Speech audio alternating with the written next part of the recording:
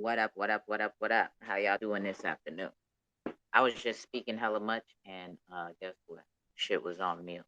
How y'all doing this good old afternoon on this good old Sunday? Y'all ready for the cookout or what? We ready, we ready, we ready. You ready, Freddy? I'm ready, I'm ready. Here's a project that I'm interested in learning more about today, actually. Which one is that? Oh, BTS Studios. Okay, okay. They're local here, so You definitely interested. yeah, they've I don't know if you've seen they've came to the cookout before, so definitely, things have been progressing, so it's about time for some updates. Dope, dope, dope. What up, Wolf? You know how we do. And I ain't gonna lie, me and this Eastern time zone almost had me fucked up because I still thought I had an hour left. I was just like still like doing shit and I wasn't even tripping. You feel me? And then I was started counting on my fingers. I'm like, oh shit. Let me put this fucking call up right now. Hey, what up, OC? 2Cold. Happy Sunday. No, not much. I Yep, was yep. getting ready for the cookout today. What up, Wolf of God? What up, what up, what up? Happy Sunday, happy Sunday. Yeah, I'm getting ready, getting my pozole ready, have a little late lunch.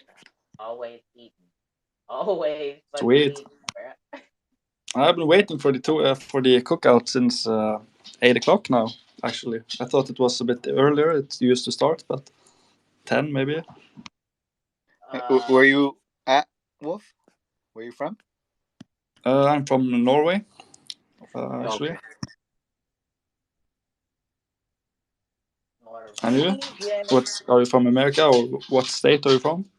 Yeah, Orange County, California. Sweet. Yeah, Yeah, not bad, yeah, not bad. yeah. Damn. So I put it up kind of late. The guests ain't even here yet, so we cool, we cool. They can stroll in a bit later. Um, yeah, yeah, yeah. I got your DM this morning, fucking fucker. What do you mean? It was fucking 6:30 in the morning. The fuck you mean the pool party? Why is it over, motherfucker? You were asleep anyway. You just want me to stay up all my life? Never, never fucking get no rest? No, take no naps or nothing? Huh? No, don't get quiet now. I wanted to wake up to some pool party news. Man, nah. We was what time did we get out of there? I think we got out of there. It's probably about two, Yeah, I think that's like two. 2, 3, something like that. 2:30, something like that. In the morning, you feel me? So How was that the was pool party, guys? I was thinking I should try to attend to it, but I fell to sleep way too early yesterday. I fell asleep to my coffee. Way It too. was it was a good one actually. You want to tell them about it, Tuchel? yeah. Go ahead. We had some project rate us. Um, and they they came. They were cool. It's called Bat Cowl with a L on the end of it, and it's on the Pong um blockchain, which is a second layer Ethereum. So they came and told us about their project. There was like 20 of them came and stormed in, and we were kicking it for a good minute. We're talking about Batman versus Superman and superheroes. They told us about the project, and so yeah, it was good.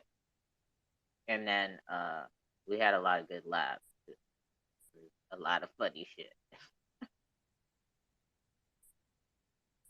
So yep, pretty much. What's up? Oh shit. Was this guy supposed to be here too? Oh my god, I think I fucked up. What happened?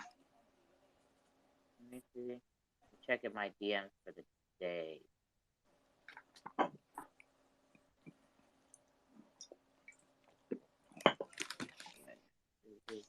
Sunday? What date was that? Thursday? No, okay, so that's next Sunday. Yeah. You scared me, man. You scared me. I thought you were supposed to be on this Sunday. You're coming next Sunday. Which project? Don't worry about it. Don't worry about it, Linda. Don't worry about it. Oh, I see who came in. You don't see nada. You don't see shit. You feel me? What time did you wake up? You at work? You working on this Sunday? No, I'm playing little esports games. I'm taking a little break right now. Oh, you over there being a DJ and video gaming out and shit, huh? Yep. Yeah. Just a little bit, 30 minutes, little break, a little mental break. Yeah, whatever. You over there DJing it out like crazy. I hear you clicking away. Clickety click clack clack clack clack click clack. You feel me? What's So up with what? everybody? How? Oh, and there is a sponsored giveaway from my key book. I'll get more into that later. There's going to be 100 XRP giveaway he's giving away, as well as a my key book. But they go hand in hand. If you do not accept the my key book, you do not get the 100 XRP. So, the my key book is I don't know if all of you guys have ledgers, right? Ledger nanos, whichever ledger. You know that there's a pamphlet that comes inside where you could put write down all your seed phrases, right?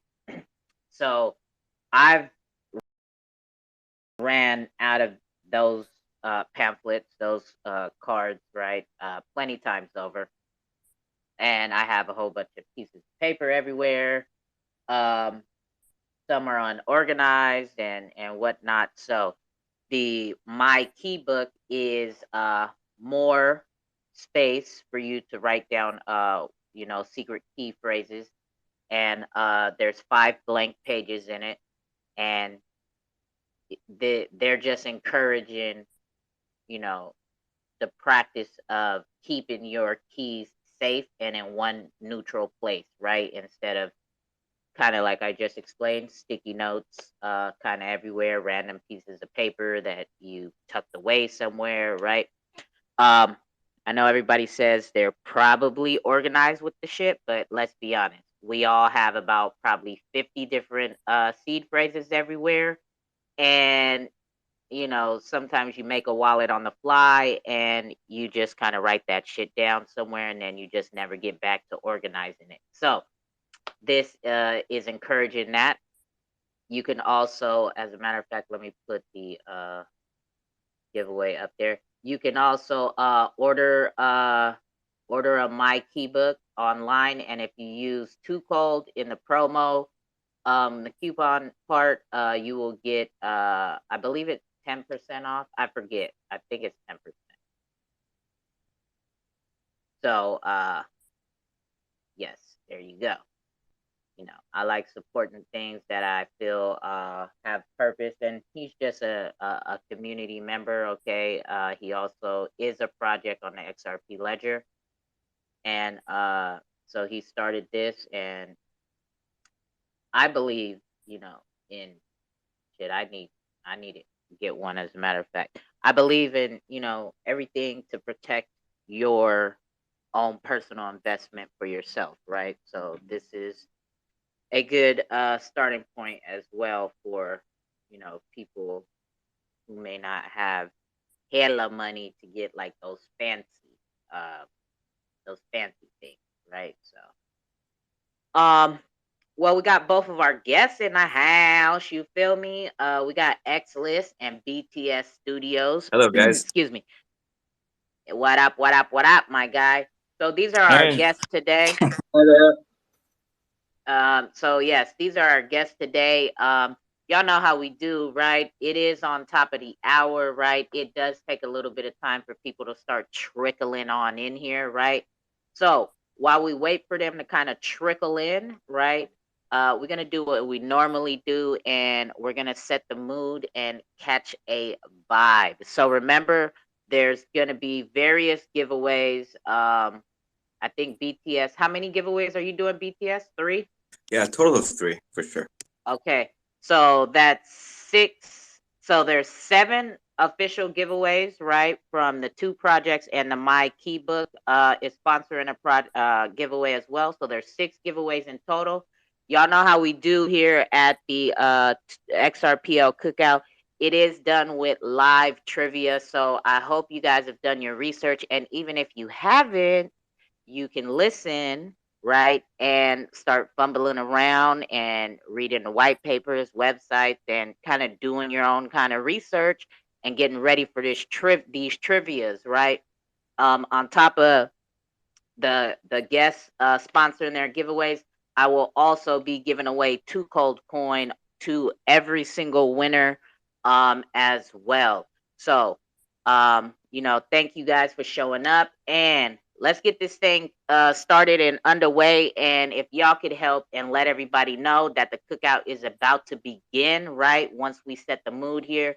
So how we set the mood here is we play the 2Cold theme song, and that's what we're about to get into. So while this song is playing, if y'all could please take the time to retweet the room out and let everybody on your timeline know that you are here at the cookout, and we about to get started and learn about these 2 projects on the Xrp Ledger. So here we go. 2Cold's Twitter space call, where we keep it real, raw, and uncut. You know the vibes. All while getting our learn on. We're all things XRPLs. What's up? Triangular trap tsunami. I'm in my lane.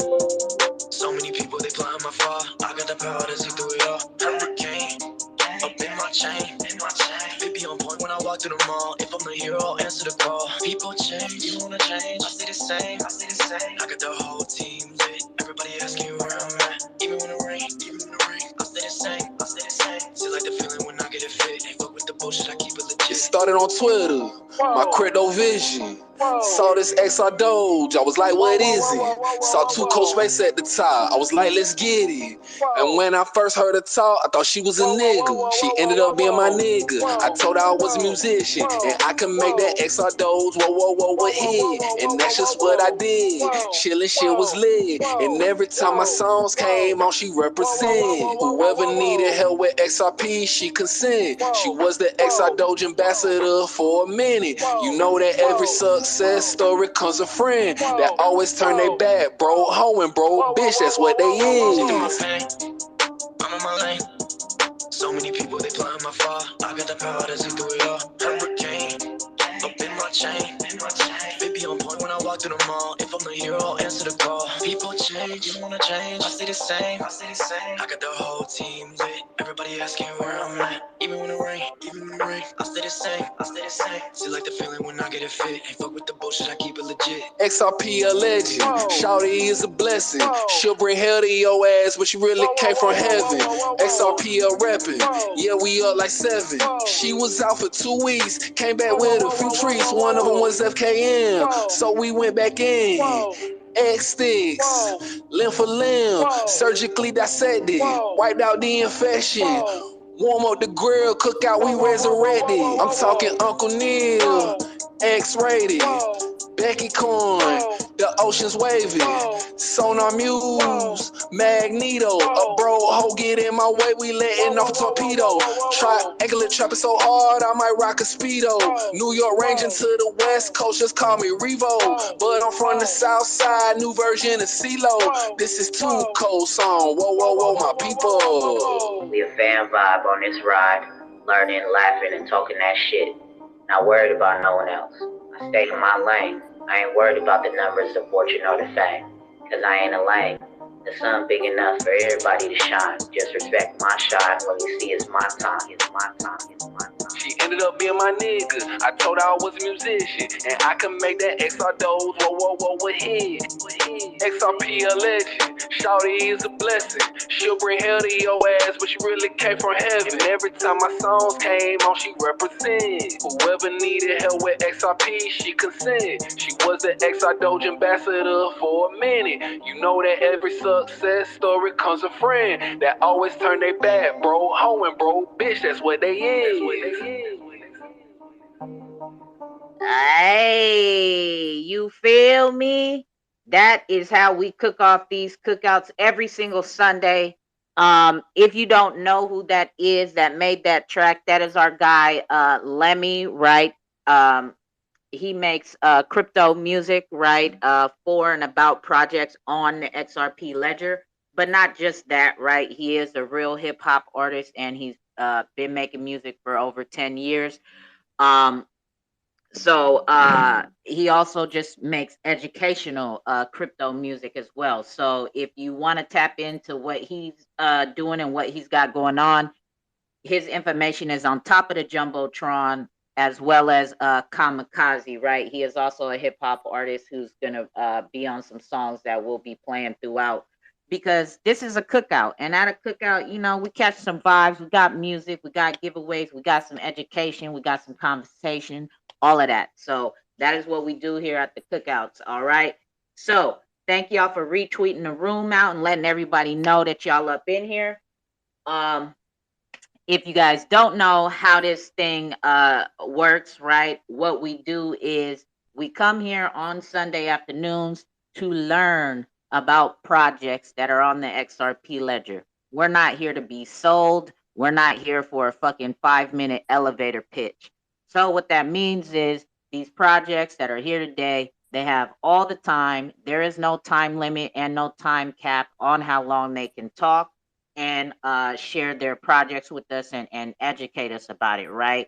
And we also accept all questions, right? And we encourage here to really ask questions, right? Whether you type them in the chat box, that's the space called chat box, or if you hit the request button to come up on the mic, right?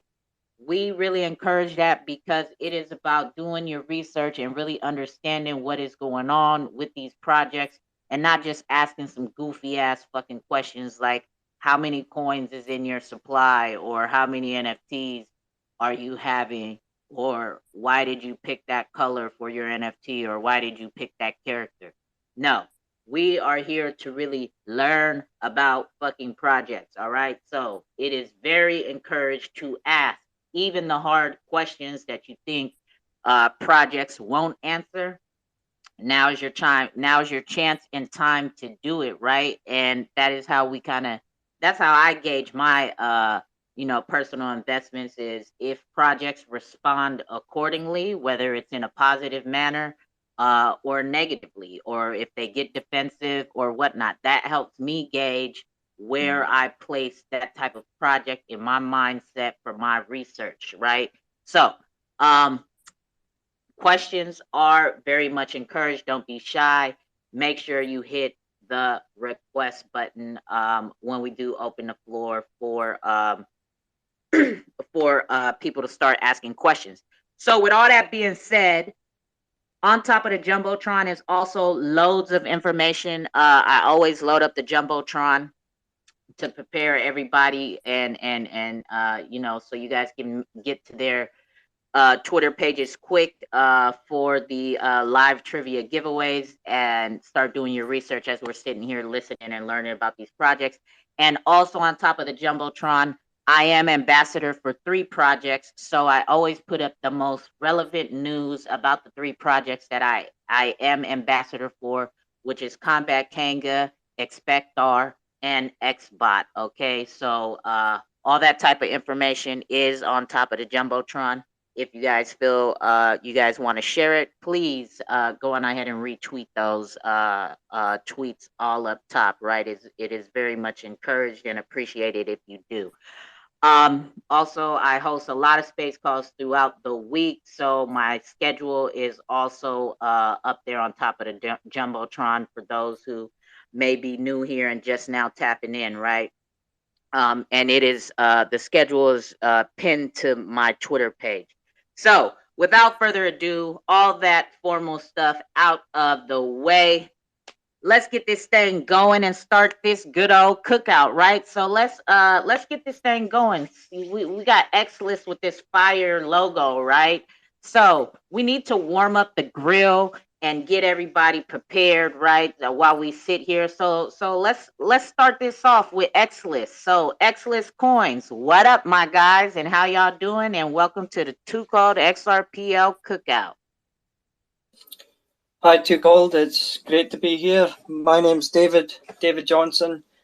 I'm one of the co-founders of Xlist, and a couple of the co-founders are also on the call here, Johnny and Harley. So yeah, it's good to see them here. Tyler is one of the other new co-founders because we recently expanded the team. So originally when Xlist started, it was just myself. That was back in April this year. So the team has now grown to 12. So we're a growing project. We look at it more as a business because that's how we're running the project. So we've got a good business plan. And recently we launched the new white paper version 2 because there's been a lot of improvements and new services that we're bringing in. So yeah, I'm pretty excited about what we're going to be bringing in the coming months. So I guess I could go into what the project's about. The main utility of Xlist is to support other projects, Xrpl projects, and recently we've included projects from other chains. So we do have it's the first time we've got an XDC network project on the vote in November. So our main utility for Xlist is we have a vote every 2 months, and the projects that take part have to go through a KYC process now, and they've got to complete a form, and if they reach certain conditions, they can take part in the vote. The vote is held every 2 months, and it's the holders of the Xlist token that'll vote, and the project with the most votes, we will list them on an exchange and pay for the listing fees. And how we can do that is we're raising funds through various strategies, such as selling NFTs, selling the Xlist coin, advertising. A more recent one with the new white paper is we're going to be doing quite a bit of fundraising, selling the Xlist ETF Vault NFTs. So I'll go through that in a moment. So currently, the last vote was in September, and there was about 26 Xrpl projects on that. So yeah, it was a really good turnout, and Bibliomp project won, quite convincingly. So they're hoping to list on BitTrue. So we're just waiting for BitTrue to sort out some legal stuff. Apparently they've gotten a bit stricter with their listing criteria. So yeah, we're just waiting for them to come back. So hopefully Bibliomp will get listed quite soon. The vote before that, we listed StakeX on BitTrue as well. So that was way back in June when we had a pre-sale. So they listed on BitTrue just about the end of June, and we paid the listing fees. In November's vote, we've changed the rules quite a bit for the new vote, because originally the plan for Xlist was to list on exchanges every 2 months alongside a project. But our priority now is, supporting as many projects as we can. So Xlist is already listed on a couple exchanges, Bitrue, and recently we listed on CoinStore, based in Singapore. So, but going forward in the November vote, it's not such a priority for Xlist to list on exchanges. We want to support as many projects as we can, and if we have the funds there, we'll list 2 projects in November if we can. So that'll be the winning project and the second place project. So I think that's been, the projects are taking that really well because it gives them more chance of getting listed on an exchange. So obviously that means raising more funds, but we've got a good plan for that. I guess I could go into what we're doing. We're hoping to bring on a lot more projects into the vote.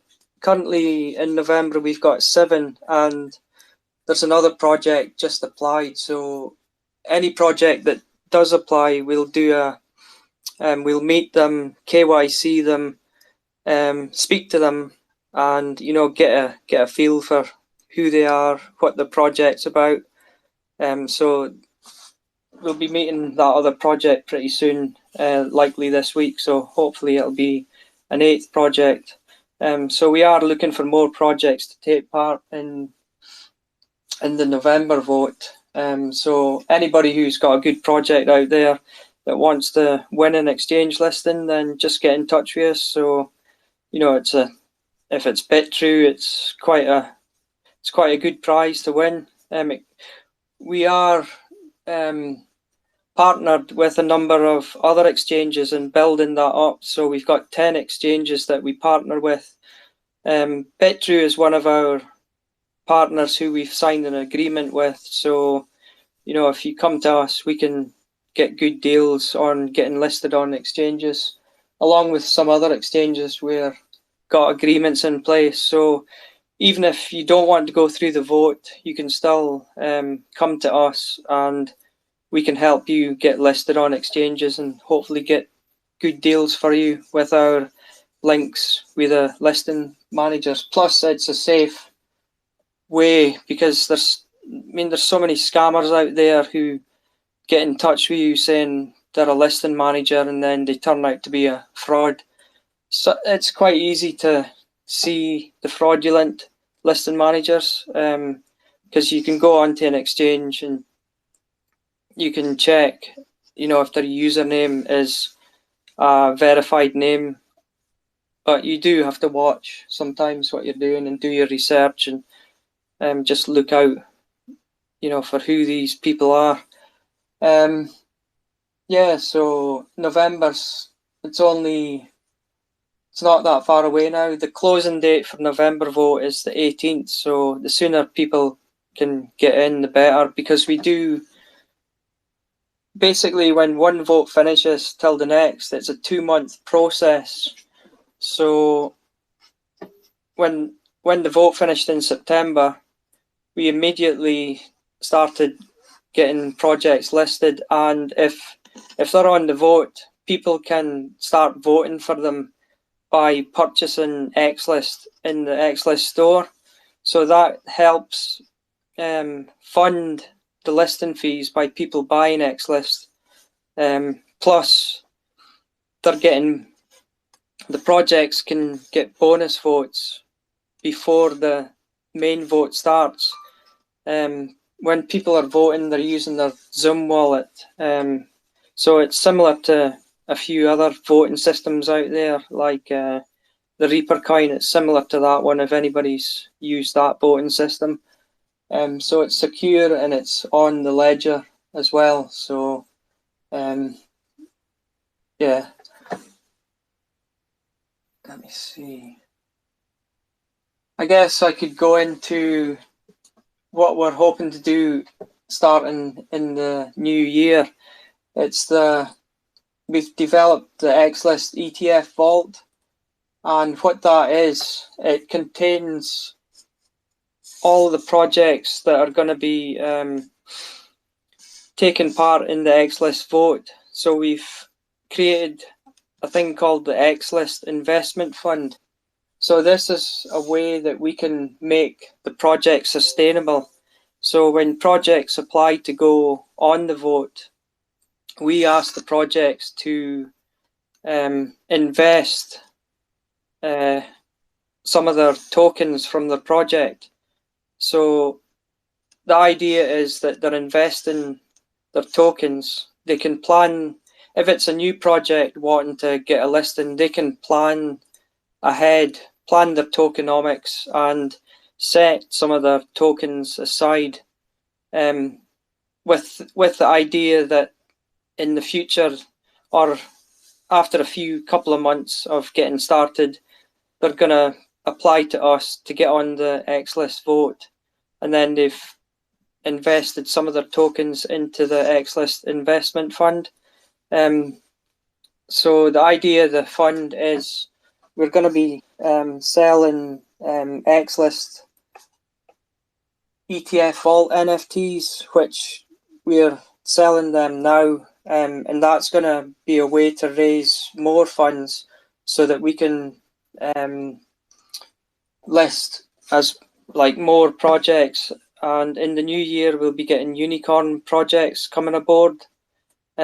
So, you know, there's a lot to look forward to. The ETFs, they're expensive to buy, but the idea is as we're building up projects in the vault, if we have, say, 50 projects that are on the vote, then anybody who buys the ETF NFTs are going to get airdropped tokens from the projects that are invested into the fund every 2 months. So that would mean if you have the NFT, then you would get 50 airdrops from 50 projects. So it's, you know, the return on the investment for the investor is going to grow over time. So yeah, it's all in the white paper. The new white paper that was released on the 27th of September. Other things that we're bringing in to help projects get listed is exchange listing grants. So a project, they have to be registered on the Xlist vote to be able to apply for a listing grant.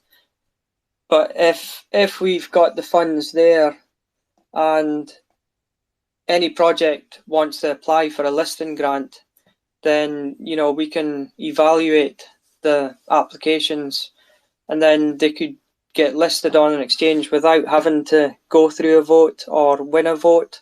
So yeah, that's another thing that we've introduced. We've also introduced the Xlist listing lotto.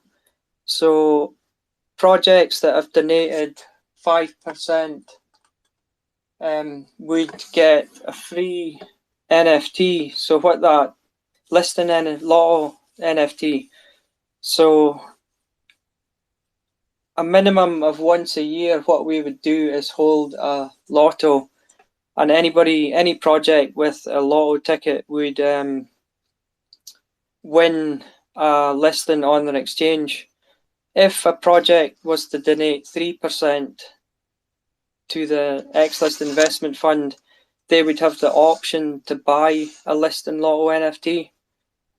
So we do have a minimum and maximum amount that projects can invest in the fund. So the minimum is 3%, then we've got 5% and 10%. So there is a few projects that are in the vote just now who, you know, they've donated slightly less, but or invested slightly less, but they'd applied before we'd finalised the full application. So obviously we'll honour projects that are already in. But the reason we do ask for 3 to 5 is so we can give back to the projects and the sustainability going forward. Out of, if a project, for example, was to donate 3% of their tokens to the Xlist investment fund, we would take 0.5% of that 3, like how much they've donated, to 0.5% of that tokens would be airdropped to the NFT holders over a 1-year period, over 6 airdrops. Then another 0.5% of that tokens would be airdropped to the Xlist members as well over a 1-year period. And again, that would be 6 airdrops, so every 2 months. So that's 1% of the 3% airdropped to the ETF investors and Xlist members. So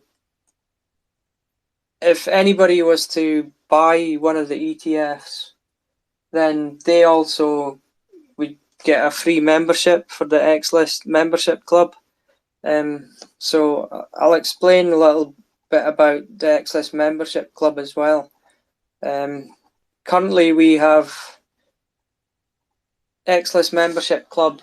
There's about 250 members who've purchased a membership to be part of, like an exclusive members club. And what that gives the members is additional benefits. They get like a sign-on bonus. They can get a discount on the store. They get an NFT membership, which is on the XDC. That's xdcsea.com. So this will allow them to they'll be able to stake their membership and get rewards, Xlist rewards. We've not started the staking yet on the membership, so that's to come pretty soon. Members also get Xlist bonuses every month. So the bonuses are paid out in the first 2 weeks of every month, and there's a set pool set aside. It's about 315,000 Xlist that's paid out to the members every month. That's actually split into 2 pools.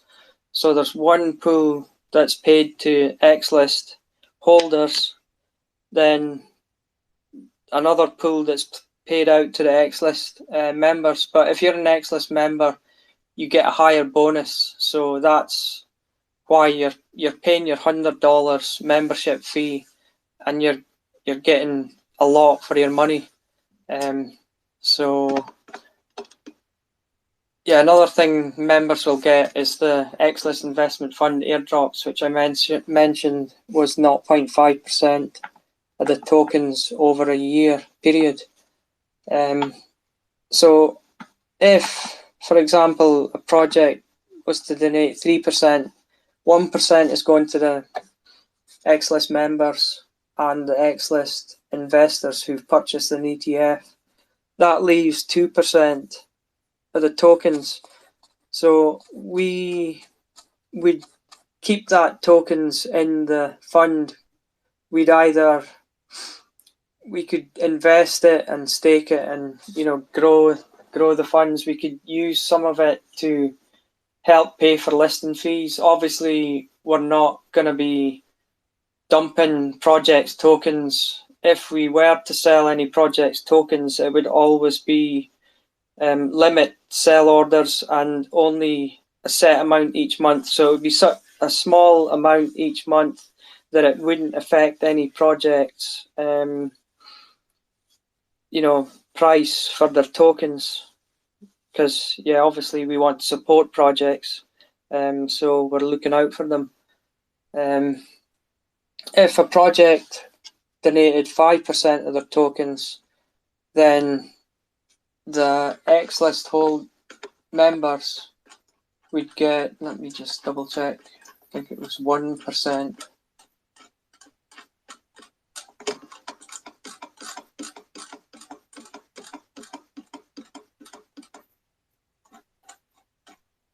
Yeah, it's so 5% investment by a project.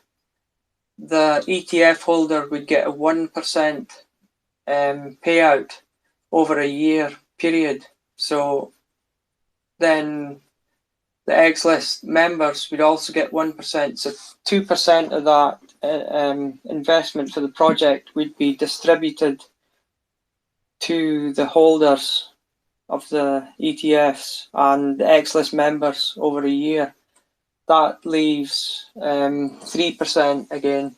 Then if a project was to donate 10% of their tokens, we would pay out 2% to the ETF holders and 2% to the Xlist members.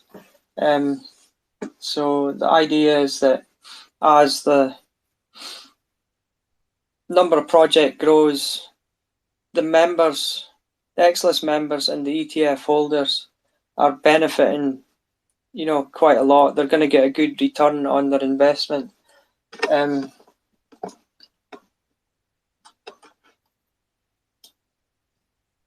So what else?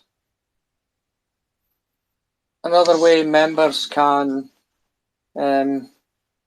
gain Xlist bonuses is we sell Xlist NFTs.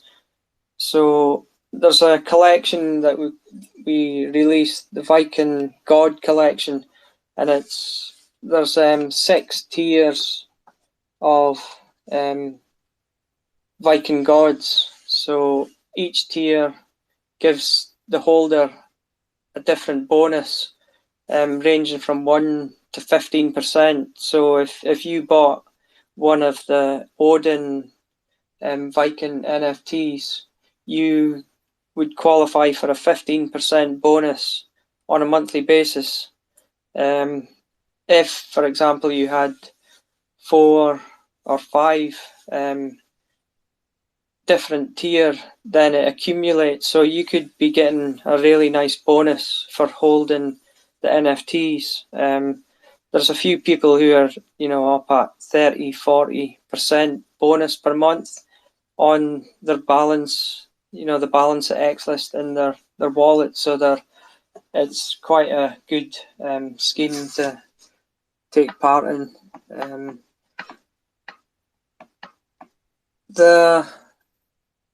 Another thing with the members is we have contests every month. So there's 505 maximum members, and currently there's about 250 odd members signed up. This is split into 5 teams of 101 members each, and then each month we have, you know, fun contests like post a video of your each team has a totem pole. It's like a 3D virtual reality. You can view it on your phone in augmented reality and take videos anywhere out and about. So we would have little contests where who can get the best picture somewhere or the best video with their team totem pole somewhere. We have meme contests, promotional contests. So people would post on Twitter to promote the project, and we have a point scoring system. So throughout the month, each team they're picking up points, and then at the end of the month, there's prizes and giveaways for each team. So we have overall team winners. But when we first started the contests, you know, each month we were tweaking the rules a bit, and this month that just ended, you know, worked really well, where it's more one team is not winning all the prizes. Whether you finish first, second, third, fourth, or fifth, then everybody's getting prizes. So it's quite a good thing to take part in. Everybody's benefiting, whether they're winning or not. So, and if anybody wants to join in, then yeah, just go to the website or get in touch with us. There's plenty of memberships there.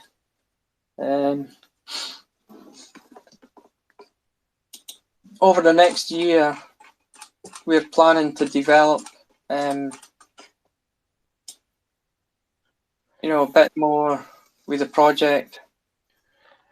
David, would you be, and by the way, 2Cold, thank you for having us on here. It's a pleasure to be here. David, would you be open to maybe letting them see if they have any questions, and then maybe we can go from there? Yeah, certainly.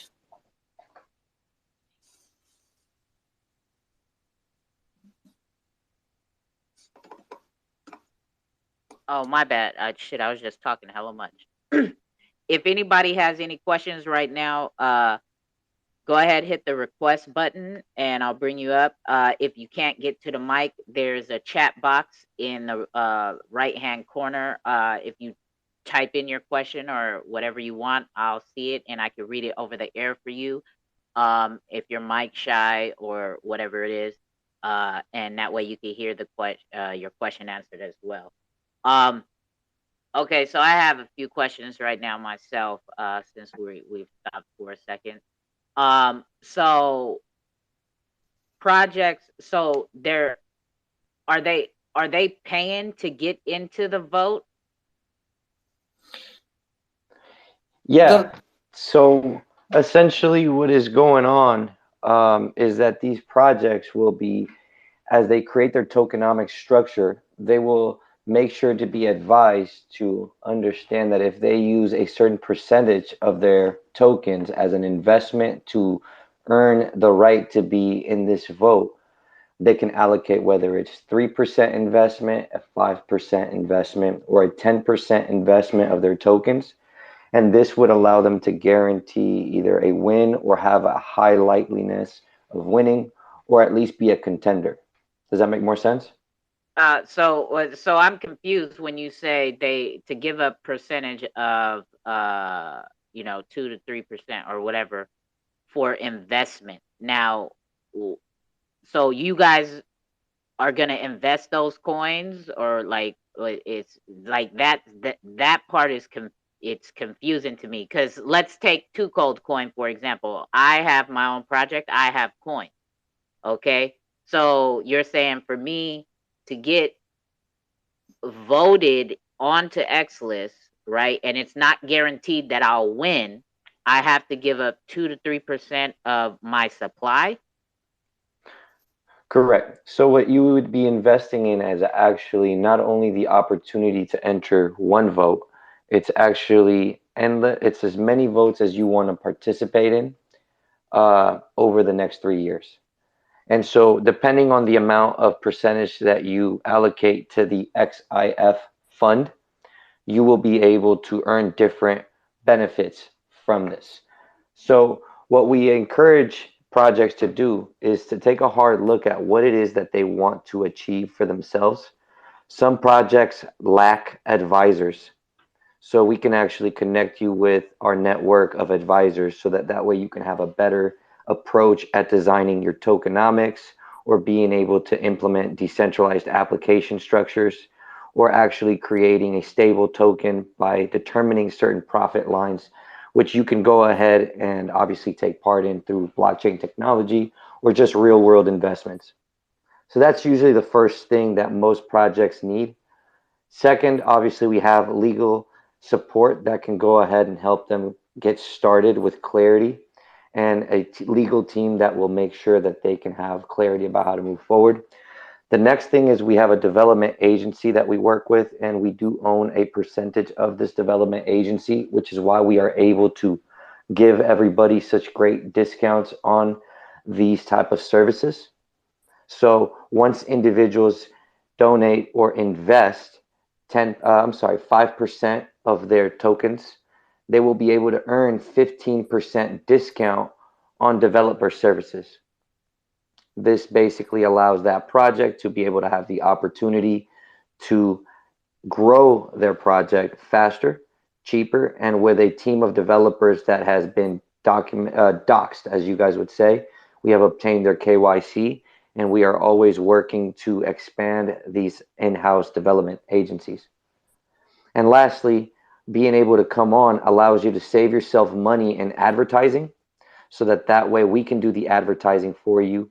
We are going to be doing interviews with your, obviously for the 2Cold project, we would be doing interviews about your project. Same thing, auditing the project with you so you can have an outside perspective, but at the same time providing you with the marketing that you would be looking for to reach a different demographic. Does that make more sense? Yeah, in a sense. We got Cheesecake right here. Go ahead, XRP Cheesecake.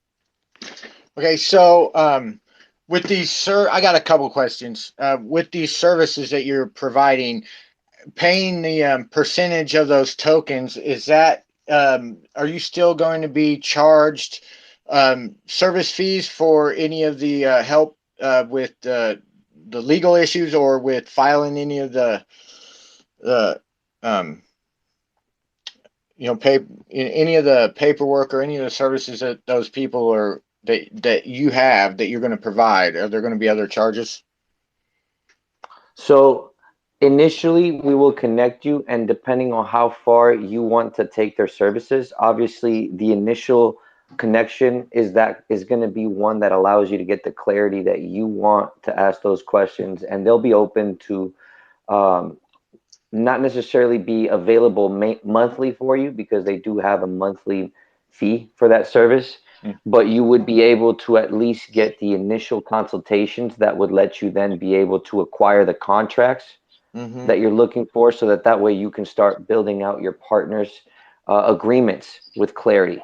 Okay, so hold on a second. So so you guys are, so then people will be paying you tokens so that you could give the, just basically introduce them to advisors, or anybody like tax guys, attorneys, all those things, because people can go find it. Are those people that you're going to be turning them on to? You said they're doxed already, but is that going to be up on a website? Are their pictures and their pedigrees and their names going to be on the website, so we could dox them ourselves before we go and sign up and hand over money for you guys to tell us, like, here's their name, and these are the people, contact them, they'll help you out?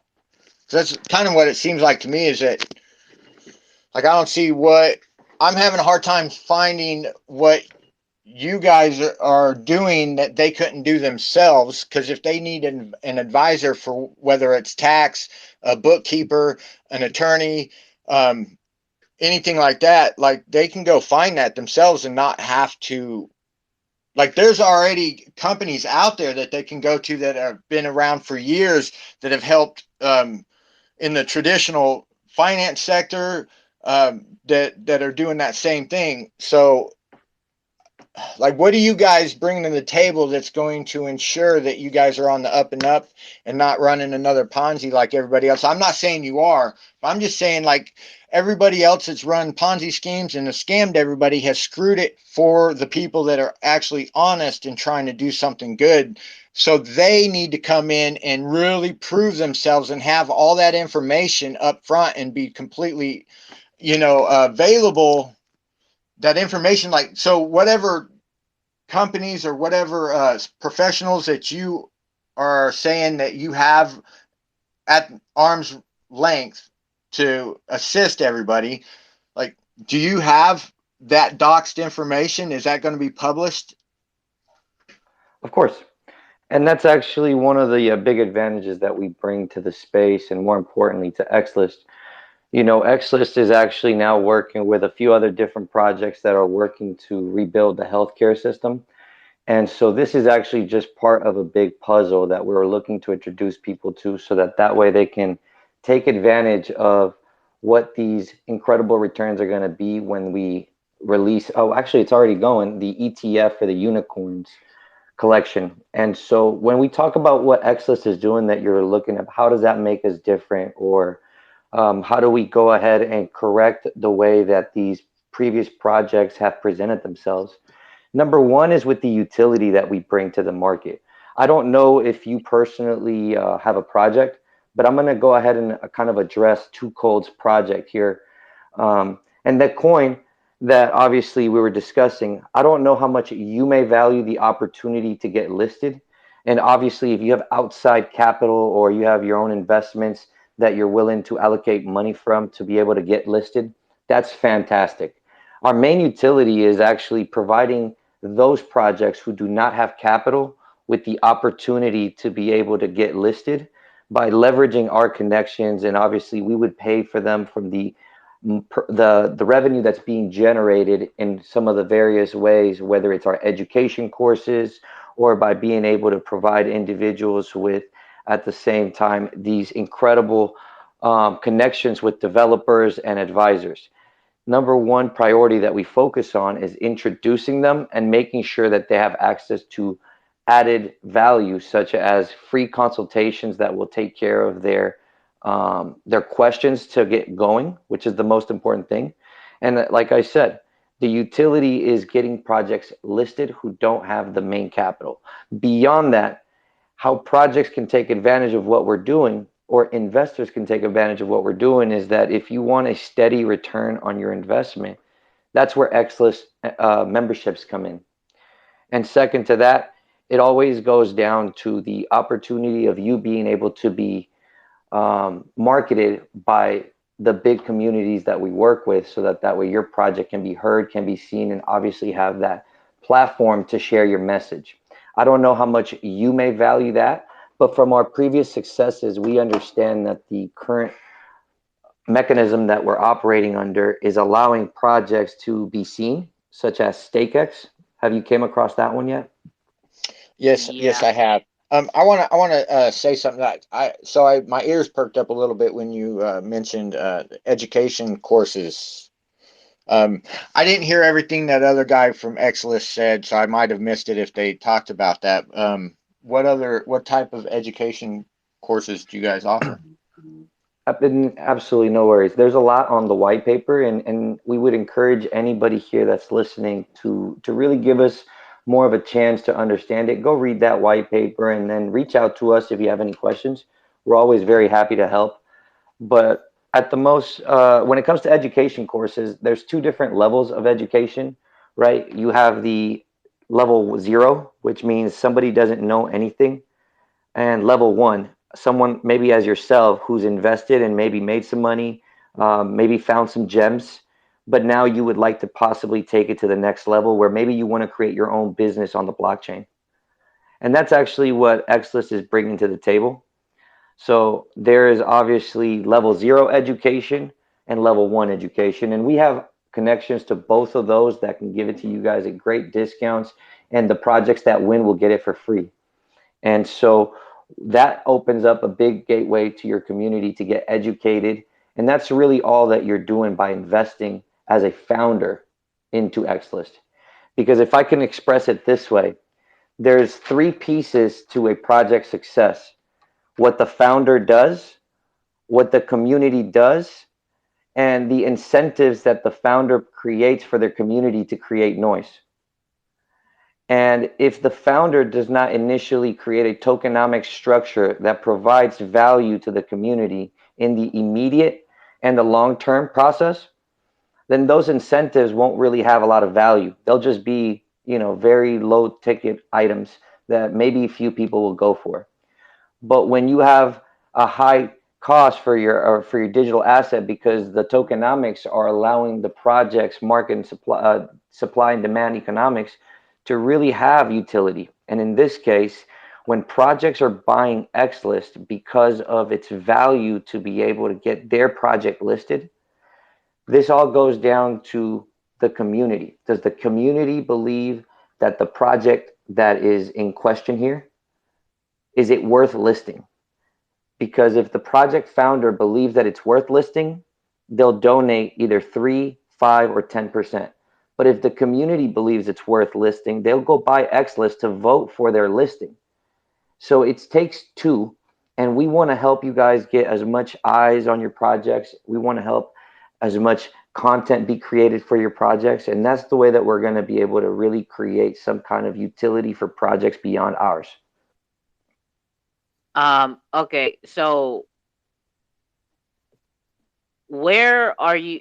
So for this is you guys are handling a lot of projects coin. So one, are you guys a registered business, and where are you guys registered? Because this seems, for me personally, as a U.S. citizen, this seems like it could be crossing a few lines in the U.S. So those are my questions before I have some more. David, did you want to explain this, and then I'll jump in after? I can answer that. Yeah, Xlist is a registered company in the UK.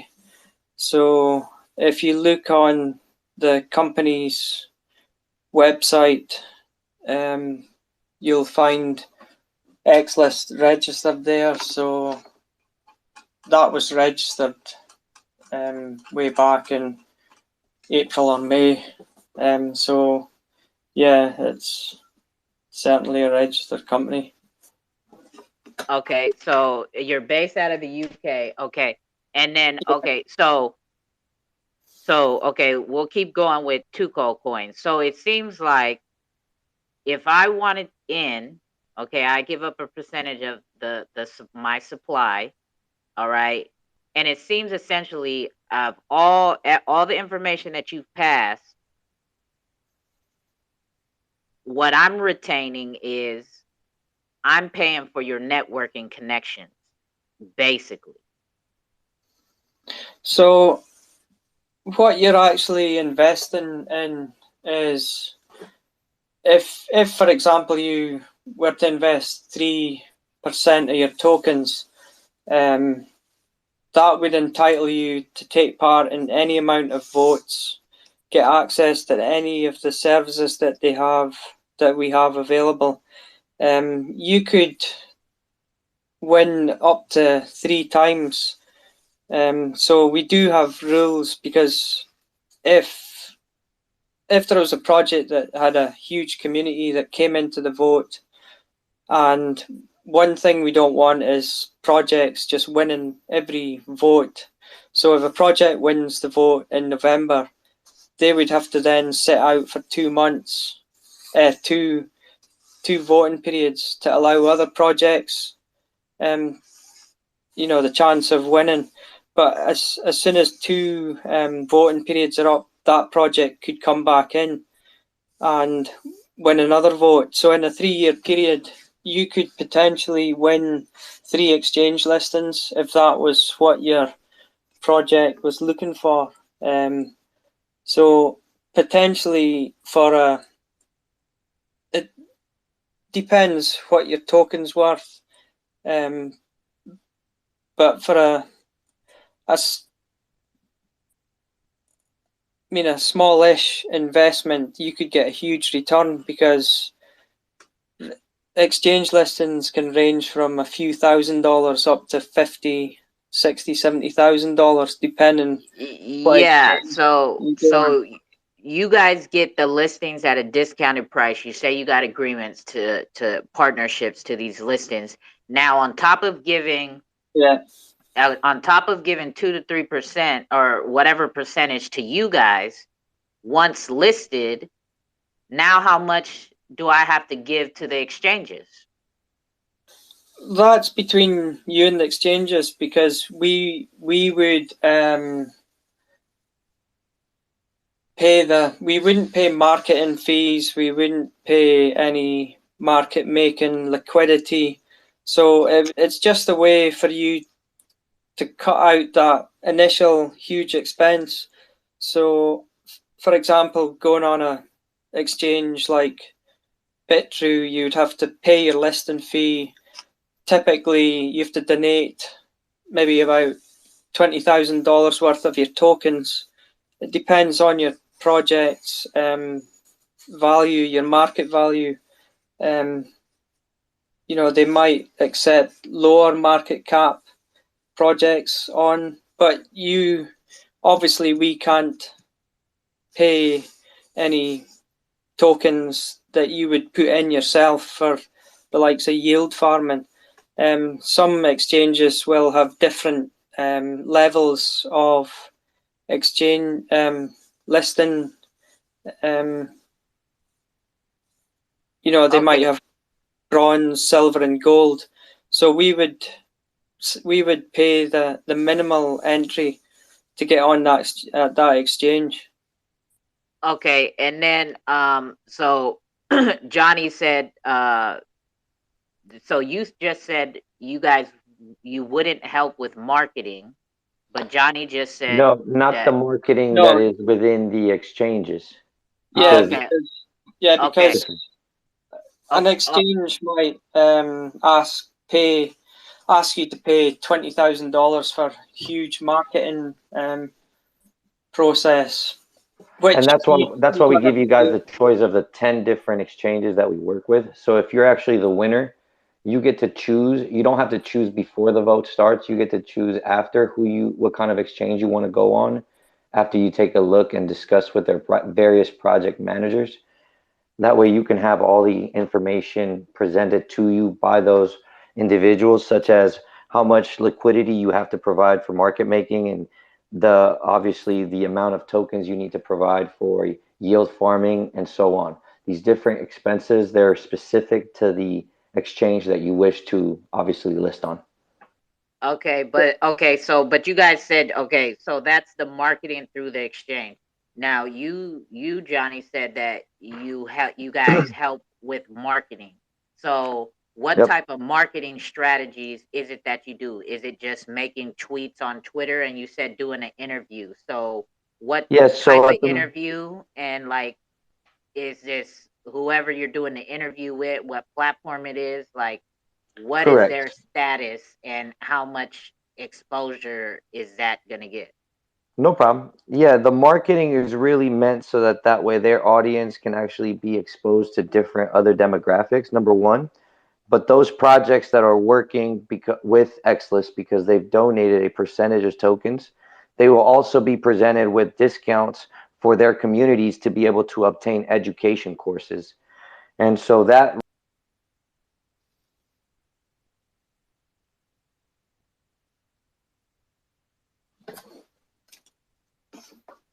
Wait, I think you rugged for a second. Is he still there? Because can y'all hear me? Yeah, can you hear me? Yeah, I can't hear Johnny. Can y'all hear Johnny? No. Yeah, I think he got zapped. Johnny, if you can hear us, you probably have to leave the room and come back in, because we can't hear you right now. So, anybody else have any questions, or use the chat box right there in the right-hand corner, and I'll read your question over the mic if you can't get up.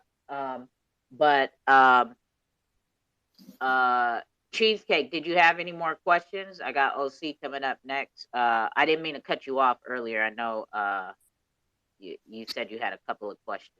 So go ahead, Cheesecake, if you still got some more questions. Sorry, I had my mouth full of food. I think I'm good right now. I was kind of happy. I would like to say that I think the educational thing is makes it definitely worth looking into, because education is important, you know, especially for people that are new to crypto or investing or anything at all. I mean, if you're going to get into something, you're best to become a student of the game. It definitely raises the percentage of your success. But that's all I got. Thank you. For sure. Appreciate your questions, Cheesecake. OC, go ahead, my guy. You got any questions? Yeah. Sort of was hearing that you would sort of, the projects that you onboard, you would help them, sort of marketing and sort of reach different demographics. Just wondering if you can sort of elaborate on that strategy, or sort of, your business implementation of how you guys go about that?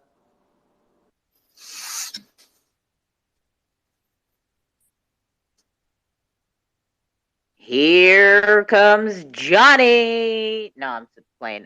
He got rugged, but Johnny's back. I love this space, man. Appreciate the energy. For sure. I don't know if you heard OC's question. Go ahead, OC. Ask it again. I was hearing how you guys said with the projects that you guys do on board that you would help them sort of with marketing and help them reach different demographics. Just wondering, sort of on the strategy or sort of like framework that you would be doing to sort of help them do that. Yeah, no doubt. And I think that that was right along what 2Cold was just discussing, and I brought up the fact that when it comes to marketing, it really comes down to how many projects can help get the word out, right? And initially, right now, the majority of, let's say, investors that you may be particularly looking to engage with when it comes to obtaining more attention and gaining eyes, these investors are usually going to be found more than not, whether it's YouTube or Twitter. And so the ability of a project such as ours to have influencers who can immediately do research on your project and obviously expose that on the YouTube or Twitter side of things, yeah, that gives a lot of maybe attention and marketing that can be directed. Okay, let me stop you right there because you just hit a trigger word. So that's your marketing strategy, is to use social media influencers? No, so what we're actually using is a vetted system of basically value engineers. And how we do that is by making sure that everybody's actually vetted out in the ecosystem. So we only work with Web3 startup founders. So our entire ecosystem is actually comprised of what community projects are actually of quality, and then those founders actually work with the ecosystem that we're building on the XDC network, so that way we can start creating a brand new healthcare system. So projects that are actually validated through the actual tokenomics, they've been running for at least a year. These type of project founders and their community will directly be working to not only go ahead and visit your project, whatever project is donating their percentage of tokens, we are sharing what they do with our audience, number one, but it's actually the value is the amount of percentage you donate into the XIF is the amount of discount on education courses you'll receive. Does that make sense? If you give 10%, you get 50% off on the education courses for your community. So in your case, 2Cold, if you give 10%, you'll get a discount coupon for the education courses, where not only will you, the project founder, be able to receive earnings from people buying the courses from you as an affiliate, but your community specifically will be able to receive 50% off on the education courses. So, But okay, so for me, I'm not trying to shit of on course, you, but so you use the word to donate. Now, what if a project wants to get listed and they don't want to donate nothing? So then they don't get no educational courses to give to back to their community or whatever at a discounted price. So it seems they would have to pay full price. When we're right here at a cookout right now, and did it cost you guys? Did I charge you guys to come to the cookout?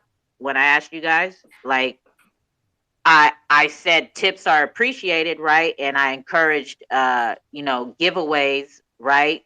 But what type of giveaway did I do? I'm going to do a live trivia giveaway that has to do with trivia questions to the project and to the blockchain. And at this point, is anybody in here paying to be in this space call? Because education is free for general information. Now, the secret sauce that I put on my own type of shit, that's what I'll charge for. But general information, I I'm mean, totally in agreement of that. So you're I'm trying to figure out what where do you mean by that? so because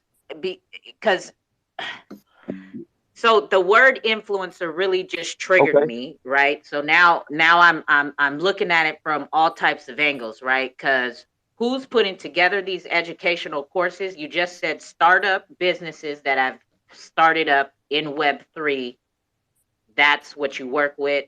Like I'm hearing you, but I'm doing other stuff as well. So like It's no problem. I'm Let's work it hearing out, and obviously I'm here but to listen. I'm hearing key words. So startup businesses in Web3, which means they're brand new. I mean, we're all fucking brand new here, right? And everybody needs the education. I am for 100% all of that. But the I don't know. Like for me personally, as you guys know, I have a coin, 2Cold coin. I personally, as the founder of 2Cold coin, do not see me giving up 2, 3, 5, or 10% of my supply for you guys to control and do what you're gonna do. And then I have, I guess, access to your networking Can I ask you a few connections, right? questions? And then at a discounted price, right? Hold on one second. And then, so the connections that you guys have, you guys would link me to them at a discounted price, and then I would proceed to do whatever business I'm going to do with them, right? But so I wouldn't have met those certain people from your network without you guys.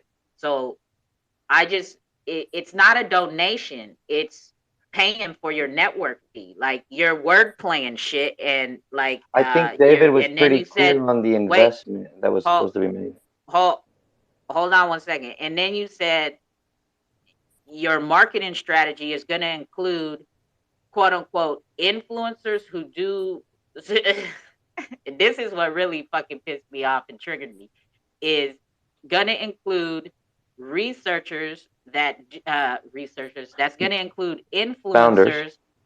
YouTube influencers and whatnot, to help get more eyes on the project that do research on. So are you getting crypto eerie? Because if you get somebody like I don't even want it, because I'm gonna start getting attacked or whatever. You're But fine. if it's not a reliable quote unquote influencer that really does substantial research, like Crypto Eerie, right? Or somebody of that repertoire, anybody else that's not in that type of immediate circle that's considered a quote unquote influencer, to me, those are not reliable researchers, and they're exactly what you said. They're influencers in it for a quick buck. Well, So there's a I difference know between damn an well. influencer and a content creator. Yeah, and I'm I know looking to damn actually get a well. few I know answers as damn well. well a lot of influencers do not do substantial research on on a lot of the So projects 2Cold, that they let me push ask out you. to their audience. Let me ask you. Have you ever spoken to a development agency? Development agency. You mean like a Web3 development agency? That is correct. Yeah, I have. I've talked to a lot of Okay, people. perfect. So then your 2Cold coin has utility, correct? My 2Cold coin is a fan token. So the utility is what? The utility is, if you support what I do, you buy it or you don't. I give it away. No I problem. don't market it to sell No it. problem. So when it comes to what Xlist does, is it helps people in your position who have fan coins turn them into business models. And that is why we connect with them, so that we can connect them with our network of consultants and advisors and our development agency, so that we can help people become business owners with a token with an adequate utility, as well as decentralized applications that they can use to create more of a decentralized finance ecosystem for their community. People that support you, your fans. Go ahead, OC. No, you can finish. Go ahead, bro. People that support you, thank you. 2Cold may want to benefit more than just by buying your coin. Maybe they want to earn some kind of returns because of your growth. And maybe they want to get exclusive content on the blockchain that maybe an NFT could offer. And you know these things, but working with a software development agency that can help you create an ecosystem out of your coin is usually where the benefit is found. And most people don't have immediate access to this. So they're actually investing 3%, 5%, or 10% for a multitude of benefits that maybe you may not immediately see of value, but there's actually a lot of people that maybe do see the value. Go ahead, OC. Yeah, I had a question in regards to sort of, the projects that are I guess would be interested in sort of what you got going on. It seems like the projects would need some sort of token to sort of be able to qualify for you. But just wondering sort of what sort of clientele you're aiming for. And you said that you would help develop some applications for these projects. Wondering if you can sort of name or mention, some things that have been developed, or maybe by some of the developers within your network. Of course. So I think I'm going to address the first question, and then the second I'll get to in just a second. So who we focus specifically is projects in their early stages who haven't really necessarily been getting the attention that they wanted, either because their marketing isn't what they want right away, or more specifically, projects who are still in the minds of entrepreneurs and they're looking to bring them to fruition. This is when you contact Xlist and they can start walking you through their process of how to create tokenomic structures that would help you not only be able to pay yourself as a business owner, but to be able to allocate to create, worthwhile partnerships that will not only be mindful of what it is that you're looking to achieve, but will also hold on to your token without selling for a fixed amount of time so that you can develop the value that your project needs. And your second question, and what kind of applications? At the moment, we are finalizing the development of a fitness decentralized application that pays you to work out in XDC. So if you like working out and you think that maybe you'd like to be able to go ahead and start getting paid in XDC for working out, this might be an application that you might be looking for. It'll be live in January 2023. And obviously, this is the way that we are going to be able to bring further value into any projects that are working with Xlist. The people that are winning, participating, and involved with Xlist will always have the opportunity to also bring on this project, this decentralized application to their network. And obviously, their community can finally start getting paid for working out. I got a question here in the chat box. They asked, where'd it go? Which token was the first to win the Xlist vote or help to list on a CEX? And was that token donated or invested on XIF, or is it for service payment? It's a great question. David, would you like to go ahead? The first project, we actually held a pre-sale in May, and the pre-sale, we were selling the Xlist tokens we had 2 pre-sale stages, and when the customer came on to the website, purchased the token, then they had the opportunity to vote for their favorite project.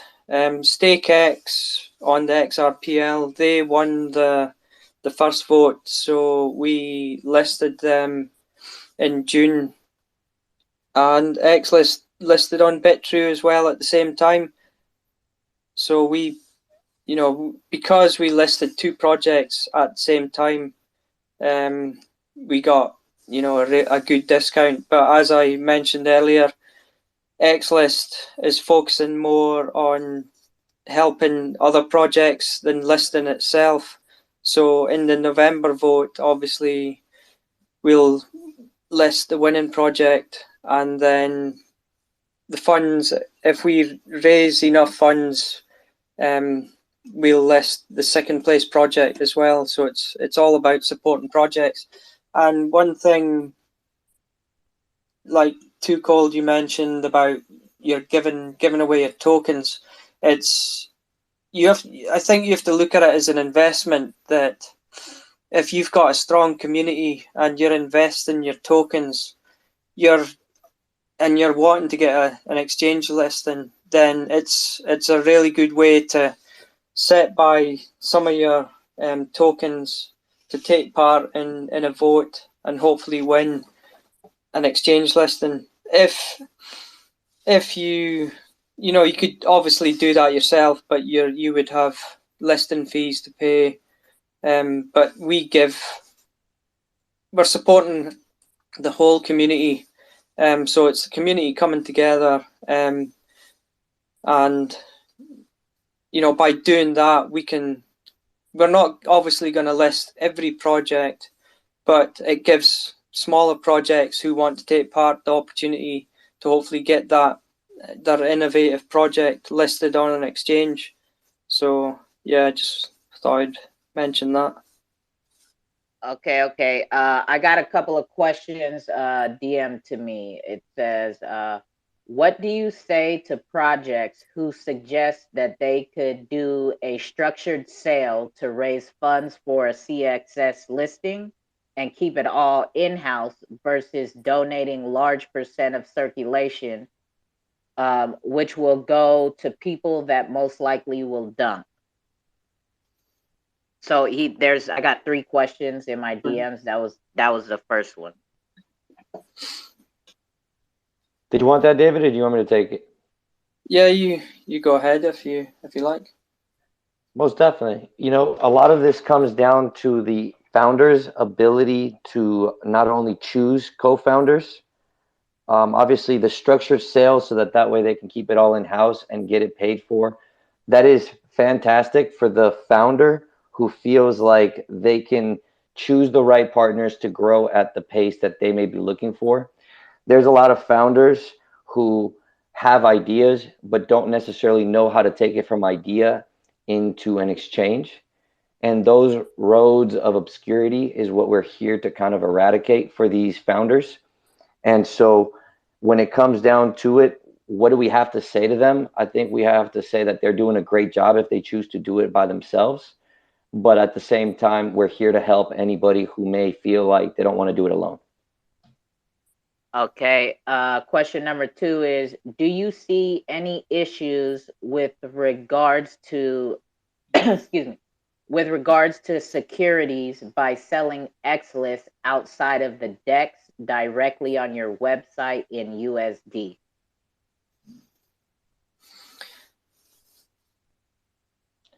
David, you want to explain to them that one?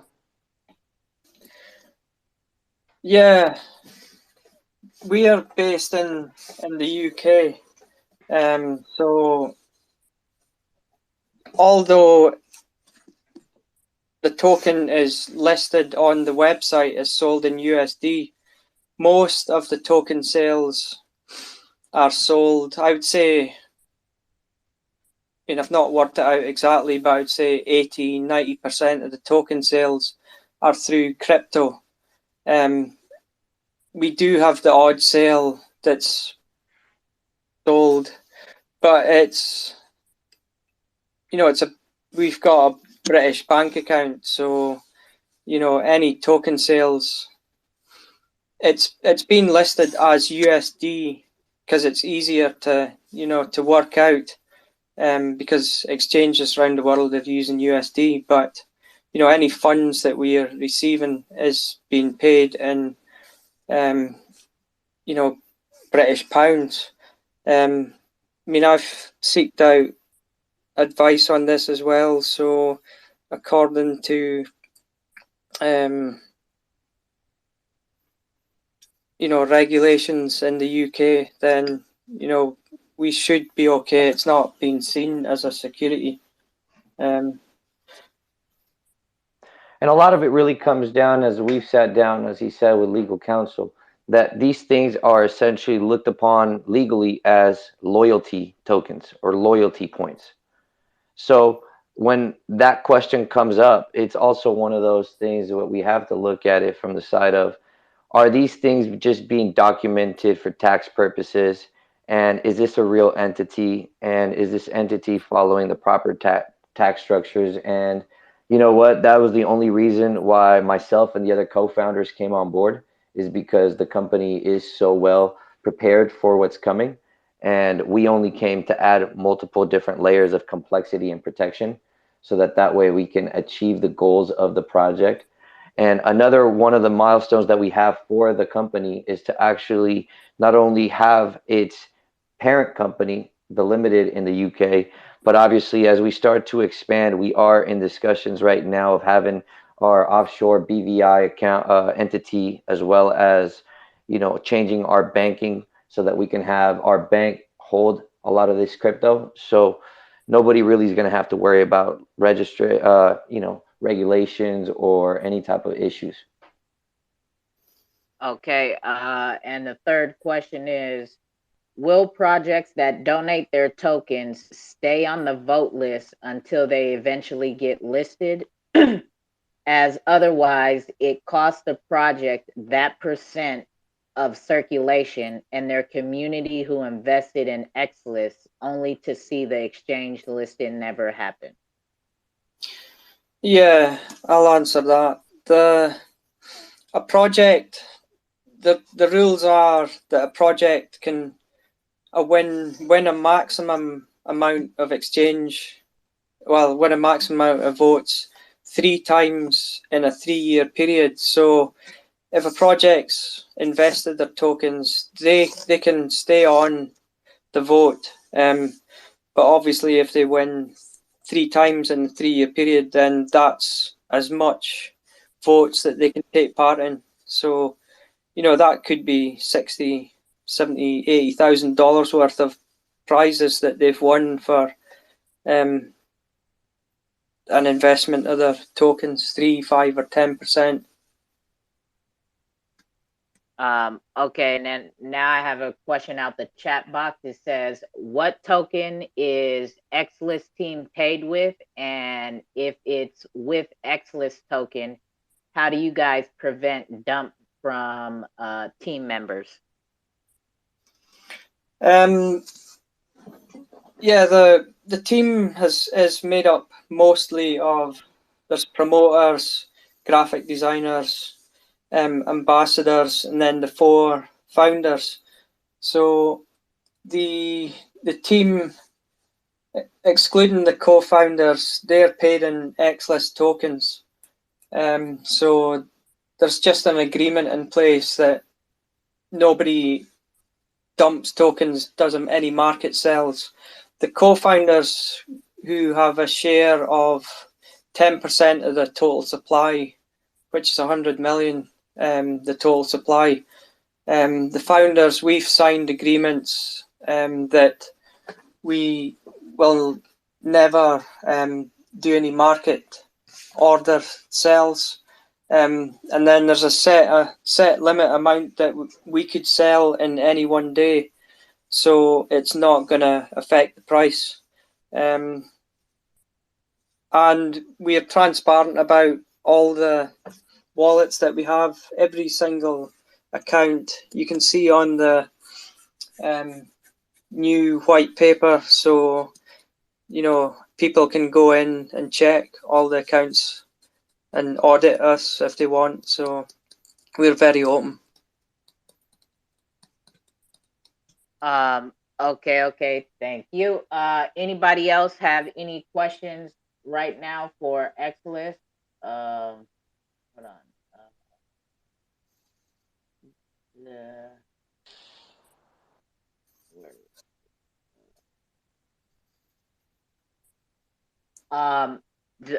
No, I don't have no questions coming in right now.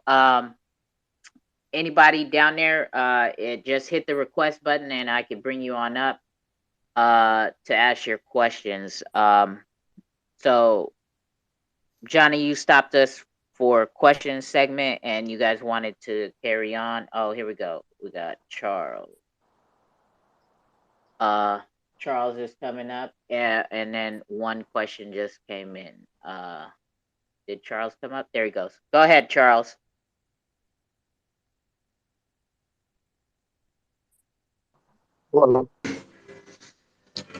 Thank you all the speakers over there.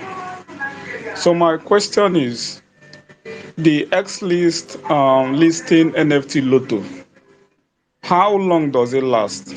Or how long does it qualify a project to participate in the yearly Lotto? Okay, it's kind of hard to hear you. Your background's pretty loud. Were you asking about the totem pole? Did I hear that right? No, I was actually asking after the Xlist, the proposed Xlist listing NFT Lotto.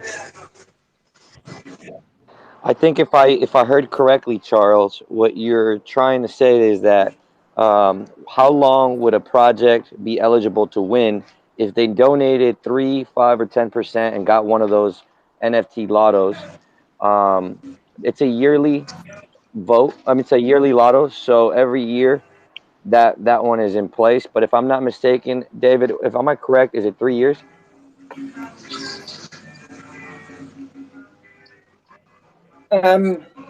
It, we've not set a time limit on the NFT, so we'll hold a minimum of one a year. So if you donate 3%, then you have the option to buy the listing lotto ticket. If you donate or invest 5%, you would get one free listing lotto. If a project invests 10%, they would get 2 free NFTs. So again, by a project investing more, they're getting additional benefits, more chance of like winning an exchange listing as well. But yeah, we've not set a time limit on that NFT. Thank you for that, Charles. You brought up a great point, and I think that obviously we're going to be on that way. Okay. Did you get that, Charles? I had to mute your mic because we could barely hear because of your background. Did you get that, Charles? The answer to your question? Yes, but I didn't actually get a clear answer. Like if I'm to get one Xlist listing Lotto, the NFT, how long is it going to serve me? He's saying how long is that NFT gonna serve him? So the lotto is essentially a random drawing that is going to be operated on a smart contract application. So it's actually going to be, you get the NFT. That NFT will have its own token ID.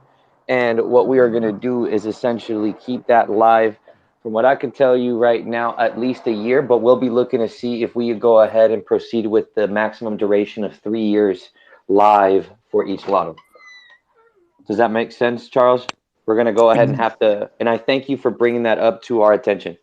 Yes, it's okay. Thank you. You got Thank it? you. You got it, Charles? You good now? Yes, I'm good now. Okay, and then I have another question in my DMs. It says, clarify, please. No market order sales of Xlist as all sold in USD, but they have openly said they will sell part of the percent of project tokens dropped to them. So actually, if that was what was understood, we actually have different mechanisms of generating revenue where we don't actually have to sell immediately. And that's actually why we have to make sure that there is not only the understanding of how it works, because we're not just here to go ahead and sell your tokens and cause your project to suffer.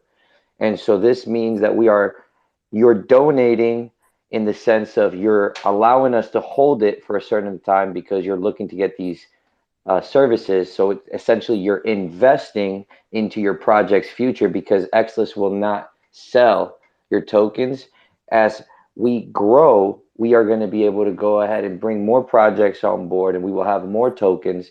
So you are essentially using Xlist as a way of a trusted party who will guarantee to lock up a fixed amount of whatever tokens you choose to donate for a period of time. And that will be agreed upon by the percentage of tokens you allocate. Okay.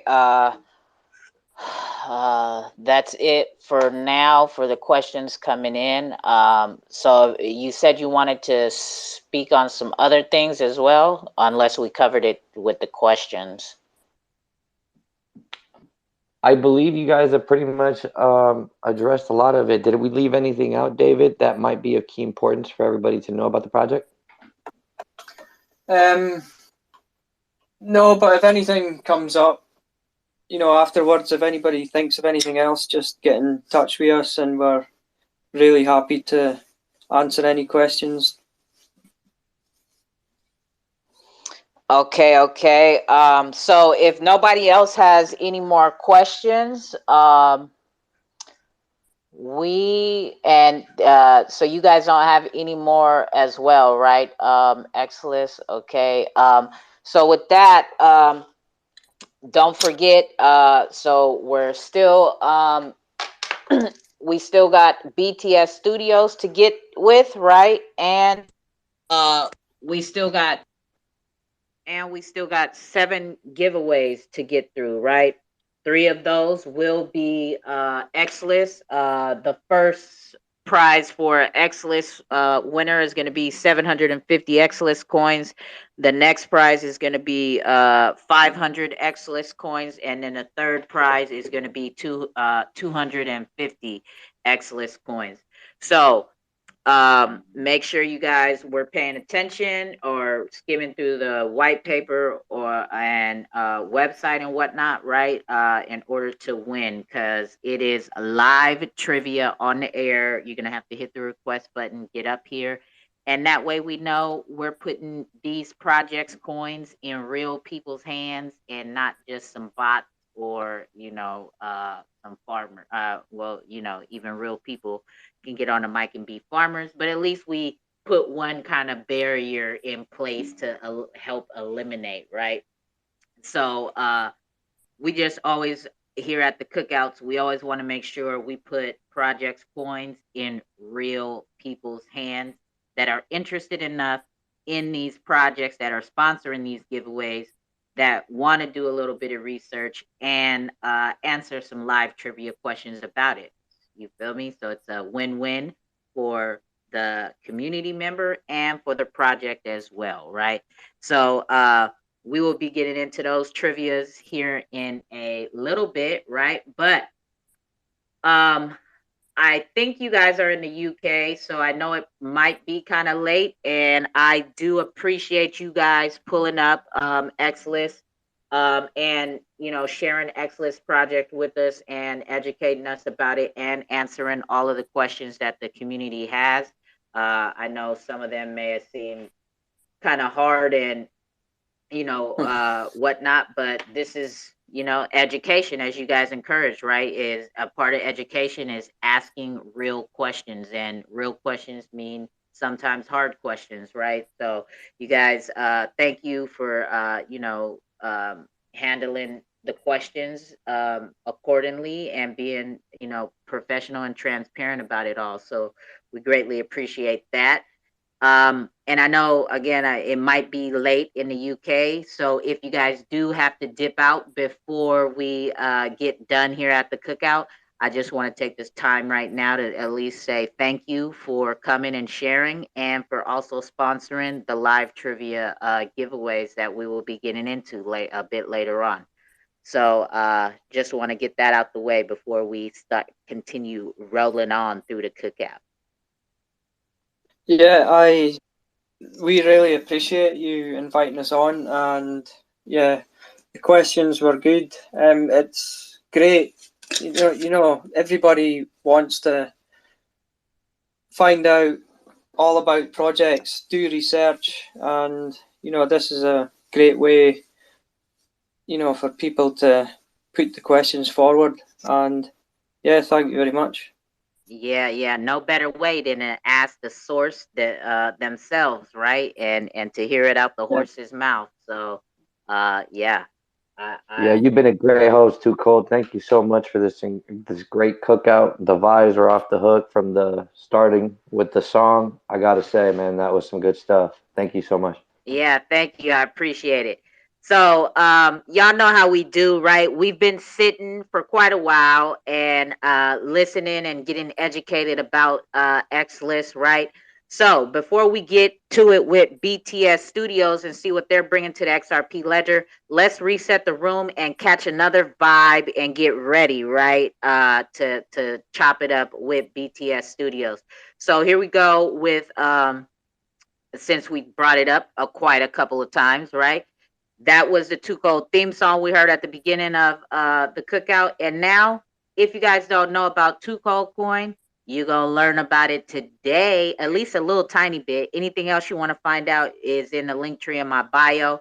And you can also always, hit me up in a space call, not the cookouts, because these are focused on other projects, but I always host space calls, and you can pull up anytime and ask me then, or you can DM me or tweet at me or whatever, right? Or even come into Discord and ask, and I will gladly be able to you know give more information about Tuco coin. But our guys Lemmy and Kamikaze wrote a song about Tuco coin. You want to hear about it? Well, here it goes. Too cold, raw, and uncut. You know the vibes. For now, the Too Cold XRPL Cookout presents the Thursday XRPL Wake and Bake Vibes and the Sunday XRPL Cookouts. But don't worry, because that's not all that's coming out. My coin too cold. If you know, you know. My coin too cold. If you know, you know. My coin too cold. If you know, you know. First fan token on the XRPL. Whoa, whoa. 3 followers to 4,000. That's what I call moving mountains. You can't sip none of this juice. The liquid is too cold from my fountain. What she's accomplished so astounding. Carolina Panther, keep pounding. My manager, biggest fan. I'm media man, no Robert Townsend. My coin too cold. If you know, you know. My coin too cold. If you know, you know. My coin too cold. If you know, you know. First fan token on the XRPL. Hey, whoa, whoa. 2 CD, you know how deep. Coming in clean, I'm with the team. Do your own research and you will redeem. You'll get the cream, XRP cheese. Schooling you all, so get your books out. Team so froze, so be on the lookout. Education's never been so cool now. When 2Cold be having the cookouts, we get the bags full with nice packs. That's 2Cold coin, stacking some racks. No cap, always come with the facts. Learning the spaces and just relax. Keeping it cold. That's too cold, got that new flow. Fan token and we about to blow. Keeping it hot like your hands on the stove. Yeah, if you can do what we do, too cold and let me, yeah, that be the crew. And if too cold ain't doing your interview, then we don't really care about your interview. Haters be worried about what we gon' do. Do your own research and get an overview. Homie, this is really nothing. You do your research and you will never lose. My coin too cold. If you know, you know. My coin too cold. If you know, you know. My coin too cold. If you know, you know. First fan token on the XRPL. Whoa, whoa. You know the vibes, triangular trapping, you know that's the tide. Not talking about cleaning your clothes, 500K coins is in the supply. Where have we lie? Hit the website and go catch a vibe. It's very nice, the birds is gonna fly. You might get a job because she is hiring. Don't get fired like Trump. Kurt Franklin, you might get stung. She don't care about professionalism. She'll curse you out if you want. Why you thinking that it's a stunt? That 2Cold coin gon' pump. And we'll be on Xrpl, hearing that XL limit bump. My coin too cold. If you know, you know. My coin too cold. If you know, you know. My coin too cold. If you know, you know. First fan token on the XRPL. Whoa, whoa. Instead of a Patreon sub, if you like what 2Cold does, get you some to show some support and love. Education is the key to grow the XRPL Cookout. Reaching other social media streams is the 2Cold XRPL Cookout streams. Hey, there we go with the 2Cold coin song by our guys Lemmy and Kamikaze, right? Shout out to them for always bringing the tunes for us, right? So with that, we have BTS Studios in the house.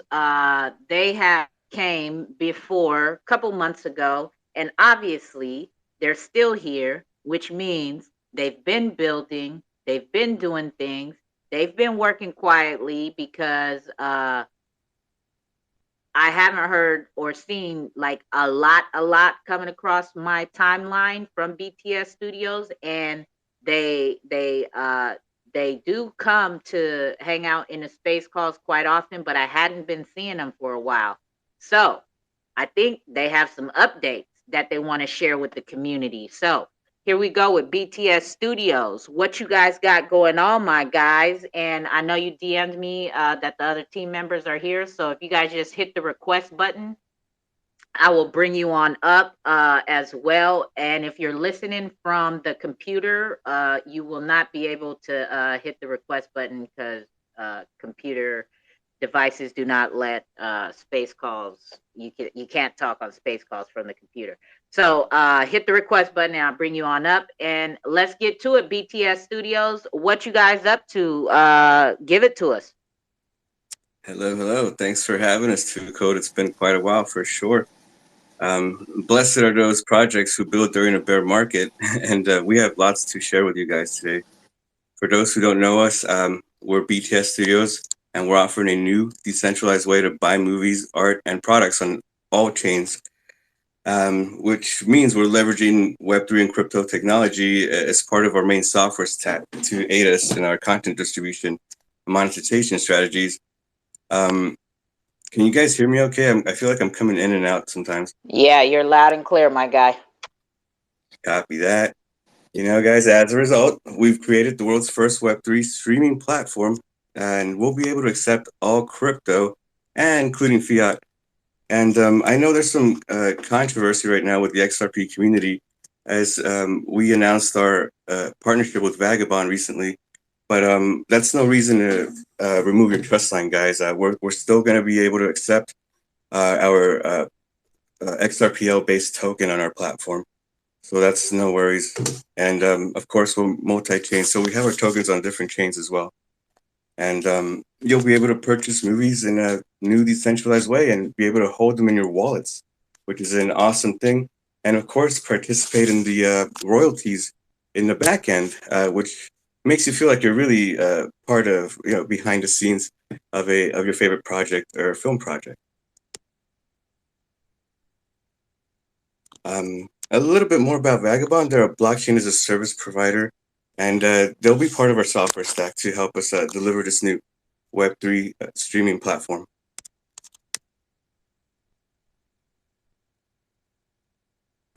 Any questions, guys?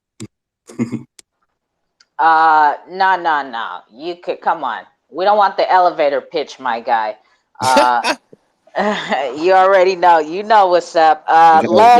Landon, you want to get in here and yeah, fill in? let me jump in. Hey, nice to meet you, 2Cold, officially. Nice to meet you too. How you doing? I'm good. I'm just chilling. I've got family running around me, so if you hear like kids screaming and chickens and shit, it's all good.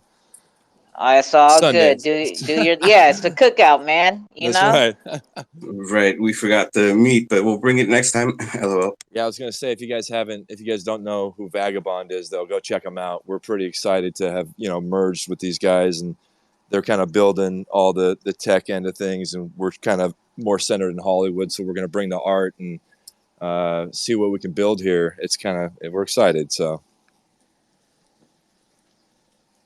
Okay, so with the streaming, all right. So come on, you guys got to learn us, man. You guys got to teach us about the project, right? Don't just hit the selling points. We got to know how this thing works, how we work it, what's to expect, all of that. Let me just rant for a minute then, and then I'll pass it back to my boy Bitcar here. So essentially, Vagabond is building, our DApp right now for our website. It'll be the main control hub of everything. You can go, we have new movies coming out. They're feature films. We got short films, anything video NFT related. But we also have a marketplace that's gonna, have tons of art and all kinds of stuff, even music. Obviously, we're trying to promote the whole platform here. Anything in Hollywood is going to be, kind of represented through our platform, and we're trying to get away from these agencies and the studios So we're representing a shitload of artists that don't have representation. So we're onboarding people, we're curating art essentially. So we're starting small here, but we have a lot of feature films and a lot of projects that we're going to try and launch all at once. So we're just stuck in the mud right now, waiting for this thing to be built, so we could launch it to the world. But it's essentially streaming movies platform, decentralized. Like let Bidcar tell you more about that. And then we're building a whole metaverse world that ties into all this. And we got a team that's kind of been working on that behind the scenes, pun intended. Now, yeah, I don't know if Andre's in here or not, but anyways, we're building. So this is just beginning stages of everything, and we're trying to get something new and fresh in Hollywood to represent all the homies and the artists. And we're artists ourselves, so we have films, and Bidcar's been shooting on sets behind the scenes. He's a brilliant photographer, so we're all just trying to put the pieces together from the perspective that we know, which is help the people out. We're done with the people making all the money at the top agency levels, the 1%. These guys are killing it. So it's all about the 99%. We're trying to build a platform for the people. But ask me some questions. What do you guys think? Ask Bidcar. He knows everything, man. This guy knows everything. Yeah, and 2Cold, I know you're used to hearing our pitches and stuff, but I'm sure most people here haven't, and I'm sure people that are listening in the future haven't heard about us. So I'm trying to give everyone like a quick breakdown and pitch. No. We don't want the quick breakdown. We want the in-depth breakdown. You feel me? So you did the elevator. You did the elevator. You got it out the way. Now give us the in-depth overview of BTS and what that means for bringing the streaming platform. How do we utilize it? How are the NFTs going to work and all of that type of stuff? Well, let me start off with royalties. They'll be way more transparent. For example, so nowadays, movie moves in a leaky bucket, and every time it moves, money falls out of it, and by the end, the actor or talent might receive a small amount of it. And we're trying to eliminate that by using open and public ledgers for delivery of value. That's just one example, guys. There's many, but you can also tip your artists or use act as exclusive events in our metaverse events. It just depends. Okay, now are the movies? So you said they're going to be. So you're building a streaming platform with and through Vagabond, right? So and it's not just going to be XRP. So the coins. Okay, so you have BTS coins. So I'm assuming we'll be able to use the BTS coin, Vagabond coin. What other coins will be able to be used for streaming? We're trying to accept all cryptos, including fiat on-ramps like credit cards and debit cards. But of course, we want people to be completely crypto native eventually. So we do offer a decentralized way to hold your assets. So we do offer a wallet as well, a wallet solution. And of course, we'll have an Android app and an iPhone app as well, but that takes a little bit of time. But it'll come. Okay, so BTS Studios is going to have their own wallet as well. So what does that mean for like if we buy a movie, is it an NFT? Like, come on, man, you got to educate us, man. I know you're a little shy and shit, but come on, man, loosen up, man, loosen up. Have a beer or two. Hello.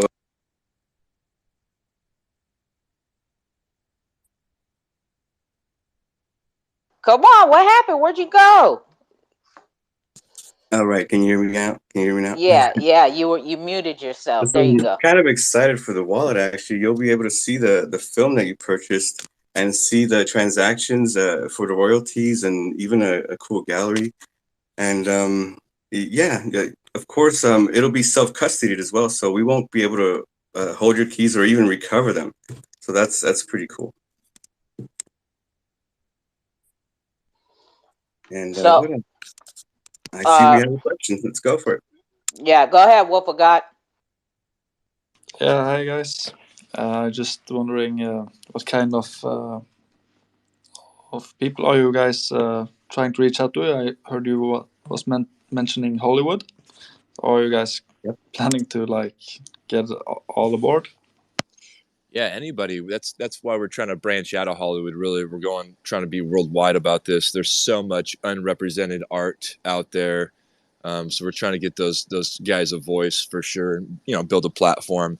And that's the thing. A project, for example, there's tons of stuff that'll be NFT'd for our film projects. Everything from the posters to the soundtracks to we're trying to do a digital aspect of this as well with our props. I just directed a movie. One of our first films is called Nightshade. It's a feature film. So we have a bunch of props and stuff, and we have stuff signed by the actors. So it's cool. We're trying to build, a whole entire world behind each project with a bunch of different NFTs that all collectibles and stuff. And then we're also tying that into the metaverse. So every one of our, clients or our artists will get their own personal, metaverse gallery or space to kind of show off their art and sell their product. So it's cool. We're just trying to tie it all in. And it's all about the NFT game, obviously. And yeah, what else do you think, Bidkar? I'll throw it back to you, brother.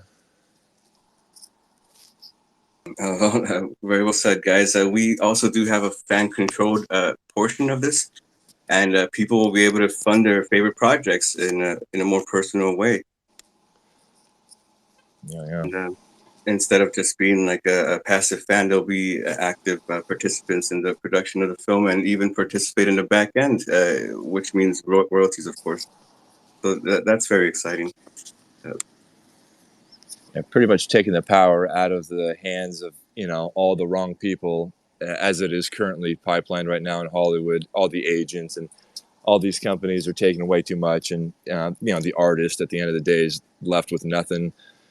So we're trying to change that a little bit and kind of create something where anybody can come, and we're going to have a bunch of exclusive artists and stuff too right out of the gates. But yeah, it's going to be cool. Okay, so now when you say the streaming platform, right? So say I don't want to buy, so you said is it Night Watch is the title? Nightshade. Okay, Yeah. so say Nightshade, right?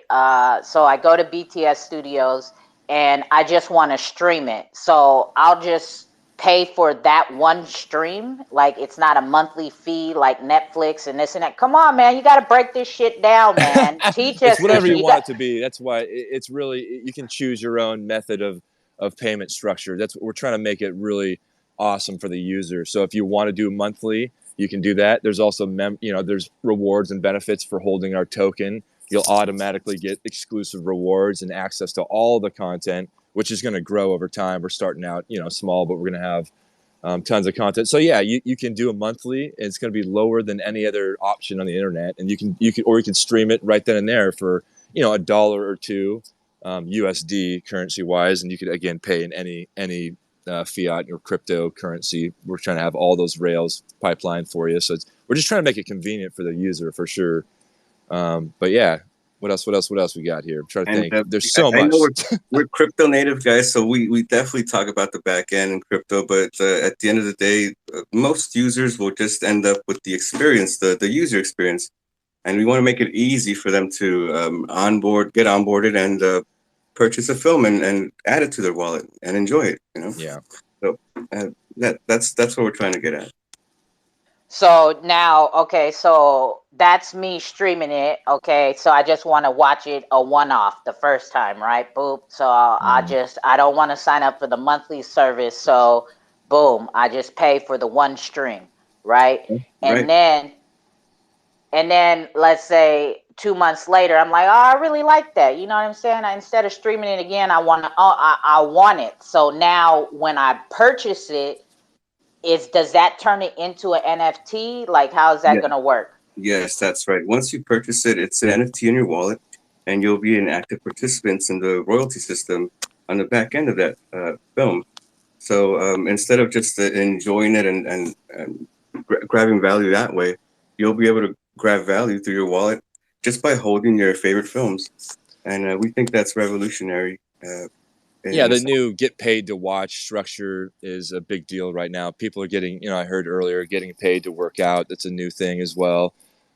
We love it. That's the new, people want to get paid to experience. So just holding our tokens or any of the NFTs, as they increase in value and more people jump in on the game, you're just making money because you're part of that wave. You're riding that wave with everybody else. So hopefully when you watch the film the first time, you grabbed an NFT or something, because by the time you went back 2 months later, that you missed the boat a little bit on the valuation on that, because we're assuming that each week that goes by, more people jump in and that number will climb. We're tokenizing everything, so it's cool. So okay. So now when it turns into is there going to be a cap on how many NFTs for that particular, for any, will it be like there will only be 500 NFTs of Nightshade? And when you say the royalties, so as an NFT, as the Nightshade NFT owner, right? I bought the movie. How I'm confused on how the royalties benefit me. Just for buying it, I'm gonna get some royalties for owning the NFT. Right. Well, as the NFT gets bought and sold in the secondary market, holders will be entitled to some of the royalties from those transactions, and that's just one way you can benefit from holding the NFT of the film. But yes, there will be a limited amount to each project. It definitely depends on the individual film project. They might not want to cap, or they might want to be one of one or something like that. Right. It just depends on them. Or real physical posters that are signed might be a 1-to-1 for a digital experience, but then we might digitize those into and have 500 NFTs available for, again, that secondary market. So we're trying to do something cool with in Hollywood. There's so many prop shops and there's so much cool shit that people might want to have sitting on their desk. So that NFT experience can then become kind of like a receipt, So we're trying to do best of both worlds here and push the experience all around. Dope. I see we got Cash. Go ahead, Cash. You got a question, my guy? You actually have a question. Hey, Cash. I wanted to say it sounds like a very We could barely hear you, Cash. I'll try to come back. Okay, while he's getting that together, so real quick, before we get back to Cash, so I because you guys have been here before, I know that you guys have experience in Hollywood. So maybe you guys want to put that information out there again for everybody, for all the new listeners and new people in here today. What parts do you guys play in Hollywood right now, and how easy access is it for you guys to quote unquote bring Hollywood here to the block? Yeah, here's the thing. What's unique about this is we're not the huge, agents or the blood-sucking lawyers. So we're happy about that. So we're playing on that note, but we were lucky enough to get some huge lawyers on our team from Hollywood, and they kind of know that cheesy, sleazy Hollywood game. So we're letting them kind of do the contracts and figure out all that stuff. So they've been here for 100 years. They're some of the biggest contracted Hollywood law firms. So we're tooting that horn with them. But for our own experience, I've been out here since 2004. I went to film school and essentially just trying to do the feature film thing. I've directed a few feature films, and we've all kind of been on and off hundreds of sets. Vidcar's always shooting behind the scenes photography on my set, and we're both producing and directing. And what you got, Bid? Yeah, I was just gonna say yes. We're both producing and directing, and I was born and raised in Los Angeles, and I basically started doing movie extra work, and for many years, guys. And you've probably seen my face on. Yeah, you see him in a bunch of films. he's and so as you work on sets, you figure out what you really want to do. And I discovered photography, and the rest is history, guys. And now I'm here trying to figure out how to bring this new Web3 platform to the masses. But it's cool because not only through Vagabond, but through our lawyers and through the connections we've had out here, we are surrounded in so many people that have art that want to jump on the platform, because it's brutal out here You know, the stuff that you guys see worldwide, I mean, it went through the ringer at Hollywood first to get there. So we're trying to skip that whole shitty Hollywood process for a lot of these people that have art or music, albums, anything. So these guys, I think Vagabond saw the liking in us is like, okay, these guys have enough experience, but they're also the artists that have gotten their asses kicked and kind of know how to play that game now. So anyways, we're pretty pumped up to be here. We want to we're going to build this thing as big as and quick as we can. So we're trying to partner up with as many people that understand what we're doing, and artists alike. You know, we're going to onboard as many rad artists and get their shit out there as quick as possible. So yeah, it's beyond just 2D to Apex now, guys. Obviously, motion pictures come with soundtracks and movie posters and even exclusive interviews and behind-the-scenes footage. It comes with a lot of stuff. And I think that's the other reason I was going to say too, that Vagabond probably took a liking to us is like, hey, there's so many projects that are trying to maybe do something similar to what we're doing, but they're not in LA or Hollywood or California. And, you know, in some regard, you do have to be centered here, at least to have, you know, the connections to a lot of these people. So we're trying to play on that note a little bit too, and just literally there's people everywhere. So we're going to go nuts and see how many we can get before they go to the studio system route, you know? Okay, I see we got Cash back. Cash, you got something, Cash? So let me test the mic. Can you hear me better now? Yeah, that's way better. Okay, cool. So I really like this idea and the project that you guys are building out. I did a little research based on, I think, hearing about it before. So I'm very interested, but from a different. Who'd you hear about it from? Who I told heard you? it from 2Cold, man. Yeah, it was Nice. 2Cold. Wow, thank you, 2Cold. Thank you. Good. Yeah, but I'm actually interested from a completely different angle, and I wanted to hear you guys' take on it because I'm not in Hollywood and I'm not very experienced with Hollywood, but I often come up with, I think, from a personal standpoint, are pretty good ideas, right? So, you guys have absolutely targeted a lot of friction that is preventing a lot of good artists from making movies. I'm sure a lot of us would enjoy. Yeah. But what I'm hearing is a lot of it centered around the streaming aspect. And so I think that, you know, even if someone had to take a distribution deal with some of the bigger, like distribution outlets, it might not be a bad thing. But where the actual big potential lies is just fundraising for the movie itself.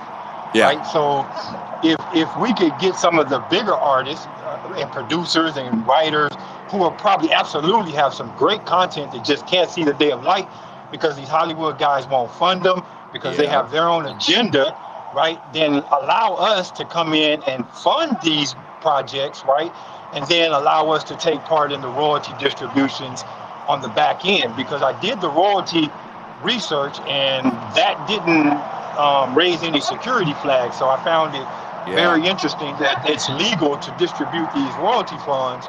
And so if we come out with $1 billion movie that we could then redistribute that amongst the people who believed in that movie before it was even invented, I think you would have a huge thing on your hands. So I just wanted to add that in because it's something that I'm interested in participating in as an investor.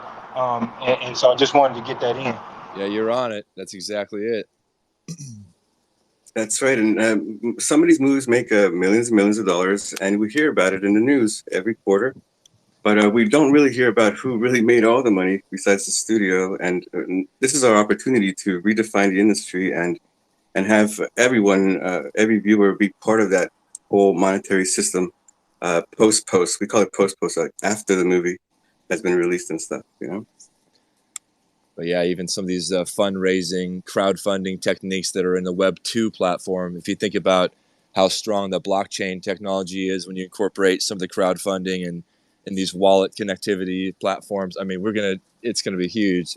People can just plug right in and they can drop a coin, invest into a movie, check in a couple months later, and whether they watch that movie or not, they might have made a lot of money off that initial investment, or they can invest after the fact, get an NFT and participate in the streaming or the membership benefits.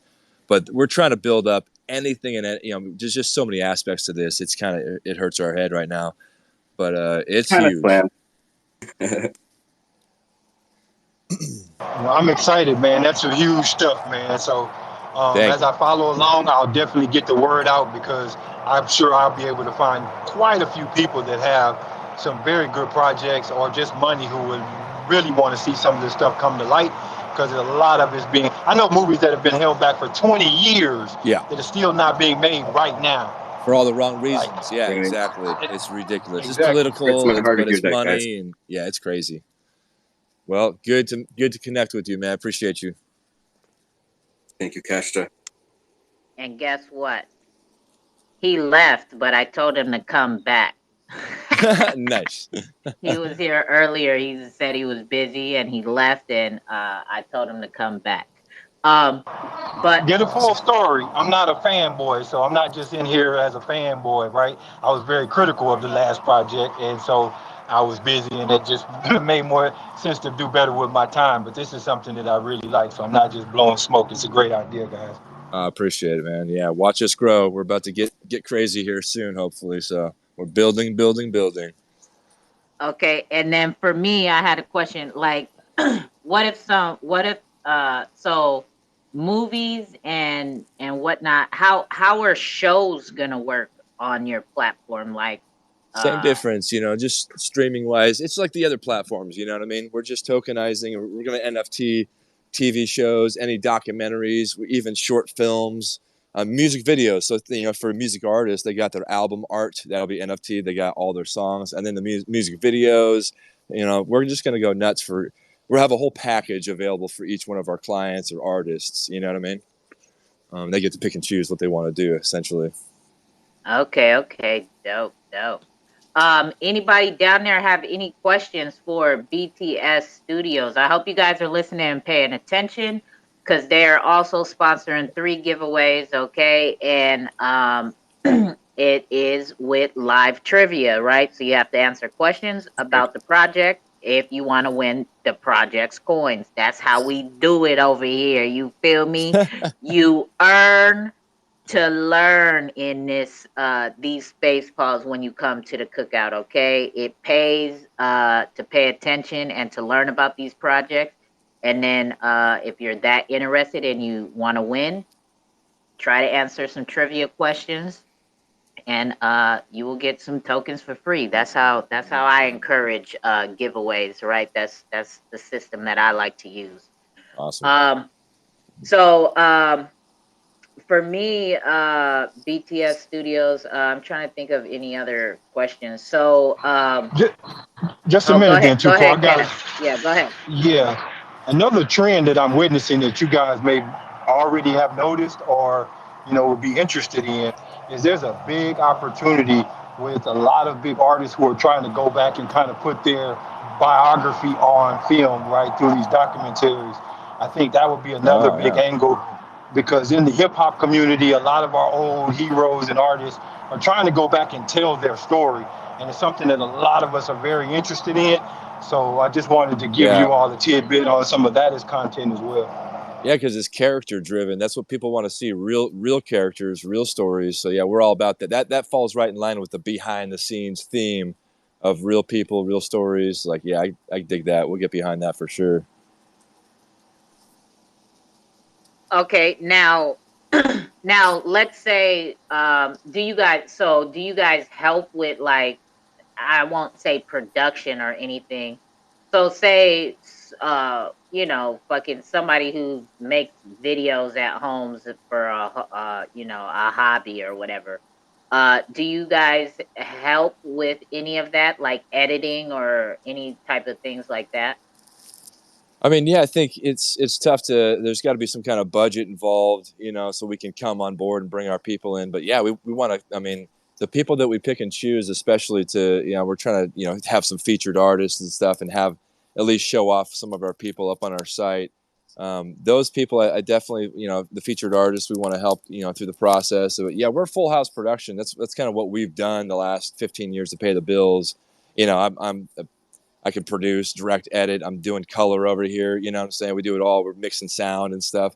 So as we get bigger, yeah, we'll just contract out more artists that need work to help out with these processes and get everybody a dope music video or whatever it is. Shoot that behind the scenes, documentary on their lifestyle. So yeah, hopefully we get big enough where we can facilitate all that shit. That's the goal. Oh, that's dope. So now, you guys are based out of LA, so obviously if somebody wanted these type of services and whatever, so they would have to fly to LA. I mean, it depends. You know, sometimes it's better to tell that story in their own environment. You know, somebody's out in Atlanta and they got the locations down. That, you know, it's about their hometown, about their story. Again, hopefully we got a budget and we're you know, we've built up enough where we can fly out like Vice does. You know, we tell a little story with our camera crew. We fly out with a 2 or 3 camera crew and a sound guy and a producer, and we just have, like, you know, these little units of production all over the fucking world. Hopefully. So it's easily done, especially in LA. You know, there's just so many videographer companies and people with cameras ready to point and shoot, like literally tomorrow. So, man, we can't build this thing fast enough. I mean, we literally just launched this thing. We just released our white paper. So all these ideas, seriously, keep them coming, because we're going to write them down and eventually probably get to them at some point, you know? Okay. We do have a new white paper, guys, version 1v1, and there's a lot more information in there, and we're definitely more concise. But It's don't coming forget to around. check that. Yeah. Okay, and how about like excuse me, animation? Like, what if somebody wanted to get an animation series or like cartoon made? Do you guys Oh, yeah, have definitely. Well, that's the thing. So connections, like a 3D animation? Like, you know, it's like if somebody who does it on YouTube already and they want to like exactly, kind that's of what I was gonna say. put more professional touches on it, do you guys have like artists that do like 3D animation characters and whatnot? Man, there's so many people in here hurting for work right now. So we don't have anybody on our team personally. I mean, we could all kind of do all that stuff ourselves, but I think the idea for something like that is we're freelance. We're a freelance company, so we'd contract that work out. Whatever it is, I could find somebody within an hour in LA that does that kind of work on all these, you know, these artist platforms and stuff. So yeah, I mean, whenever I produce a new show, it's something different every time, and I never know what I'm getting into. And I'm like, oh shit, okay, they want this or that, and so yeah, I mean, whatever it is, we'll just produce it on the fly, and we'll probably contract it out to the best chosen candidate that's surrounding, you know, maybe in the LA area or even online. You can connect to artists and you can contract out work and say, hey, I need a special title or something animated. And so anyways, we're trying to feed the community as well. I wish we could do it all in-house, but man, that'd be crazy to have all those people working under one roof. But eventually we get there. But yeah, I think so. All the above. There's nothing we can't do. Essentially, whatever it is, we could literally. I've produced animation stuff. I've produced all kinds of random shit. So that's what's fun about what we do. It literally it's ever changing. You know what I mean? Okay, now now you guys do all of this stuff, right? Documentary and music video, animation, this, that. Now, Yeah. whoever's idea it is, right? How, so obviously they'll put it up for sales or whatever, and then is it you guys are doing a contract for the royalties aspect of it, like so that everybody that was a part of the creation and bringing it to life gets a cut? Exactly. That's what I mean. Bidcar, you know, it's all about the, you know, Full tying down all transparency. those. Yeah. From beginning to end of the production, there'll be full transparency, and that's what we're trying to build right here. And that's what Hollywood's missing, is that, you know, being Right. able to track all this shit. And, you know, literally they can't track every dollar, and people don't trust them anyway. So doing this on a ledger like this is the way to go. They call it Hollywood accounting, right, guys? And Yeah. those days will be over pretty soon with Yeah. these decentralized open ledgers. Yeah. Dope. I'm loving what I'm hearing. I'm really liking what you guys are bringing. Now I know, because I think when I've talked about BTS Studios before in here, you know, obviously, I mean, we all know that anybody in this space right now today, I'm not talking about this space, but I'm talking about crypto and NFT space. Yeah. We all know we're all fucking early. But then also with being so early, right? Some of us are earlier than others, which means there's, you know, and the XRP Ledger is obviously in kind of running in last place as far as NFTs and this type of, you know, all these type of things being brought from the ledger, right? So would you guys say that your biggest competition, obviously, or how do you guys differentiate yourselves from like Gala? And I think somebody else said another. There was another. Who is he in here? OC, are you in here? You said there was another project on a different blockchain that is like doing the same thing. Somebody said it last night that obviously they're bigger and but they're kind of doing the same thing. So Yeah, there's a few how of them out there. Yeah. yeah, so how are you guys going to Well, healthy I'll competition is good competition in a sense, right? But how are you exactly. guys going to how are you guys going to try to get there? Like when do you, what, because I know you guys have been building, right? Because I talk to BTS quite often in the DMs. But um Yeah, how how are do we you go up guys, against Netflix, right? We're the small yeah, guys. yeah, Netflix, and not only Netflix, like when and how, when are you guys gonna start like your promo for it, right? I mean, As soon I as we have guess some that money. you yeah, you can't do Seriously, it we need right a now, signal right? for it. Because Vagabond is not even launched yet, right? And that's where your streaming platform's coming from. But That's what I was just gonna say. Like we're privileged because we get to kind of customize these modules and our tech stack, the things that we need to be able to workflow, specifically in this area. We're spoiled because Vagabond is literally building it. Bitcar will dream something up in the middle of the night, and then these guys will they haven't told us no. So we're building some pretty awesome stuff that's outside the scope of what a lot of these other companies have access to right now in all the other blockchains. So They're not impossible dreams. yeah, yeah, it's all doable. They're rock star in this thing for us for sure. They definitely, I mean, they see the potential in this thing. So going up against, but here's the main answer. I'll simplify it. At the end of the day, it comes down to the art, and it's all about having killer art, killer stories, and the studio systems. They're shit in the bed in that arena. They can't. I mean, these Marvel films, people like them, okay, whatever. But to tell real, honest stories, people are ready for. I like the company A24. I don't know if you guys are familiar, but they do raw dog, real deal films. So we're trying to tell real stories. And a lot of these, huge companies, they just have all the money, but they're not cool. So we're trying to bring the cool people together, the real artists, the passionate people, and make something unique. So I don't think the big money guys can necessarily do that. Especially, they're buying out all these territories, and it has nothing to do with real art. It's all just money and corporate structure and lawyers. So anyways, we're trying to pride ourselves on having better content is what I'm trying to say. So yeah. Wonderful answer, man. Like that's the kind of answer when you know somebody's not just trying to blow some smoke up your ass.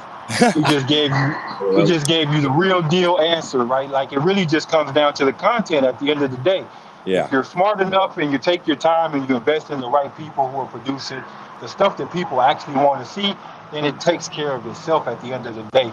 But man, I'm really excited about this. And I hope everybody in this call is, because at the end of the day, I just want to share with you. I've been in the music business, so I've seen some of this from a different angle. And I'm Yeah. telling you, like artists are still eating off Dog Pound's first album, and LL's still eating off of Rock the Bells. Like this is Yeah. something that if you invest right, could be making money for your grandkids, man. So like y'all need to Well, give a big shout out for these guys, man. thank you. Well, here's the next cool thing. We're trying to give the artist literally 85 to 90% of anything, all the profits. We're literally trying to take at the least amount, it's a handling fee, and most of it's going towards like we can build our metaverse VR virtual world for these guys to have their own gallery. So we're doing a bunch of cool stuff, but we are literally trying to give the artist more credit and more ownership and points on their own art than any other platform in the world right now. Right now I got a film out there. I directed it, wrote it, produced it, edited it. I own, maybe 20% of it. I did everything. So the studios, the distribution team will take 30%, the lawyers will take 20%, the sales team will take 10%. At the end of the day, you're left with barely anything. So not only are we going for a worldwide reach to the people that want to participate in this, but you're getting 90% of what you put into this thing. So we're going to change the game. It might happen slowly, but we're hoping this thing just snowballs overnight, and we're waiting for this thing to be built, and you'll hear about us. We're just waiting right now. We hearing about you now, man. We hearing about you now. I've been hurt about y'all. You feel me? Like I said, I had you guys on here a few months back, right? Yeah. And you know, I I'm trying to tell you, I find a lot of gems. I don't tweet like I I know. don't I know. try to kill it and shove it down people's face. But if you come into my space calls and you come hang out and chill with us and learn with us, like I'm not even talking about the cookouts. Like I have a lot of information about a lot of projects, and Yeah. it's like just like I don't know Cash personally, but I know what he would like versus what he wouldn't like as far as wanting to come listen about projects. And it's like that's why I was like, get in here. Oh yeah, I Like already know we're gonna be if you're doing work. not busy, get in here because this is one that you're gonna want to like. I noticed, Yep. right? So there's a lot of projects out here that are really building shit that aren't just NFT projects, right? Like picture Yeah. projects and generative art projects. Like there are a lot of projects out here really doing some things, right? Yeah. And like they said when they came in here, right? They've been quietly building in the bear market. And so you guys made that partnership with Vagabonds. Is there any other partnerships that maybe you could leak that you guys have worked on behind the scenes that maybe have passed by people's eyes that because It if can't I go really look be. at I'm looking at this profile right now, they don't even have 2,000 followers, BTS Studios. I knew And I'm somebody was not, gonna say Yeah, that. yeah. we don't We're believe in trying not to paying for buy it. followers, Yeah, guys. yeah, We don't exactly. You believe in look at paying for everybody them. buying these followers, and they have they get 20 to 30 Yeah, likes, no, but they no, got and 50,000 followers. that's Try not to do that. You know what I mean? exactly right. Like organic and real shit. Like I'm 100% for that too, right? So, yeah. So, is there any other big any big news? Like, because Vagabond is pretty big, especially for people who are on the XRP ledger, right? We know about Vagabond and all of that. But is there any other project or maybe business or company that you guys have partnership with or linked up with? Well, there's a bunch of fun stuff coming up. I'm not sure exactly what we could talk about or what we should talk about. We're getting into territories that we didn't even know we were going to get into, like products and stuff. So we're bringing on our first like energy drink sponsor product, which we're kind of excited about. But what do you think, Bitcar? What do you think? Yeah, okay. So you basically said one of our first partnerships is definitely a energy drink product that will have a phygital component to in our marketplace. I mean, obviously, it's mostly going to be digital, but we're going to have some physical products there as well. And of course, they'll be incentivized and tokenized by the product manufacturer and us as well. But what's So cool about stay that tuned is for that. we're going to do some art competition. So, some of these artists out here get a chance to get their art on a can. And so we're trying to play in different areas right now just to shake things up in different areas. But it's mostly going to come down to we're all feature film, like we're all artists and, filmmakers. So it's going to be more entertainment based stuff. But weird stuff keeps happening where we're like, this would be a lot of fun teaming up with an energy drink sponsor just so we can keep our eyes open. We really just we really just want the energy drinks. No, but so we're doing different things with products now. We didn't think we'd do in the metaverse and stuff. So you'll see it eventually. We're building still, but Dope, dope. All right. So, anybody else got any questions for BTS Studios? Anybody? Nobody? See, this is what I be talking about. Yeah, y'all be sleeping, Do bro. you guys think that this will eventually be the Netflix killer and things like that? we'll see. We got a lot of people talking about that right now in our Discord channel and even on Telegram. We keep spying in and seeing what the chatter is all about. And we love when people say the Netflix killer because those guys are having a tough time right now. And they started out just like us, nothing in the bucket really. Then you got to start with some passion and see where it takes you. But we do have some big boys on the Vagabond team that seem to know what they're talking about when it comes to worldwide reach and, you know, some of these tech stacks and bringing this to fruition for all the people and actually really doing this in a real life scenario. So we're confident through them, and we're confident to hit the ground running with all the artists surrounding us. And I mean, shit, before you know it, we'll start stacking films left and right. We're just waiting for this. We're just waiting for it to be built officially, the streaming app. But yeah. So I got another question. Oh yeah.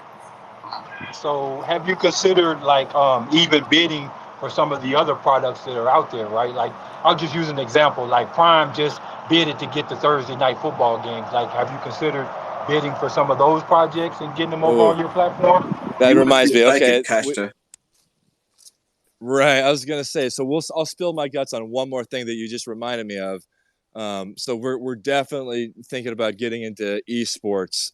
So a buddy of mine is kind of deep in the game with the crowds. It's the fan controlled, you know, football league, essentially, where the crowd gets to vote for the plays each time, and all the football players have to respond based on what everybody's play is. So we're trying to dive into some esports and kind of new territories there too. But kind of we're trying to encompass everything into one big picture somehow, if that makes any sense. But so that's another small reveal that we didn't think we'd be doing. That's why we're taking so long too, because this thing keeps getting bigger and bigger. We just need to get it out there before we start doing too much here soon.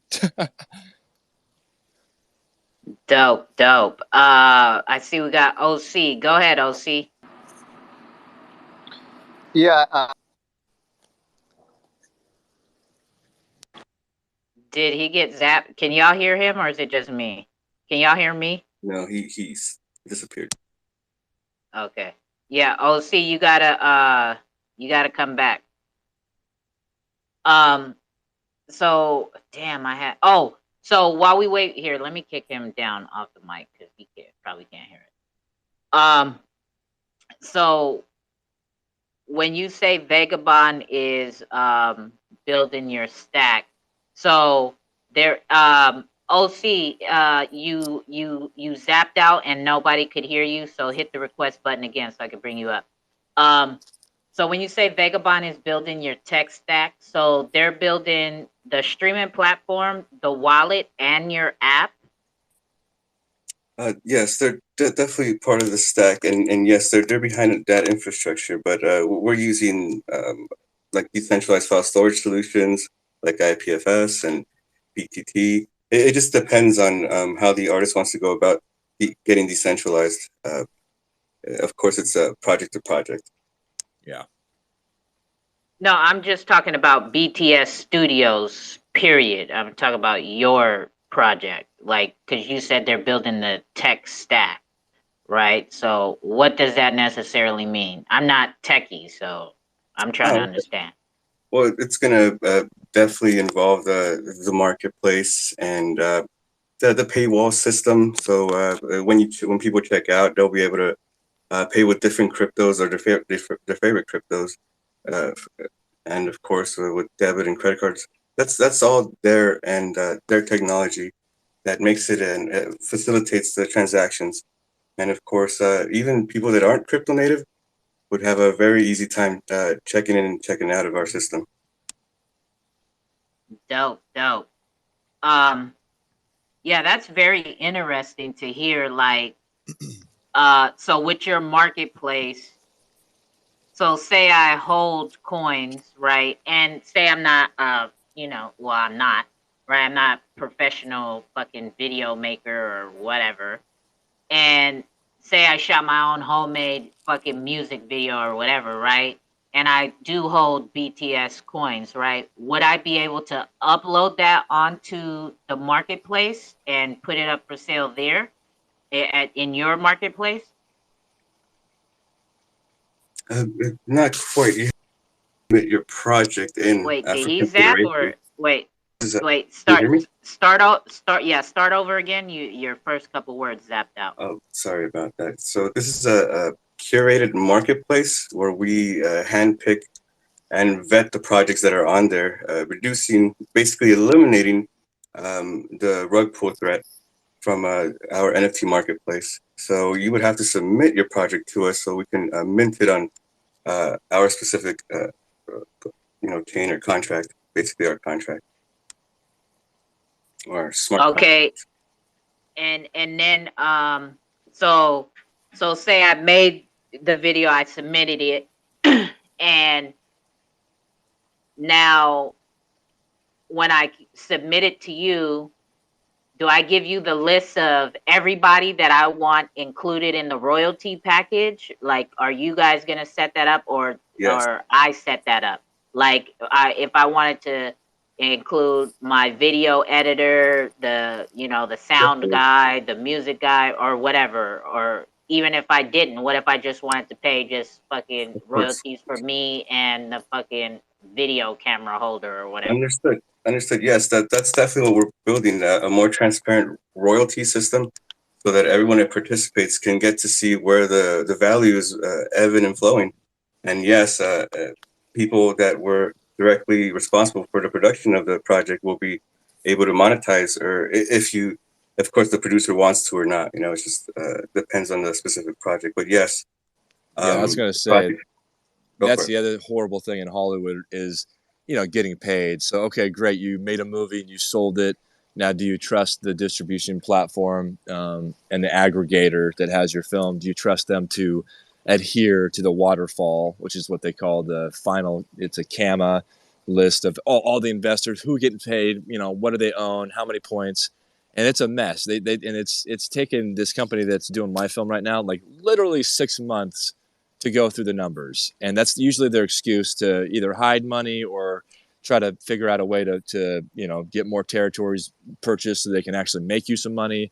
But at the end of the day, it's a miserable process. So what's cool about what we're doing for the first time in Hollywood, kind of as a prototype to show how things should be ran properly, Vagabond's helping us build out an entire pay structure. So from the beginning, you'd plug in all your actors or all your performers, if it's a music video, whatever it is, right? Whoever's getting the equity ownership points in that project, you do it from the beginning.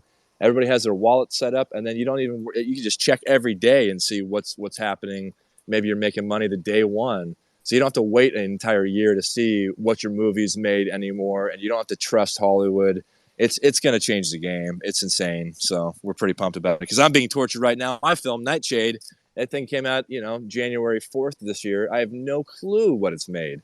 So, anyways, we're excited about that aspect of it for sure. Okay, and then now when you say that as well, right? Fuck. Okay, so now so say you guys picked mine, you approved it, okay? Mm-hmm. And now that you've approved it and I've gave you the list of everybody who's included to be in the pay structure, what is your fee? Or is that is there a base fee, or is that per per film or whatever? Yeah, it's gonna have to change. I think Bitcar, you can chime in on this too, but I think we're thinking try to take around 10%. If we're doing some big metaverse virtual world build for them, we'll probably need a handling fee for our guys. So maybe at the very most we take 15%, and we give the artist or the project, whatever it is, 85 to 90% of every dollar that's made. So that's what we're trying to do to kind of turn some heads with this one too. So now does that fee include so is that the royalty fee, or is that a straight up sales fee, and then on top of it does that include you guys marketing it as well? What you think, Bitgar, on that one? I mean, it should be kind of be all of the above. We're trying to, the fees won't keep coming. It's like once you mint from the very beginning, and we're representing the artist. It's kind of the set deal contract from the beginning. It's probably going to be set into a smart contract kind of scenario, where no matter what happens, that ratio of ownership always keeps spitting into those wallets that are set up from the beginning. So yeah, whatever it is, if it's 90% to the artist, what you think, Bitcar? Yeah, and don't forget, guys, some artists are very particular about the royalties and percentages and stuff. So every project varies. So we have to definitely agree with them and negotiate, and definitely come into agreement before we even mint and set those rules in place.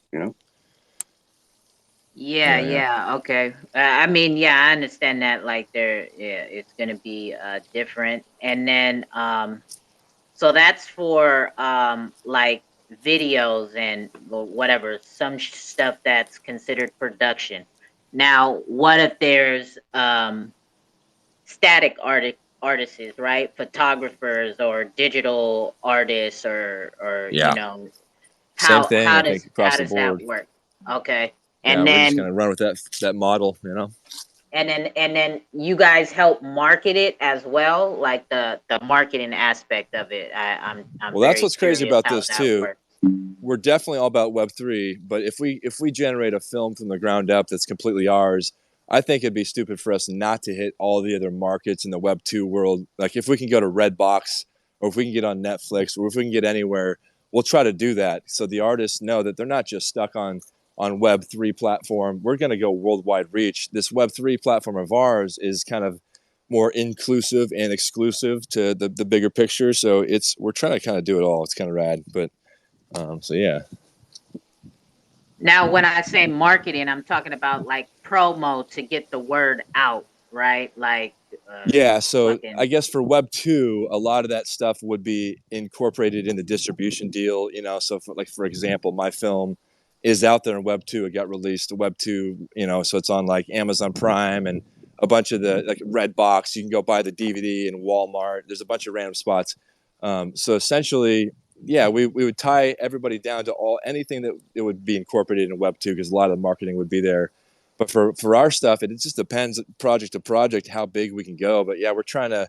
I mean, it's better for us. It's better for everybody. The more reach we get, so unique marketing strategy and stuff. I think we're hoping Vagabond puts us on the map in a big way in certain territories. And once we start getting more traction, I think marketing our artists, people will just want to see what's going on with BTS.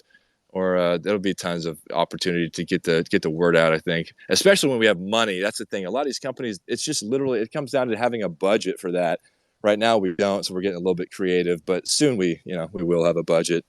We'll pay ourselves soon. Can you imagine that? That'd be crazy. no, that's shit. That's what it's all about. That's why I'm asking all these questions, right? Yeah. Trying to OC, go ahead, my guy. Yeah, I got a few questions. One's in regards to Nah, sort of like the you NFTs. only get one. Oh damn. Okay. Just one, the best one. Nah, go ahead, my guy. Hold on, this bird. Hold on. As far as, so it seems like you'll be doing different types of NFTs. So what's sort of your plan on the metadata structure that you have for each different type of NFT? So we're definitely relying on the Vega chain to provide that metadata structure. It also depends on the NFT and what decentralized file storage solution the artist wants to go with. But yeah, we believe the Vega chain. We actually saw some test runs on the Vega chain, and the receipts and the metadata looked pretty solid. It was quick. It was awesome. Yeah. And that'll be for events too, and receipts mostly, and what else? Just the cool wallet stuff, I guess. Can you sort of maybe go into how the data was structured? Sure. It was on a test net, right? So we did it on the Vega chain test net, and the minting process was like less than a split second. It was so fast, and it made it the data was just right there on a blockchain, immutable and within seconds. Yeah, it was awesome. It was a good experience. But what type of metadata? I guess it's yeah. So information are you guys including? So there's a lot of fields that you can input actually, and custom fields that we can add as well. Right. So for movies, it'll be entire list of cast members and crew members and producers, people behind the scenes. It's going to be an extensive list when it comes to the metadata structure for sure. Yeah, I figured. That's why I'm sort of curious as to like how you guys are doing it. Because well, yeah, it's when cool it comes to even producing movies, just looking at the credits when you go to the theaters, I'm assuming you guys would sort of want to do the same thing. Exactly. I was gonna say there's also cool aspects to it where, we're burning in information and metadata into the tokens and stuff. So if you automatically hold a token, you'll get automatic benefits and stuff to and access to different stuff on our platform. So it's kind of like a ticket. So we're going to burn in all kinds of information. That's where Vagabond comes in. So there's like so many different aspects and utilities and reasons to do a bunch of different stuff. So we're still trying to, but you're right, for the motion picture, it's going to be a big list for sure. Yeah, and don't forget, guys, we're working together to custom write these smart contracts and all these processes from the ground up, so we can facilitate a better movie-going and delivery experience. You know. Yeah. So is the streaming app on is it on devices right now? Oh Not my yet. God, this guy. Where have you been fucking sleeping, bro? Nah, I was eating. No, bro. You're good, man, you're good. It's on Vagabond, and Vagabond is not obviously it's not released yet, right? So, and the app is being built. Yeah, we could be a month away or so, maybe more or less on our end, as far as, you know, releasing our first round of content and getting things rolling. But I know that they've got a lot planned for a lot of crazy releases and launch dates, and they're going nuts over there. If you guys don't know about Vagabond, definitely check them out. It's exciting what they're doing. So y'all gonna get mainstream movies? Yeah, that's the other thing. So our lawyers are plugged into the, you know, the whole world right now as far as what's currently contracted. So we're trying to understand what the legalities are for, you know, essentially the lawyers are telling us that Web3 is a whole new revenue stream. So it's not going to encroach on Web2 stuff. So they might as well launch on the Web3 platform as well. So if that's the case, then man, it's open season for onboarding everything. So you guys are beating them to their own. I mean, everybody owns their own content, but so there'll be other companies trying to come out and do this. You know, the studios will try to do this, but they'll have the same shitty stuff that they've always had. So that's where we got to separate ourselves a little bit. But it's also, you know, it's going to be interesting for sure. I think, you know, we'll see what they do. They're so big. Everything they do, it takes so long as a company. They have to spend so much money to get there. So I think our idea right now is to focus on the independent landscape, because none of these guys have contracts. And like what you're saying earlier is true. There's some killer art out there unrepresented. So I think our first move is to hit the ground running and get all, you know, just gobble up all those killer artists that are unrepresented. But yeah, our lawyers are kind of, you know, these guys have dollar signs in their eyes, because they're like, if you could go get the studio level contracts, or even, you know, some of these production company aggregators, distribution companies like Gravitas Ventures, or and, you know, even the Lionsgate independent landscape, I think it's called Mint Entertainment. You go get their Rolodex, their library of films, and you just cross them over, and suddenly overnight you've got 20,000 titles that you're legally allowed to use. So we're trying to understand that more, and yeah, we're banking off that. So essentially, just to clarify, what we're talking about is Web3 being a whole nother revenue stream separate from Web2, you know. So if some of those films aren't encroaching on the shareholders' pockets for Web2, then we can legally use them on our platform too. So at lightning speed, man, we're trying to understand all this. It's crazy. So yeah. All right, so maybe about a year or two, you guys are going independent first, and then you go mainstream. That's basically what you're saying. I think we're going both all at the same time, but I think what's easier and quicker for us is just this, you know, I mean, right now we probably have 20 films that are awesome, that just don't have representation, that we just grab first. But if, you know, to drop another, sneaky insider bomb, like my neighbor is a huge photographer. He's shooting Gwen Stefani, and so we're working with him to possibly use, you know, her face in a huge launch campaign with like cinemagraphs and motion NFTs and stuff like that, using photography work. So yeah, I think we're trying to go as high end as we can, you know what I'm saying, right out the gates for sure. But we know a lot of independent artists that have killer art, so we're gonna scoop them up. Dope. Quick question: Is your streaming platform going to be 100% ad free, or? Yeah, it's up to you. You get to choose. If you don't want to pay a thing and you don't want to log in, you don't want to connect a wallet, you can watch ads, and we're not going to be ridiculous about it. We're going to choose a model that works, and people are, you know, a lot of people actually like to add, say I'm gonna go to the bathroom while this ad's playing, or I'm gonna go smoke a bowl, or whatever your thing is. Not me. You know what I mean? So it's like, but yeah, you can pay for membership or ad free or ads. We're gonna have all the models available for the user to click and choose themselves. So, Cool. so how long before we could BTS and chill? Oh man, soon, hopefully. I mean, well, I was gonna ask Bidcar. I mean, we got our my film Nightshade. We're gonna try and launch like right away. We've got a bunch of other stuff, so I'm hoping, like, I don't know. I don't want to get ahead of myself, but maybe a month. What do you think, Bidcar? What would you say? Yeah, I'm guessing a month, just to be a little conservative, guys. But yeah, I would say a month. But yeah, check So us wait, out. are you guys dependent on XLS 20 or Nope. no? Since you guys are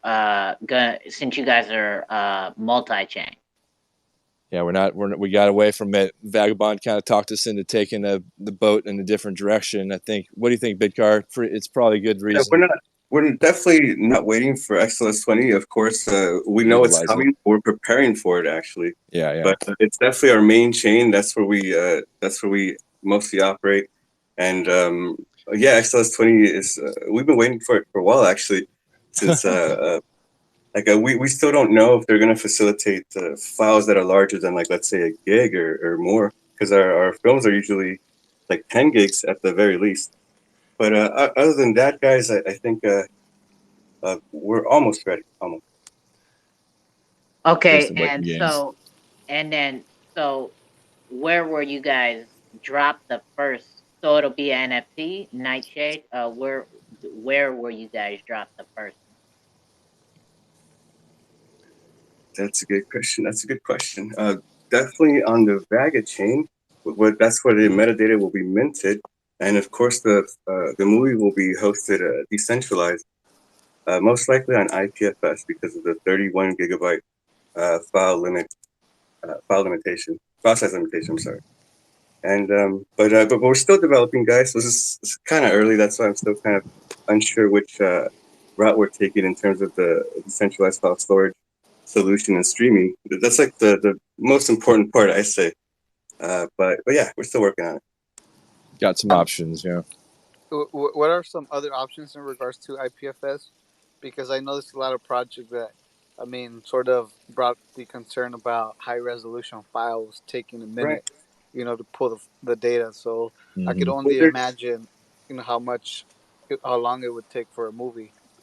So are there any other sort of There's a couple of candidates for sure. There's Saya. I don't know if you guys heard of Saya. They're pretty solid. The Skynet Saya platform is pretty cool. We're also looking at VTT.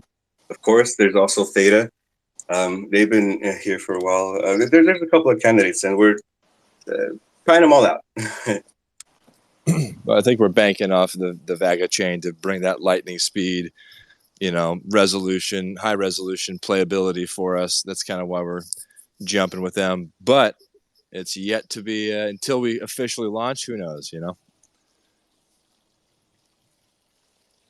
Dope.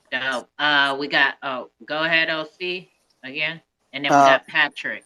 I saw that you guys are messing around. I don't know if you guys spoke on this already, but you guys are messing around with a few metaverses. I think Spatial, and you guys mentioned Meta. What sort of your plans with that?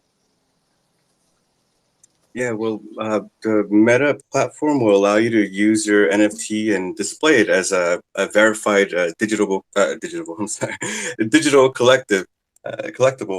And we're planning on implementing or allowing our wallet to be able to hook up to Facebook, and you'll be able to show people the latest movie you've watched or the latest piece of art you purchased in a verified way. So that's our plans with Meta for sure. And we saw that they have a various wallets that they support, like the Rainbow Wallet and the Trust Wallet and MetaMask. So it's happening. I was very glad to see that, by the way, guys. Hey, sounds a lot of... What? No, Wolf of God. Hold on. You heard me say Patrick was after OC. Go ahead, Patrick. Sorry. And then Wolf of God. It's all good. Thanks, 2Cold. What's going on? So it sounds pretty cool. I'm just kind of curious. Like the tokenomics say it's going to be like the fuel for the ecosystem, right? Mm-hmm. So what? And you guys are kind of waiting for XLS 20, and you kind of said that it's like going to be an onboarding, and you'll be able to purchase NFTs. So is there like a main purpose right now for buying the token? Like, is there going to be a discount for getting your stuff with your token or things like that? Oh, most definitely. You mentioned our first use case for our token and utility. In the e-commerce industry, we call it a token gating. Uh, we'll have a token gated experience, which basically means you'll have access to certain things in our platform, depending on how many tokens of ours you have in your wallet. We'll just be able to detect it as soon as you sign on to our website. And yeah, of course, it'll be something like that where it's going to be a token gated experience from beginning to end. Excuse me. Dope. Okay, now go ahead, Wolf of God. Oh, sorry. I got one more quick question. Sure. Go ahead, Patrick. I noticed there was a sell order on the decks for like 100K at 1XRP. Is that like your team? Is that like an initial sale thing going on? Yes, that's our team. 100,000 tokens for 1 for 1 XRP. Sweet. Thank you. I was just curious. Yeah, we've also noticed there's like a couple of sales on there for like 10 of our tokens for 100 XRP each. We still don't get that. I asked 2Cold a while ago what that meant, and it was a cool answer she gave me, but it's still kind of odd to me. Can I see that in the charts? Yeah, that's just people thinking in the future already. Wow, they're living in the Yep. future already. That's for sure. Dope. Go ahead, Wolf of God. Yeah, thanks. I just wanted to say it's interesting to see what direction the film industry is taking. A lot of cool information you guys have provided here today. But it's a little question because you guys said that the XLS will only support 1 gig maximum upload. Is that something that is confirmed? Is there anyone that knows? Wow, that's the first time I've heard numbers, but no, I haven't heard about the file size limitations and the upload and bandwidth speeds and all that stuff. But it'd be good to know. But if I was a betting man, I would bet that it wouldn't facilitate 30 gig 8K files from a red camera. Like it's not gonna happen overnight, guys. But we're building for that. Cool. Thanks. Dope. Go ahead, OC. Oh, I just hit my knee. Gosh dang it.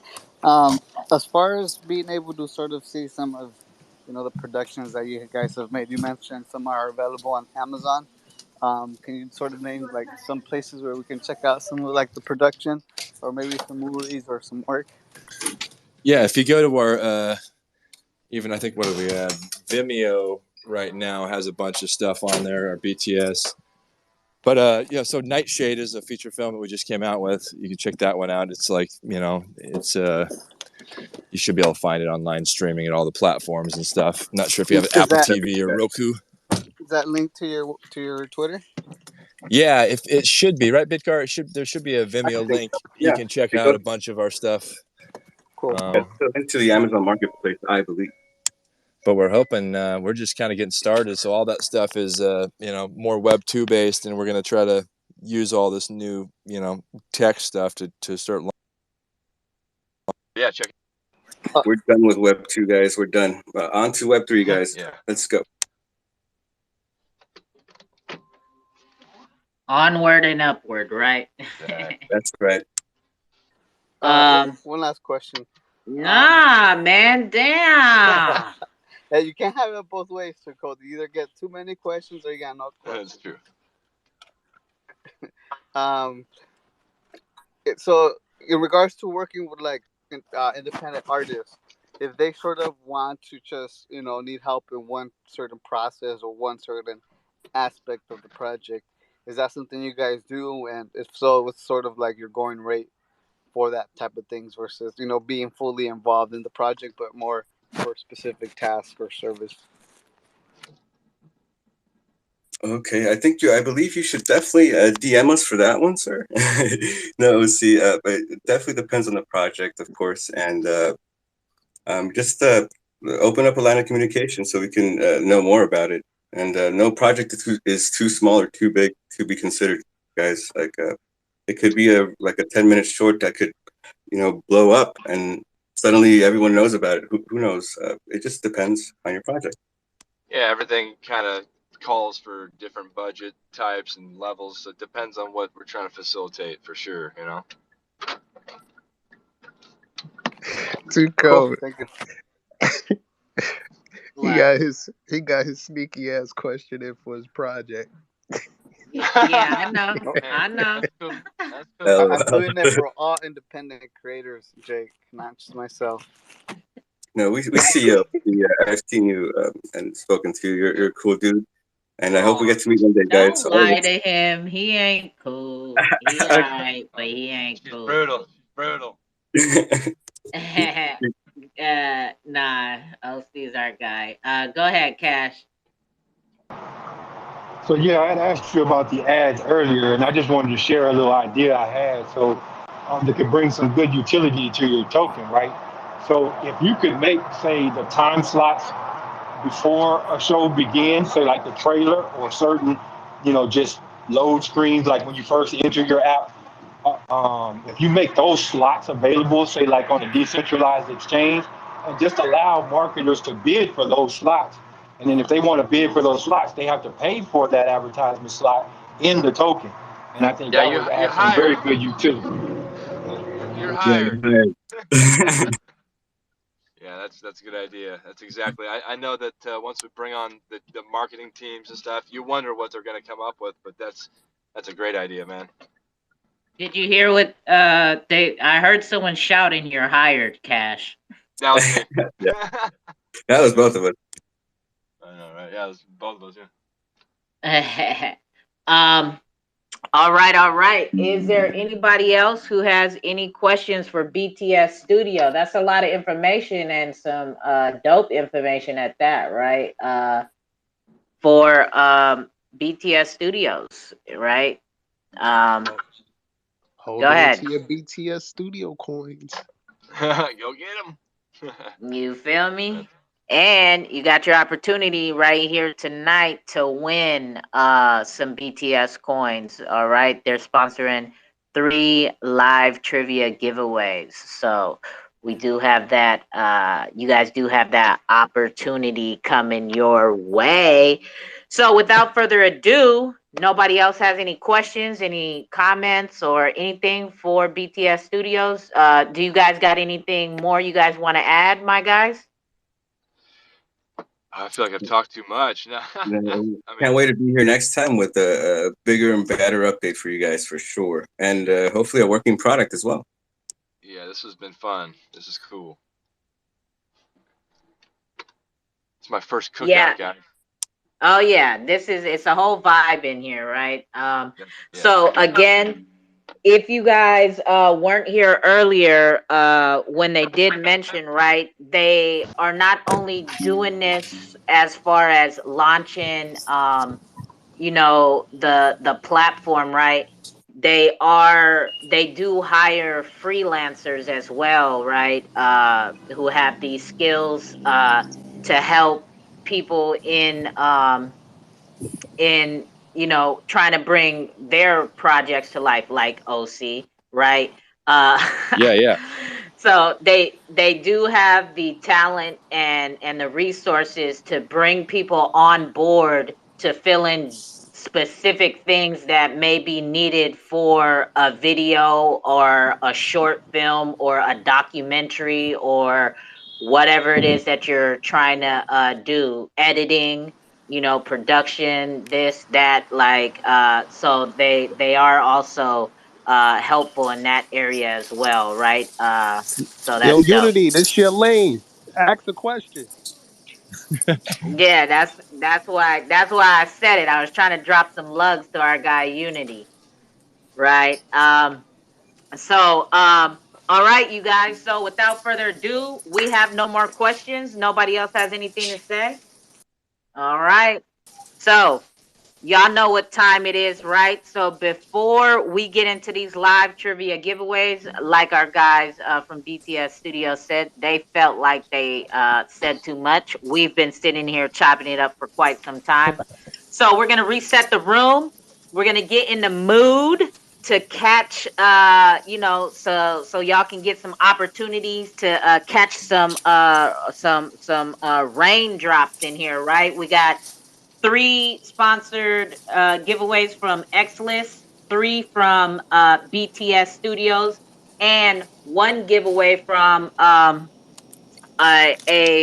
business I am an affiliate with, the My Key Book project as well, right? They're giving away, they're doing 1 giveaway, and they're giving away 1 My Key Book along with 100 Xrp. All right. And everybody who wins here today will also get a 2Cold coins on top of it, as on top of your winnings as well. So let's reset the room. Let's tune into some music real quick from our guy Lemmy. There he goes right there. He's in the house today. So we're gonna catch a vibe with this track by Lemmy, and then we're gonna start making it rain in here. So get ready for some live trivia, you guys. Y'all know how we do what we does when we do what we do. Landon, I'm about to mute you because your background is a little loud. So here we go, you guys.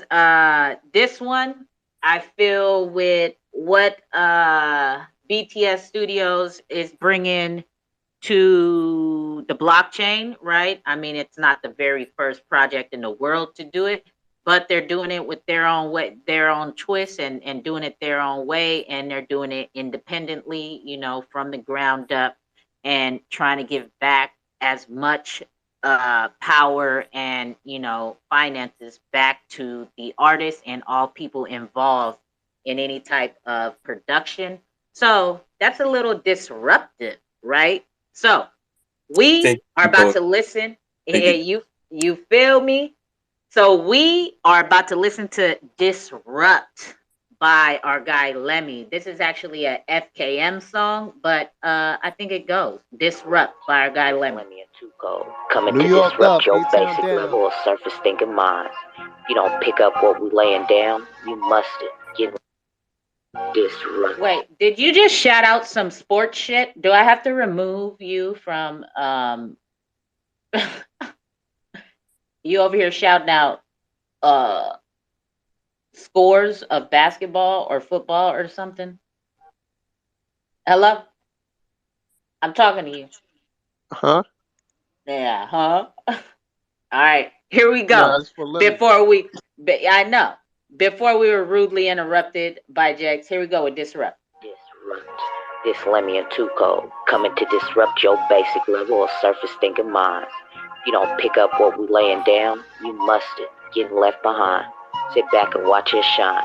Catch up to our level. The tsunami wave is how we grind. FKM give 2 fucks, not worrying the difference between us and them. We pirates, they hiding, we outside. They silent, culture vultures, we still vibing, pushing X, R to the P, finally, financially free. Before I head out to sea, got my ledger and my keys. Fuck all of the mainstream, I ain't taking no vaccine. It was just all a dream. Wu-Tang, digital cream. Yin Yang, she twerking while she whistle. The case over, they trying to whisper.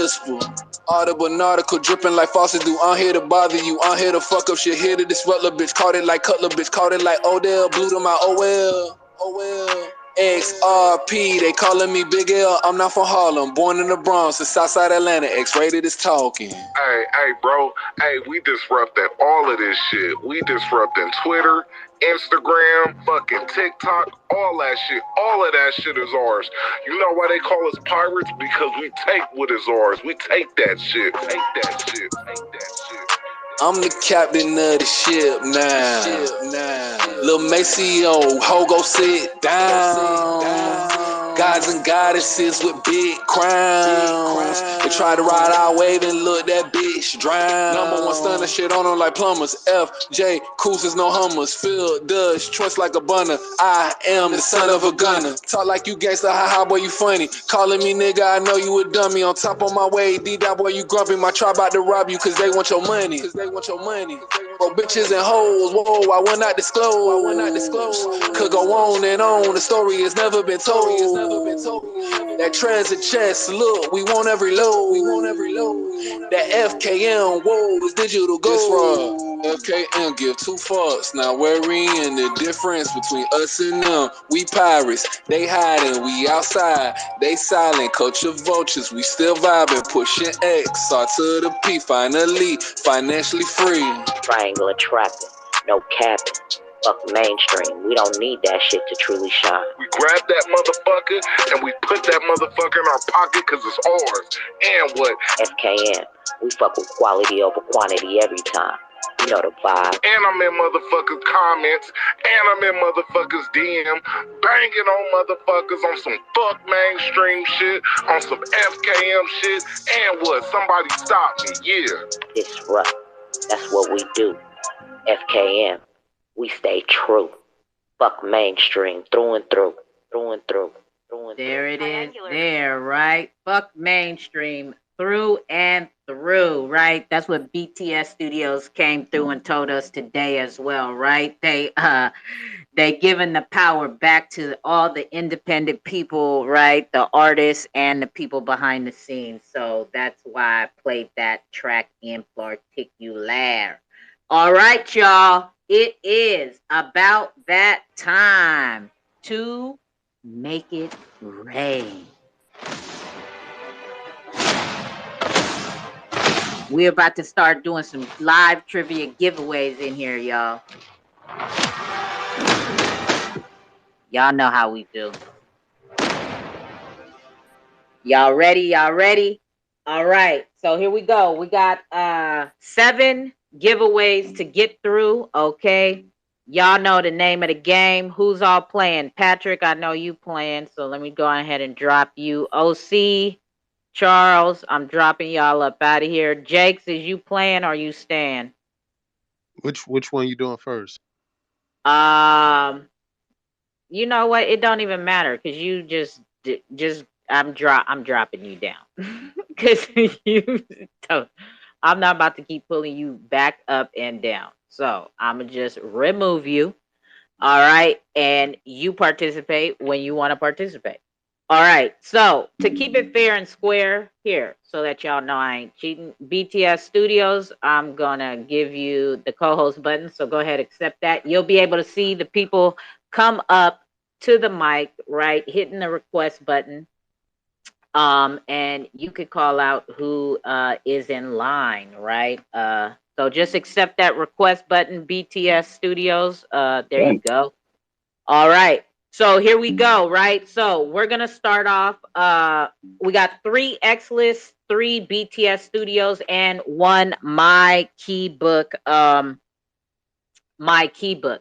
So this is the thing with the My Keybook giveaway. It is 1 My Keybook is going to be given to you as well as 100 Xrp.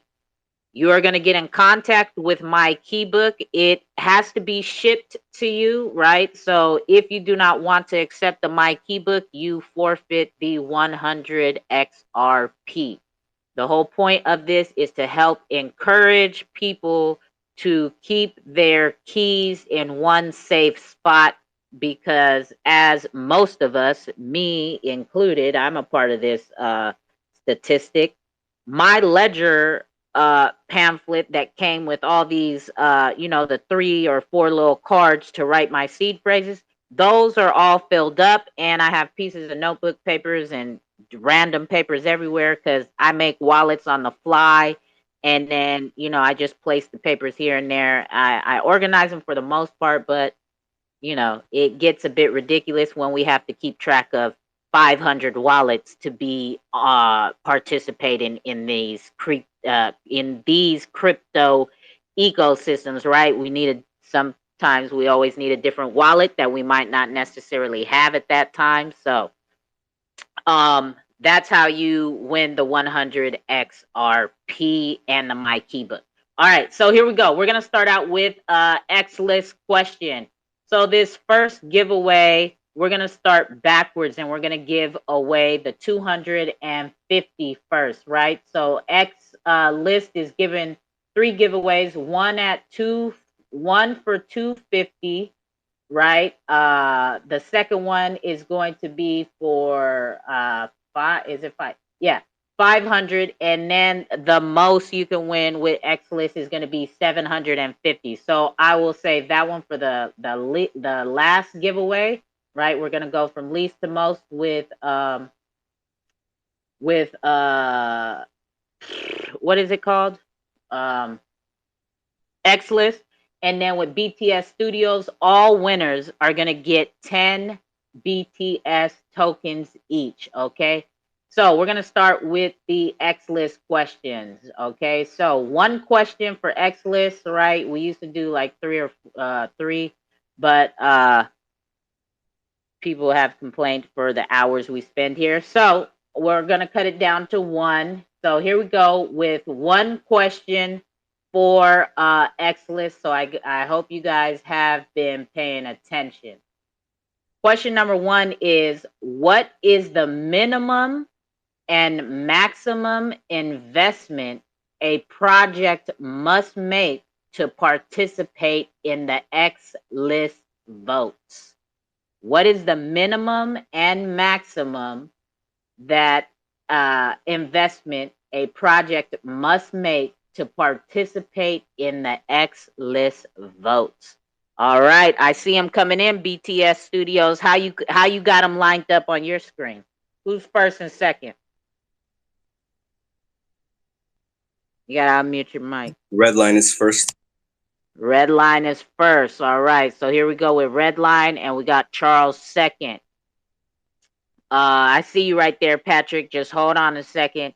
Go ahead, Redline. You got the answer. What do you got, Redline? 3% is the minimum and 10% is the maximum. Are you sure about that? You said 3%. You got a lot of background noise, so I can barely hear you. You said 3 and what? And 10, yes. 3 and 10.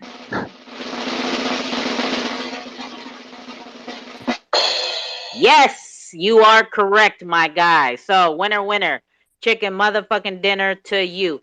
And how we do it to spread out the love, right? Make sure everybody has a fair chance to participate and win in these giveaways. You're gonna sit this next one out, okay? And you know, if they take too long to answer, you just simply raise your hand, and when I feel enough time has passed, if you have your hand up, I'll come back to you, right, and give you a shot at it as well, because we're not going to sit here for 50 hours waiting for people to try to figure out what's going on. So you just won Xlist, and you got the 250. All right, so winner, winner, chicken dinner. Congratulations to you, my guy. So just sit right there. Don't touch nothing on my desk, okay? If I see your red line hands cross over across my desk, I'm going to smack her with the ruler, okay? You hear that? I got you. Don't touch nothing on my desk. All right. Okay, so Charles, I'm going to knock you back down, all right? And so here we go with a BTS question, okay? This is for 10 BTS tokens, 10 BTS tokens. So here we go.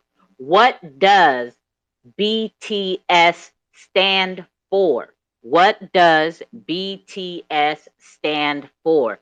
That is your question for the BTS project and the 10 BTS coins.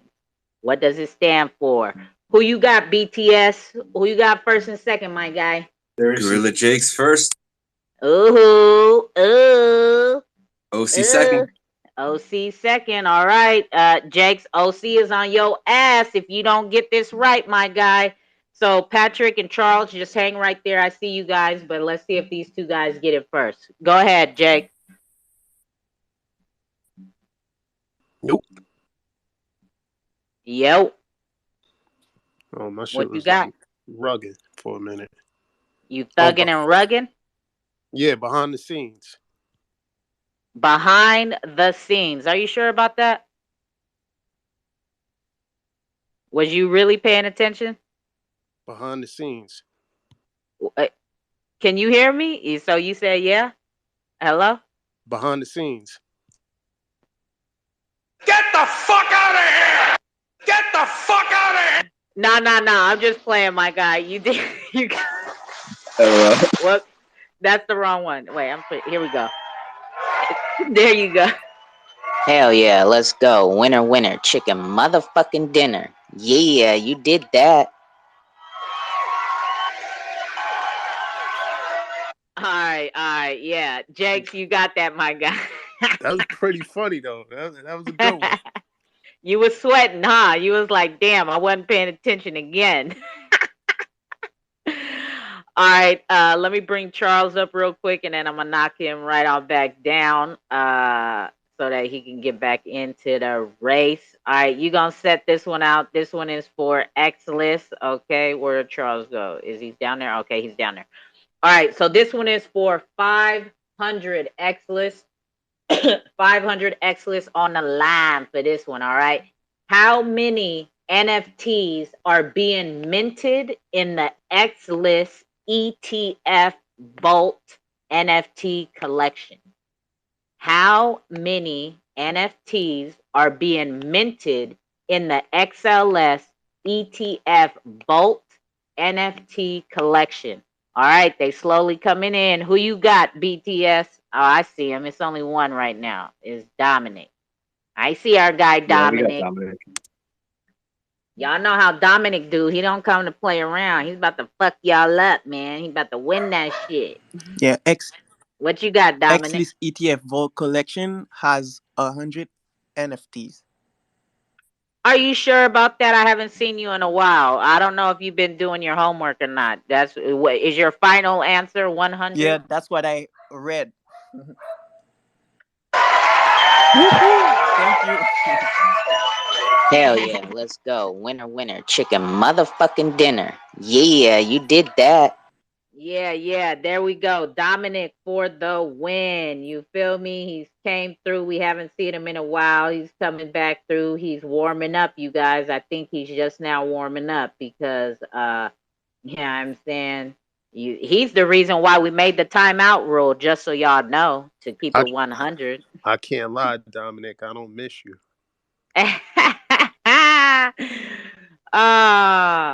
Well, it's good to hear you, Dominic. Glad you're back in the swing of things and good to see you. So congratulations on your first win of the day, right? All right, here we go. Question number 2 for BTS Studios. All right, hold on. Let me knock Redline down. Dominic, you know the rules. If I see you touching something on my desk, you're going to get it. Get the fuck out of here! Get the fuck out of here! All right? Don't put your little fat fingers across my desk, okay? If I see your hands crawling across my desk, Dominic, you know what I'm saying? All right, here we go. Here we go with another BTS giveaway. Question number 2 for BTS. 10 BTS tokens on the line. What is BTS Studios? What is BTS Studios? All right. Not your thoughts of it, obviously. It's asking a specific question, okay? And I know it's not Pacific, but it's asking a specific question, okay? But who do you got? BTS. My phone is tripping. Patrick? Yep. Okay. Patrick is first. Patrick. Oh yeah. You know what? I saw some people come up here, but they dropped down once I said not what you think BTS Studios is. I saw that, OC. I seen you. Patrick, go ahead, my guy. I see you, Jakes, and then 111. We'll get to you if Patrick does not have it. What you got, Patrick? Well, it says in their thing that they are a Web3 business of art curators and creators. They are a media-centric blockchain service provider. There are a lot. BTS Studios. I think a little bit more information is needed. So what he's saying is, hell nah, that is nowhere near right at all. Oh, brutal. That's what he's saying, right? So Patrick, go on ahead and do a little bit Almost, more though. research. Almost.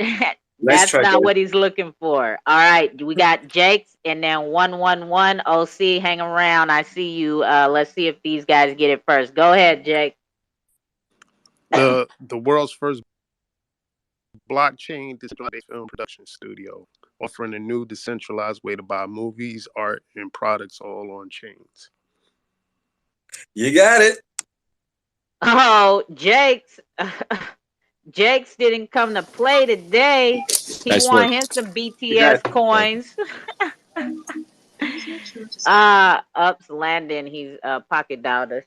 All right, Jakes, you feel me? Okay. Congratulations to you, my guy. You Let's know give him what some I'm love. saying? Give him some love. You feel me? Yeah, you got him.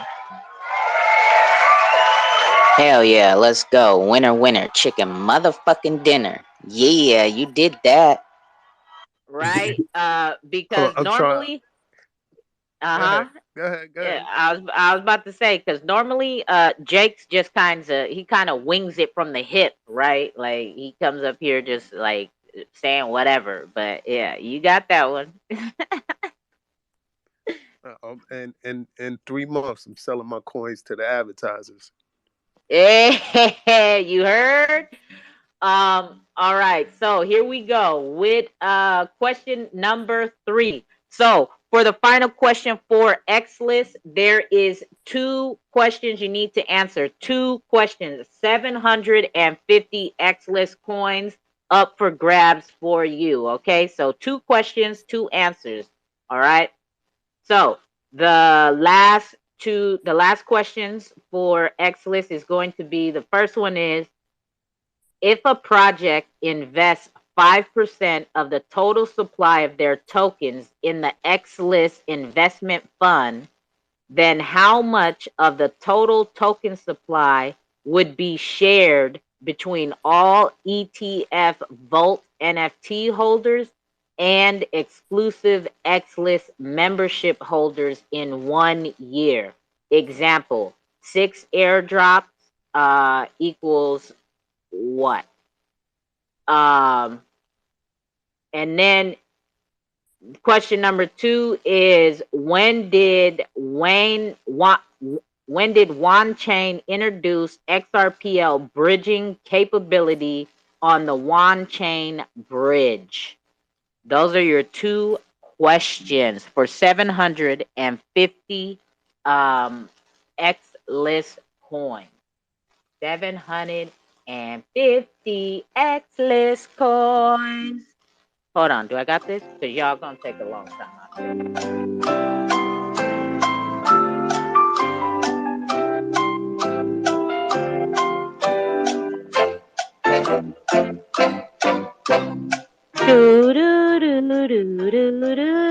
Come on, y'all. Y'all wasn't paying attention?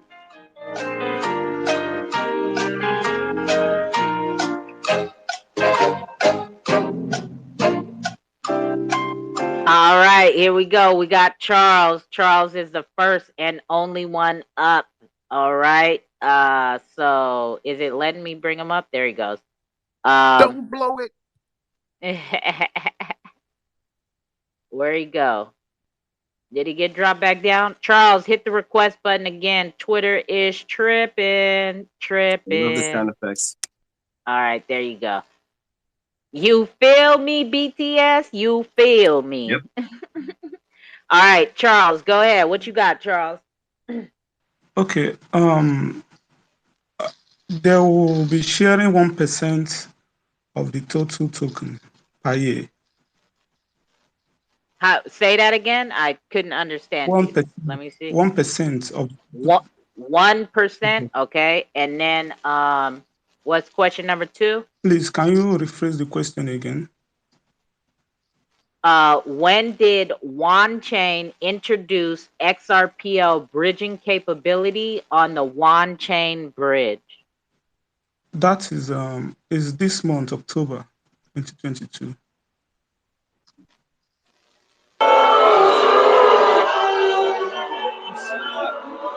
Hell nah, that is nowhere near right at all. Sorry, my guy. Patrick. Go back and try. Patrick, what you got? Hit the request button again, Patrick, so I can bring you up. Twitter's tripping. I seen you try to get up here. I seen it you. All right, here we go. The 2 questions again. All right. If a project invests 5% of the total supply of their tokens in the Xlist investment fund, then how much percent of the total supply token would be shared between all ETF Vault NFT holders and exclusive Xlist membership holders in 1 year?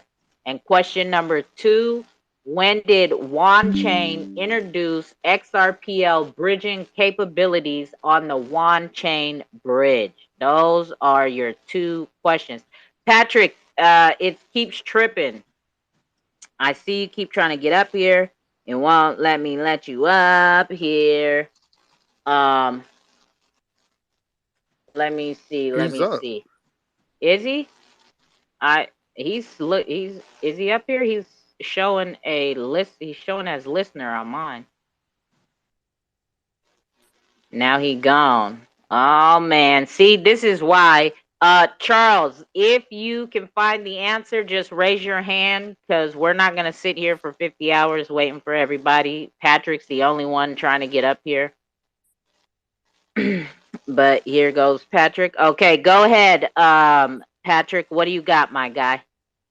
So you were rugging on the question. Was the second question, when did they partner with WanChain? Yeah, when did WanChain introduce XRPL bridging capability on the WanChain bridge? I don't know exactly, but I know it was within the last month or 2. And the percent I'd say is 2%, because it's 1% to each of the other ones if they invest 5%. Well, we need 2 right answers, and sorry. Get the fuck out of here! Get the fuck out of here! Get the fuck out of here! No, my guy. Come back and try again. So again, listen to the questions carefully. All right. If a project invests 5% of the total supply of their tokens in the Xlist investment fund, then how much percent of the total supply token would be shared between all ETF Vault NFT holders and exclusive Xlist membership holders in 1 year? Question 2, when did WanChain introduce XRPL bridging capabilities on the WanChain bridge? All right. I'm going to tell you this. One of the guys who came up here earlier and said their answers, one of them got them halfway right. I'm not going to tell you which guy, and I'm not going to tell you which question. So just know that you guys have heard one correct answer so far between the 2 people who were up here. Go ahead. 111. Wait. Okay. Oh wait, is Charles? Wait, no. Charles is supposed to be back in the race. Okay. Wait, did I bring Charles up? Who came up first? Now I'm fucked up. I think I'm the one. Okay, Charles, go ahead, Charles. Yeah, no, it was okay. I was confused because he was from last time. So go ahead, Charles, and then 111.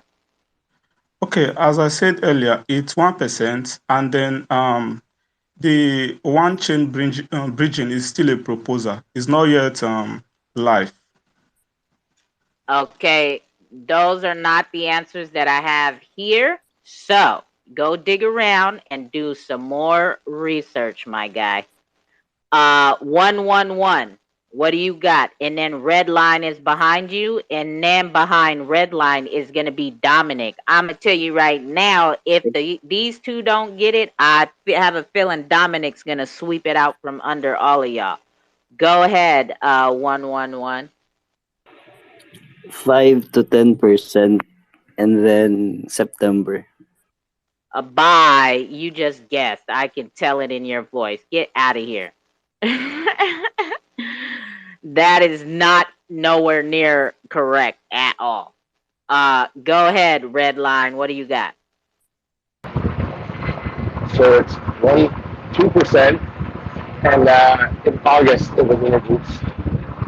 You said 2%, and in August, your background is so loud. Yes, so I'm at work. Okay, but that is not correct. Bye-bye. Sorry. I have to get you out of here ASAP because that background noise is a lot. Patrick, go ahead, Patrick. What do you got? So I have a post from them from September 24th saying that it's coming. So end of September and 2%, 1% to each. Okay, and then so did you answer both questions? I didn't hear the first part. Yeah, I said the end of September, and 1% to each, so 2% total if you invest 5%.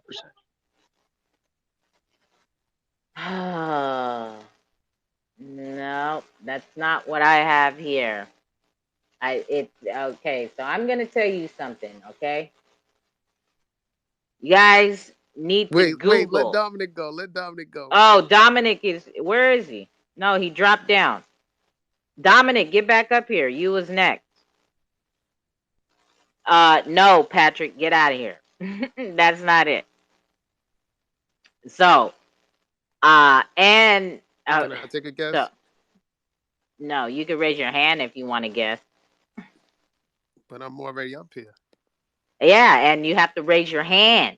There's an order in the trivia, my guy. If you want to get in it to win it, you got to raise your hand. And if they take too long, then I will know to come pick on you.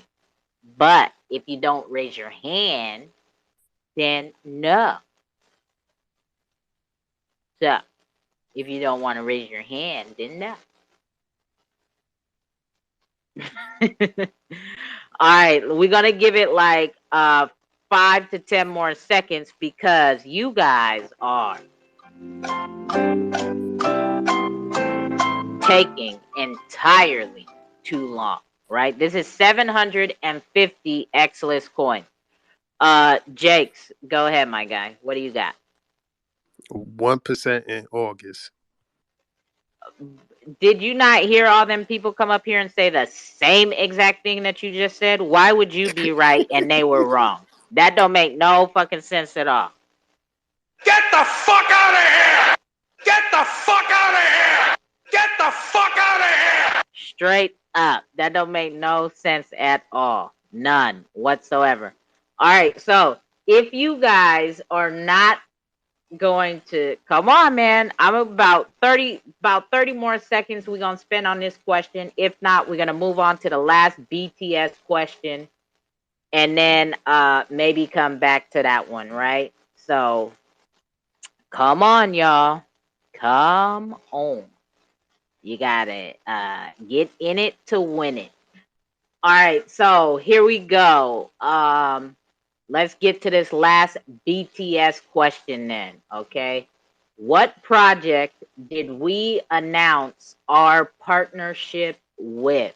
What project did we announce our partnership with? All right, we got 111. Go ahead, 111. 111. Hello? You got to unmute your mic. Yep. 1% July. 1% in July. You went back to that question, and no, that is still not correct. That is still not correct. All right, so try again. Okay. And then we got Patrick. No, you're not answering the BCS question. You are still on timeout from your last win. Patrick, go ahead. And then we got OC. Vagabond. With who? With who? Vagabond.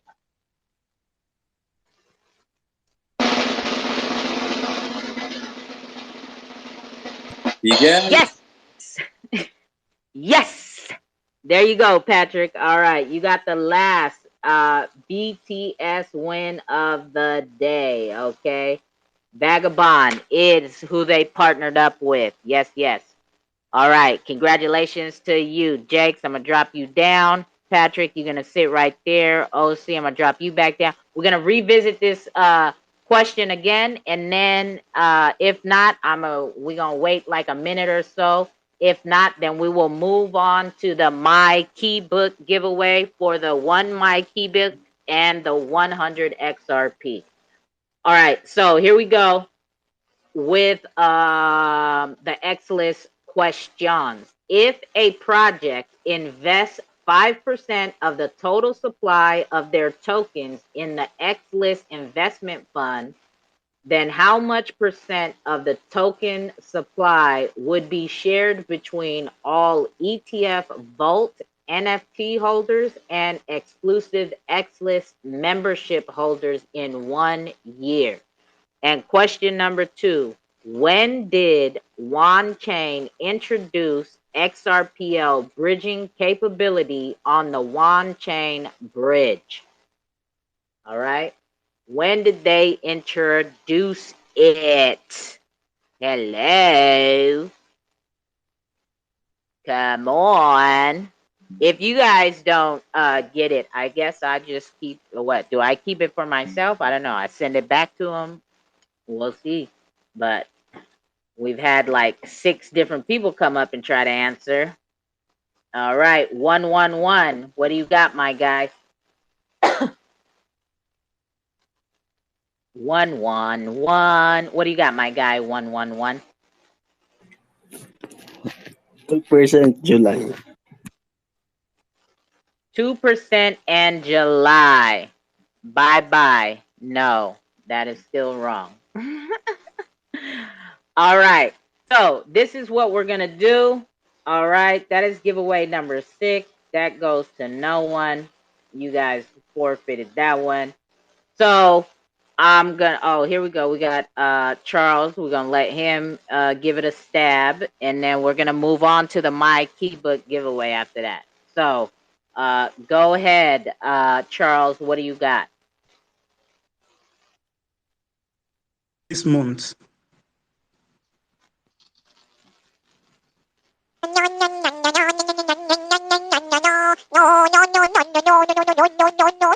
No. Bye. No, Charles, that is not it. All right. So, Patrick, I'm going to throw you back in the race, okay, for this last giveaway. So, I'm going to tell you the answer. I'm looking okay, hold on, Patrick. You think you got it? All right. Let's see if Patrick got it.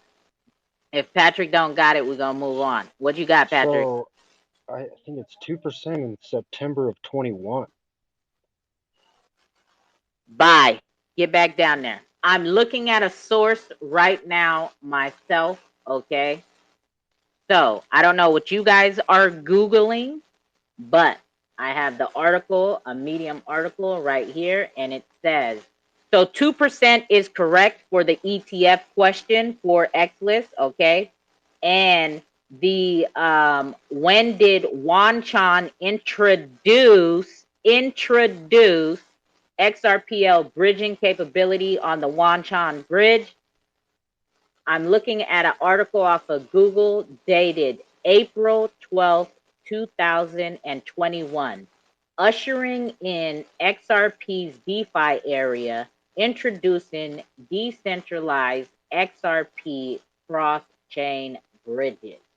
XRP Ledger, Ethereum, XRP Ledger and Ethereum Wanchan bridges are alive and operational.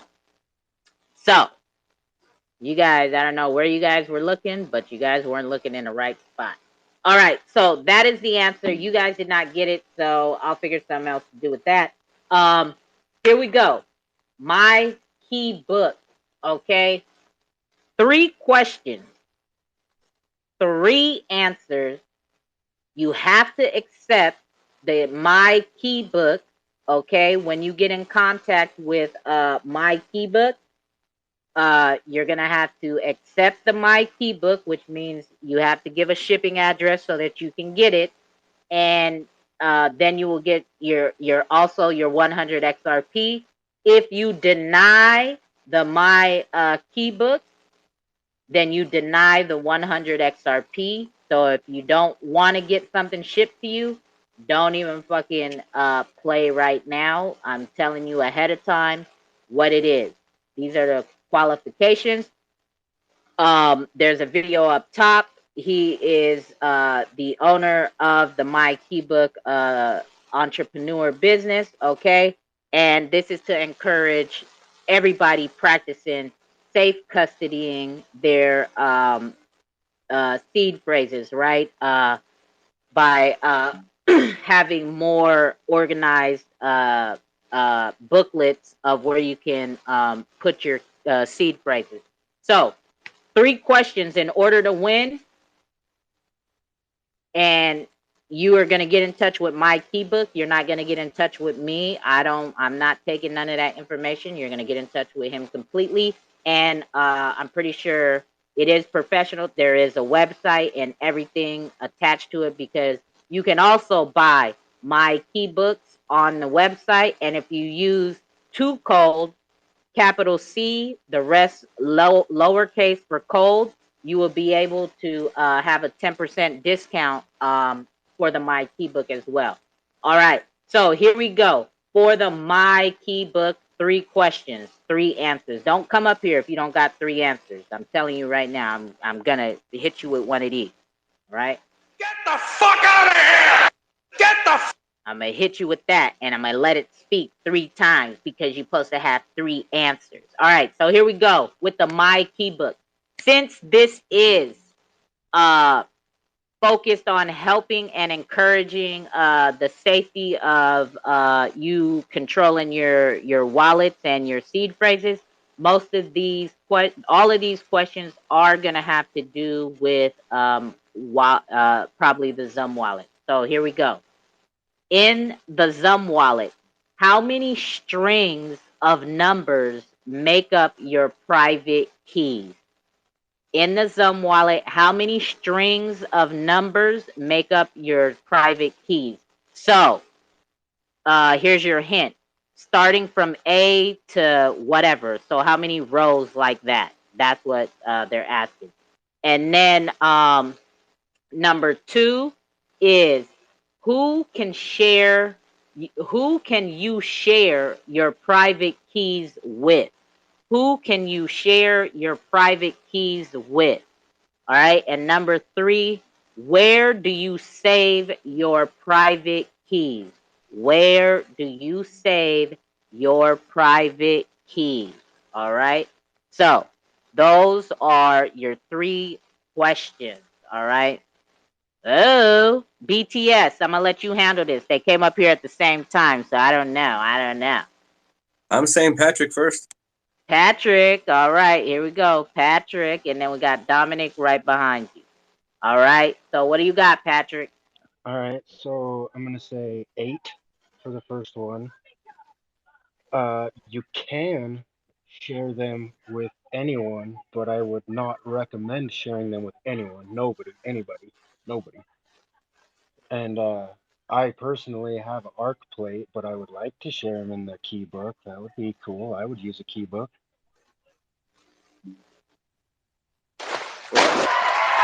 Oops, damn. There we go. Hell yeah, let's go. Winner, winner, chicken motherfucking dinner. Yeah, you did that.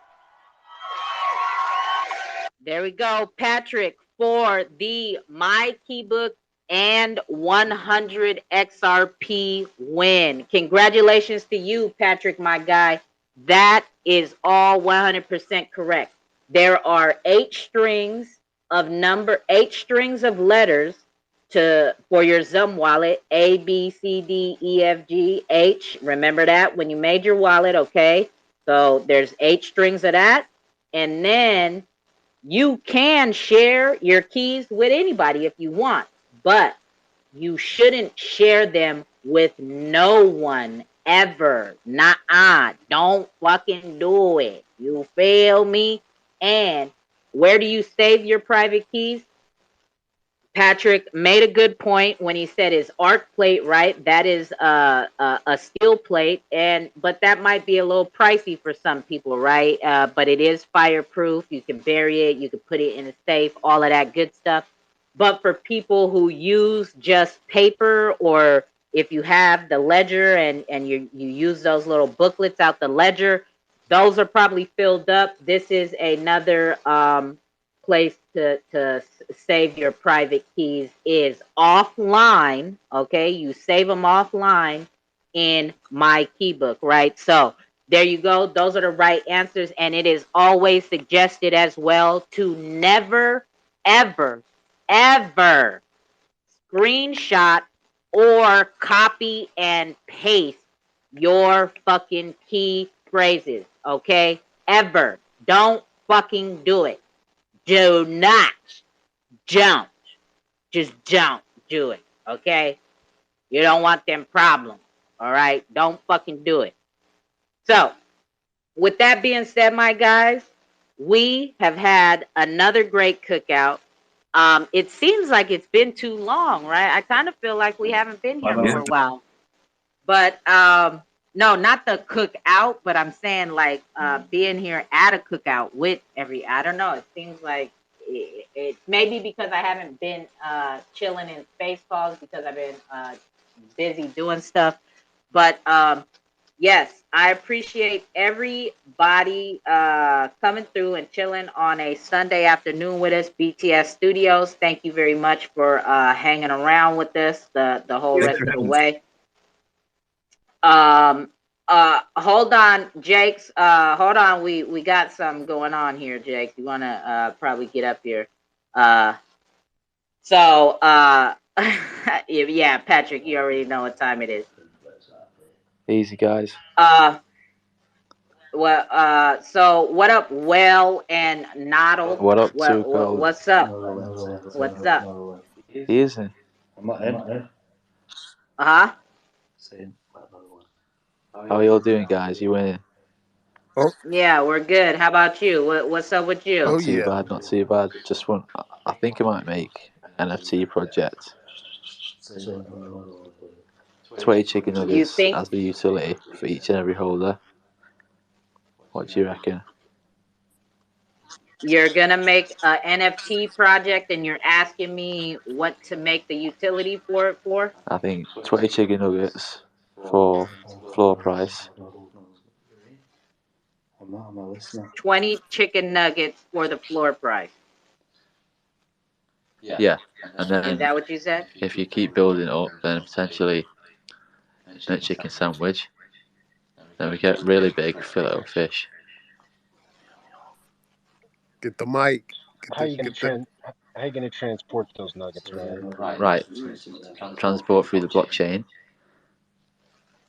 Big branding. Mackie's hat on your head.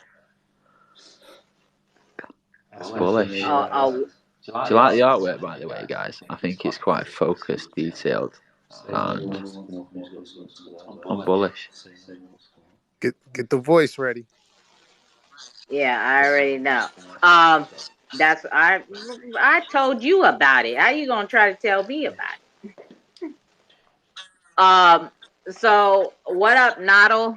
You got anything to add? You guys stormed in here together. Yeah, I'm trying to say try to get up, but you need to request it. Tell them. I'm not. Hi, alright, guys. Yeah, what up? Yeah, about XRP. Yeah. Uh-huh. It might be against what you're all thinking, but over the years, I've been in crypto for about 6 years.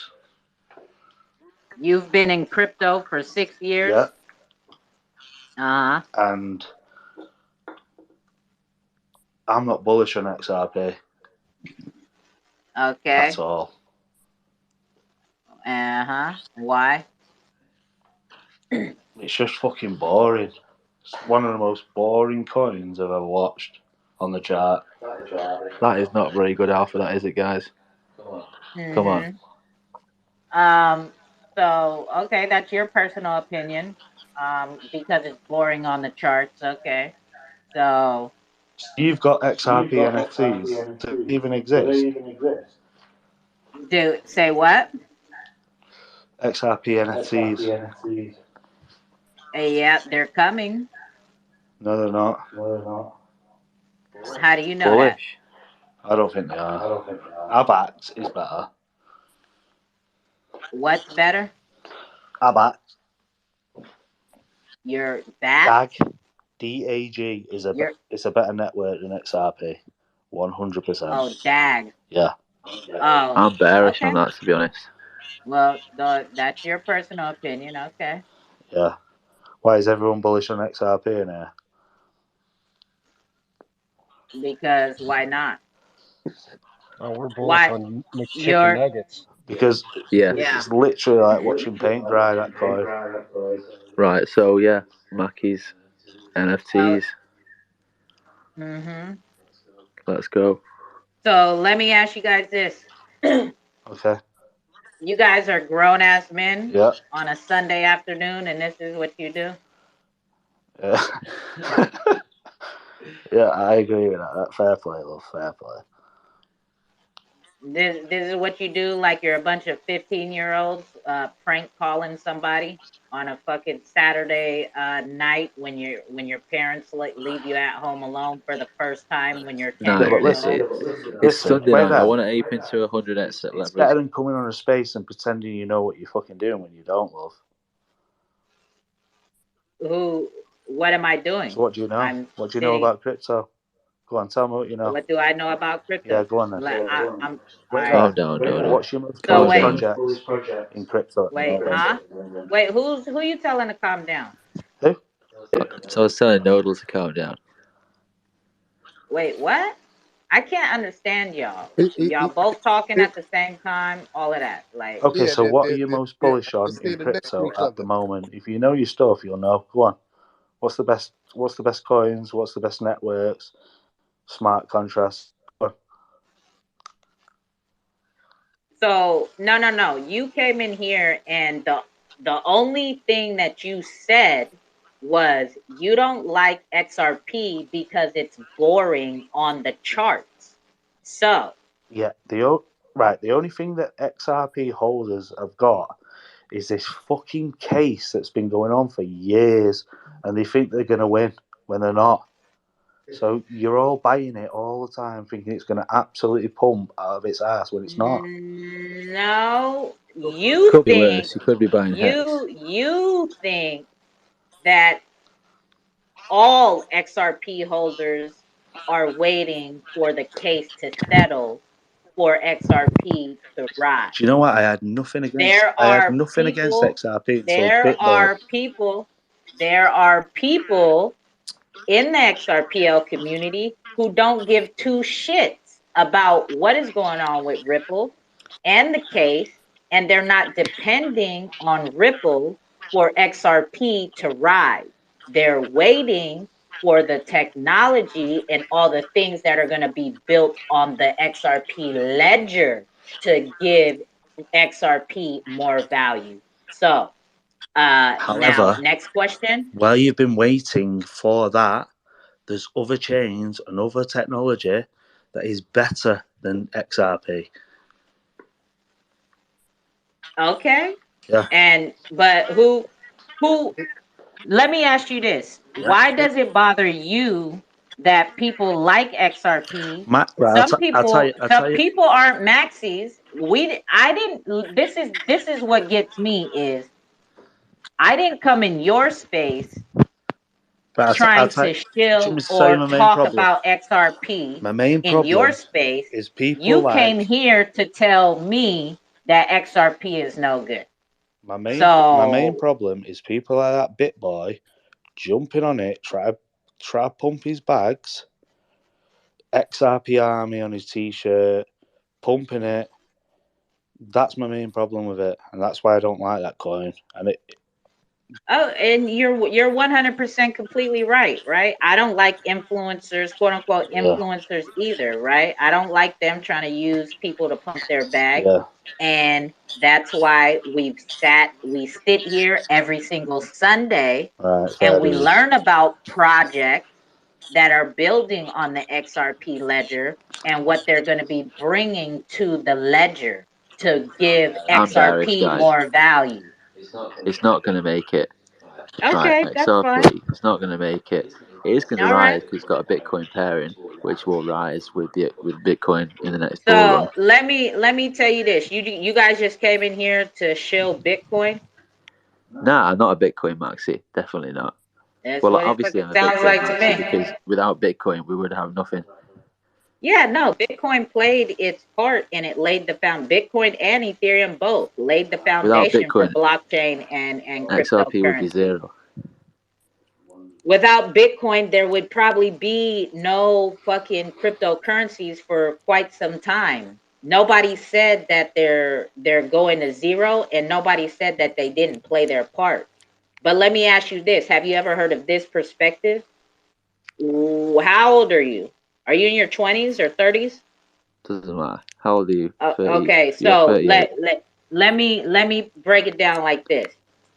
When you grew up, break it down for me. When you grew up, there probably wasn't cell phones as accessible as they are now, and the computers probably weren't as accessible, and laptops, and the way information was saved on those devices were probably big floppy disk and this and that, right?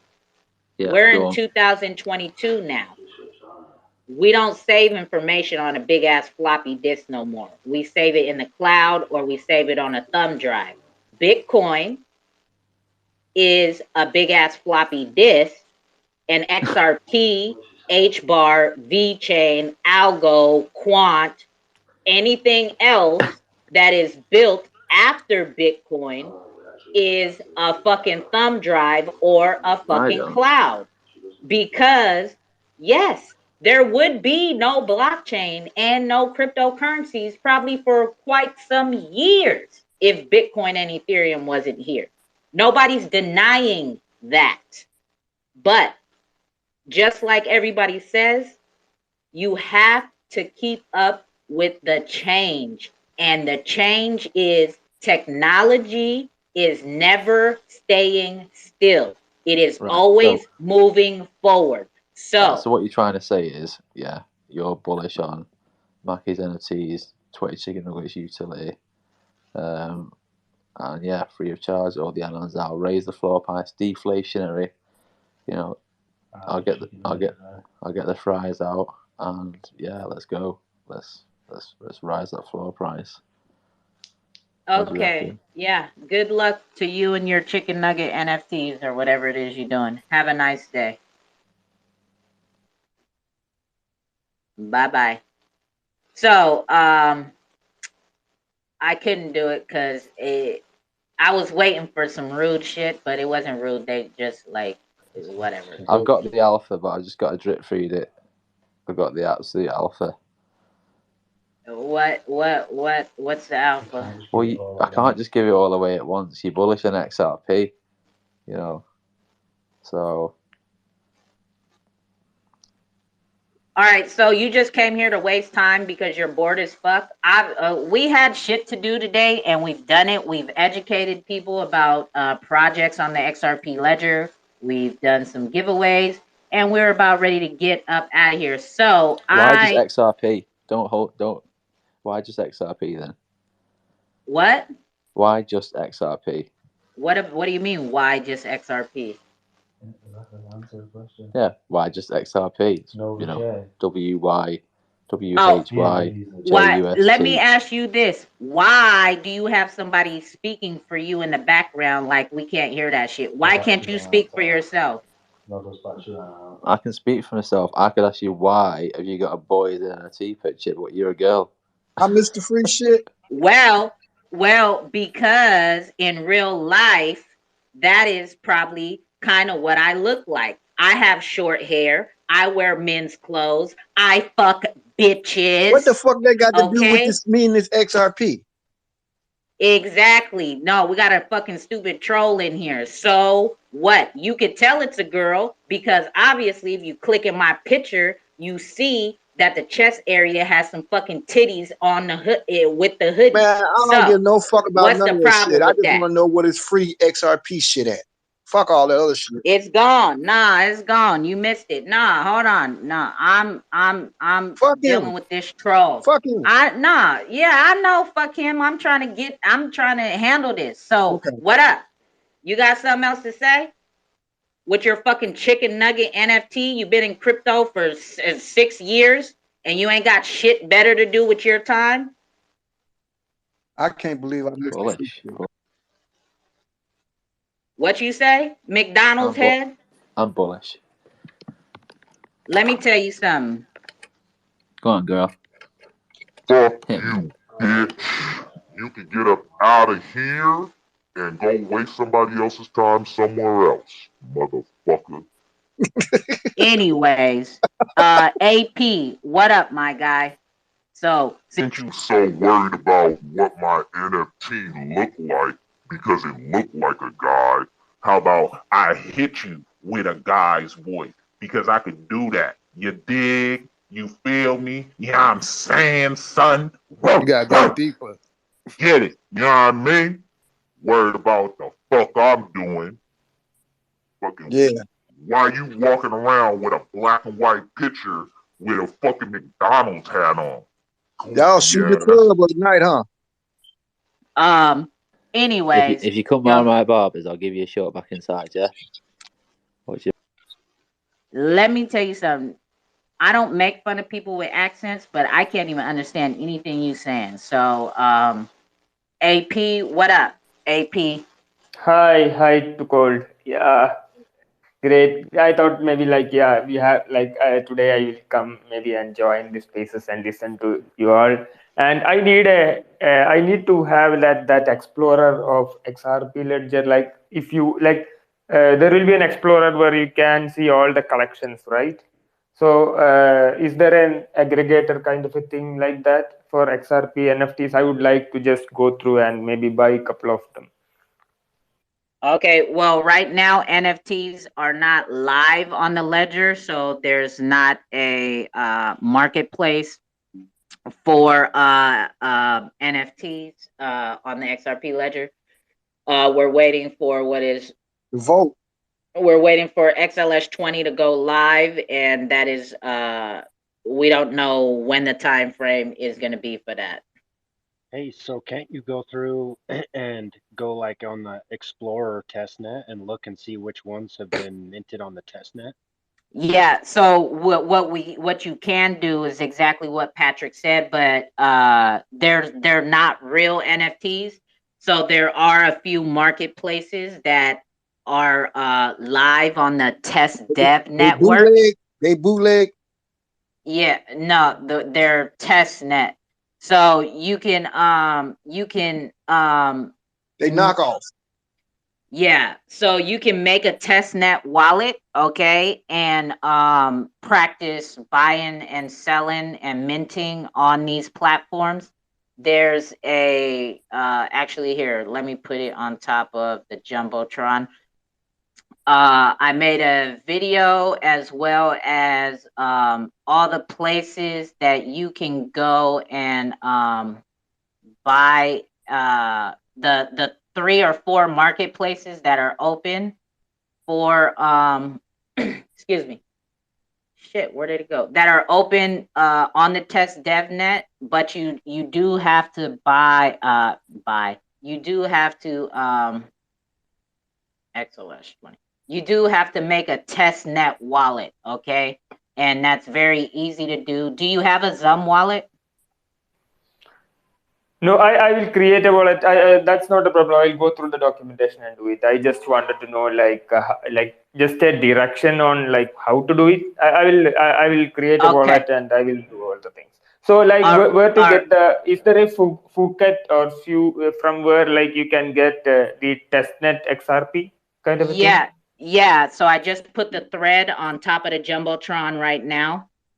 It's the one that says Xrpl community tag.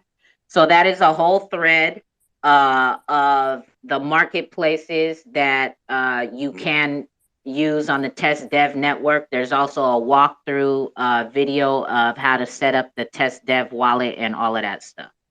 And the links to all those test dev marketplaces as well as their Twitter pages.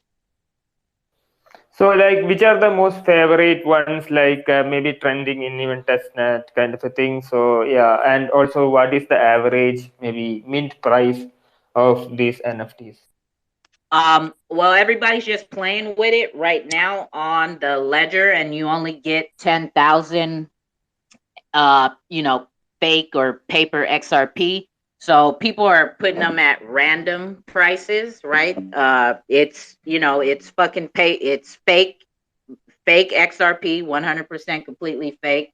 So I don't think that these prices that you're going to see on any of these marketplaces are going to be even relevant or close to what these projects may price their NFTs at when XLS 20 goes live. Now, I don't know if they're going to be lesser or higher, so I can't answer that. Yeah, that would be cool. Like like I'm having an initiative where like we are like bringing maybe collectors, maybe or maybe NFT creators from all chains together, like and maybe like discuss everything. So like that's why I'm going through all chains. I think maybe multi-chain is the future. I believe so. So yeah, that's why like yeah, I'm here. I'll certainly go through all these things. I'm maybe like on Wednesday, like I'm doing a space where like there will be people from VeChain, Tezos, and Algorand and XRP. Like I'm inviting you people. Few people can come. Like we can share the maybe information regarding XRP, how things are going on, and all those things. Yeah, 100%. That's what I do here too. Right? Is I hold bi-weekly. I try to host a cross-chain call. But yeah, educating is the main focus of what we do here on my page and all the space calls here. But we are primarily more educated and well-versed on XRP versus other ones. But yeah, but we're certainly open. There are people in the community who do flipping and investing on NFTs on other blockchains as well. So yeah, we're all about that over here. Oh, it's not about maybe. Wait, what? I can't hear two people at one time. Say it. Go ahead, X, and then AP. Go ahead, AP. I was saying. No. You are asking something, right? X-rated. So just yeah. It was just an ignorant outburst. That's all. All right. Yeah. Go ahead.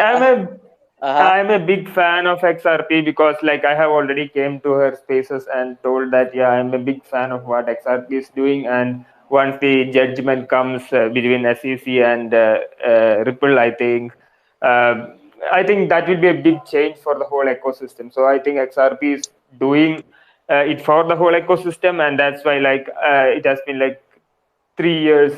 I think 2018 or 19, where I bought XRP and I didn't even touch it. I'm a long-term holder because I want to support what XRP is doing. So that's my thing. Actually, even before, like now I am in Algo ecosystem, but after I think XRP is the coin that I bought after maybe like looking into maybe Bitcoin and all those things. But like I think I'm proud to say that like last 3-4 years I have didn't even like touch that actually is in Poloniex account like I at that time like Polonic or how I don't know how you pronounce it. Polonix is the I think market where like I bought it and I kept it there itself, like a centralized exchange. So yeah, I think the Polonix is having XRP, right? That's one of the few exchanges which are having XRP now too. Prolongix? I don't. Is that what you said? Prolong. I've never heard of that talking exchange. about Poloniex. Oh, Poloniex. Oh, okay.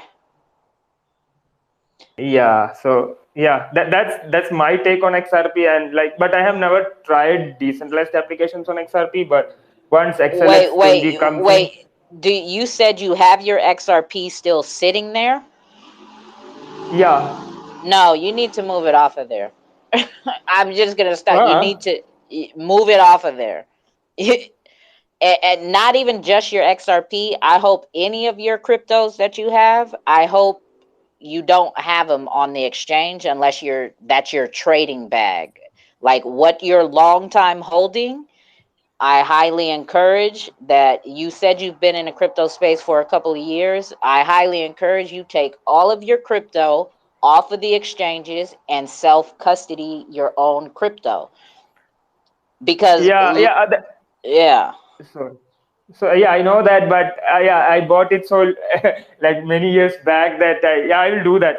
What I will do is that I'm going to create an XRP wallet, right? I will move it to the XRP wallet and I will keep it there.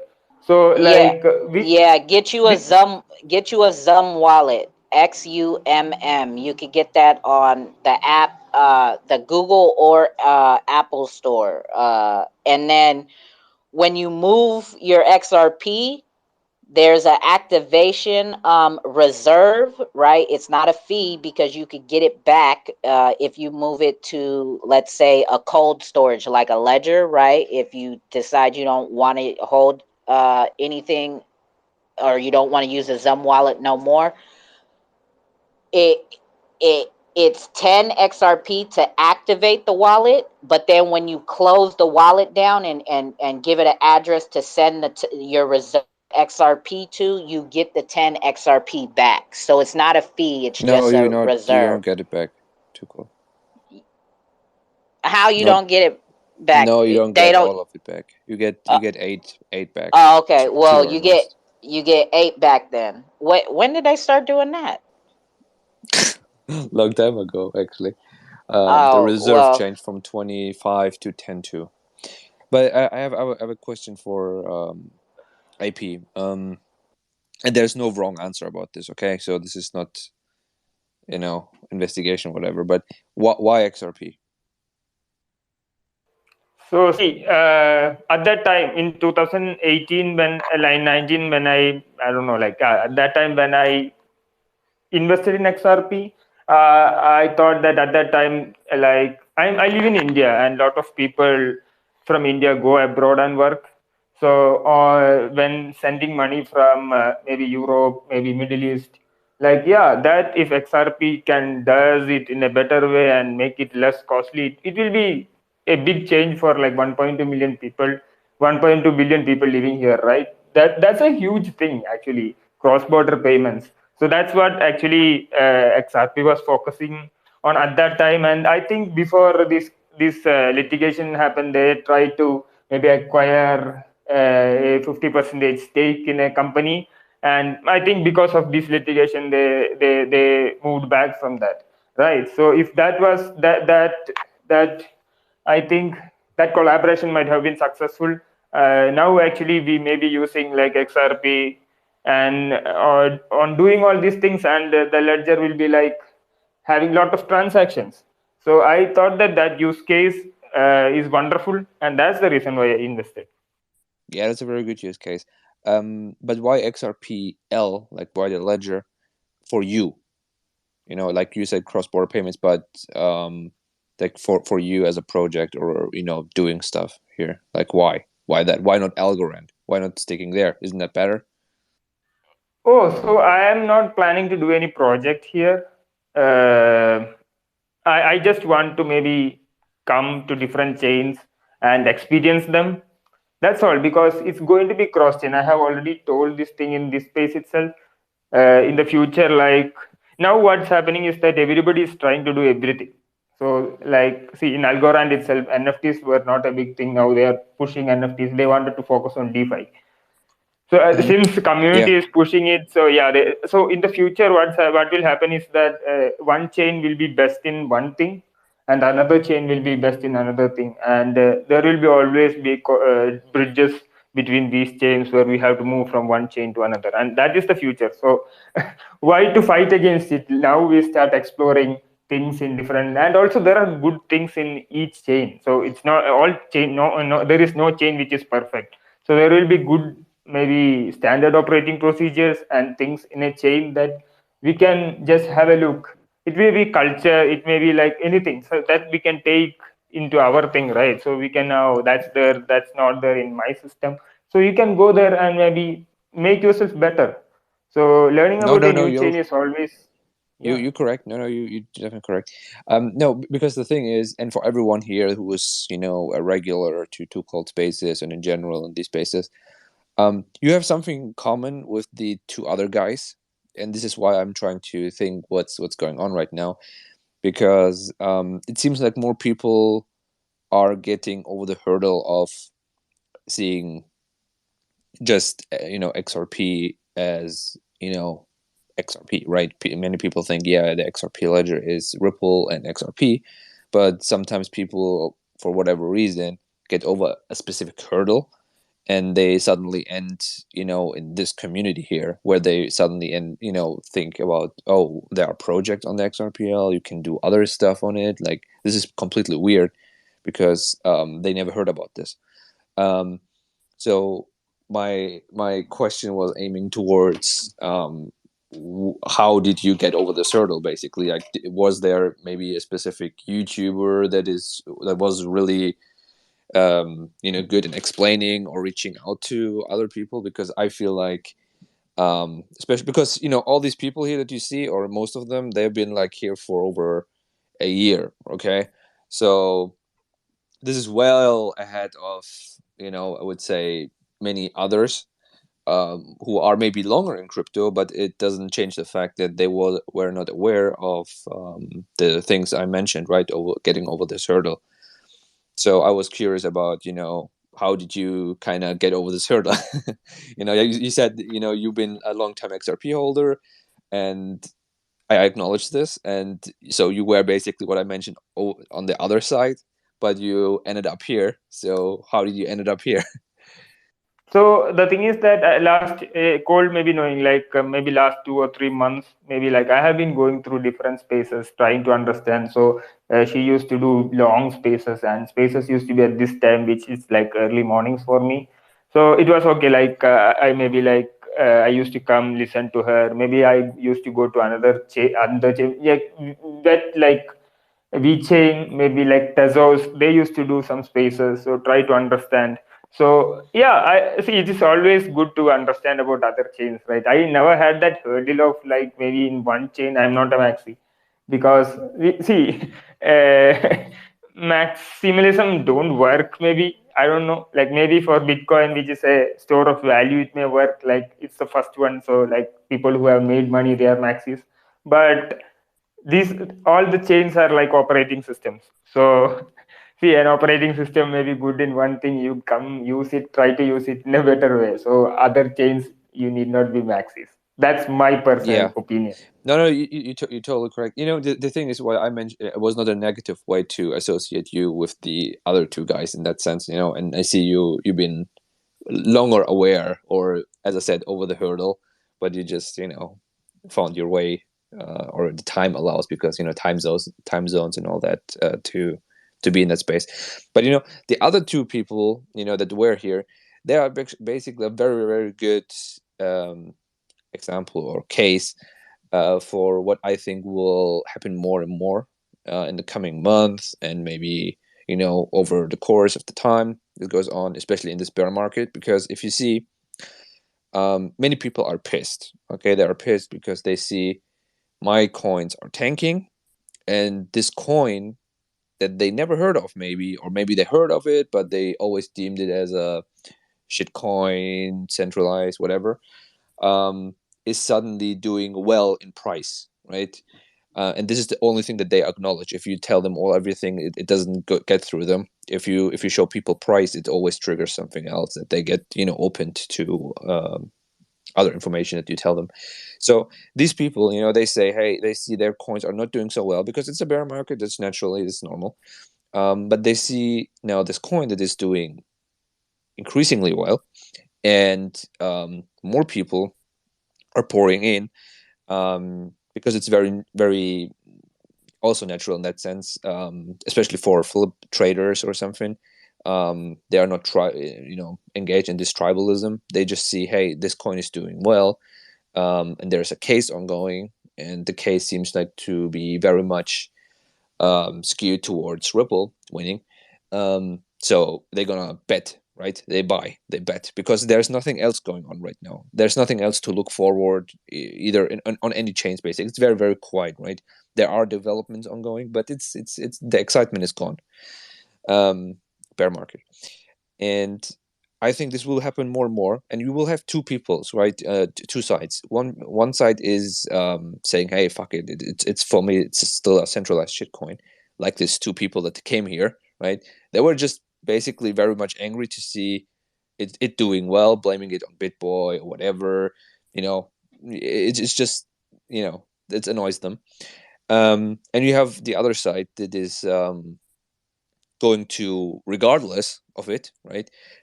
Still acknowledging it's a shitcoin in their view, but they're gonna put money into it, and this is just gonna to be perpetual. The more the price is doing well, the more people are putting more money into it, because hey, nothing else is going on, right?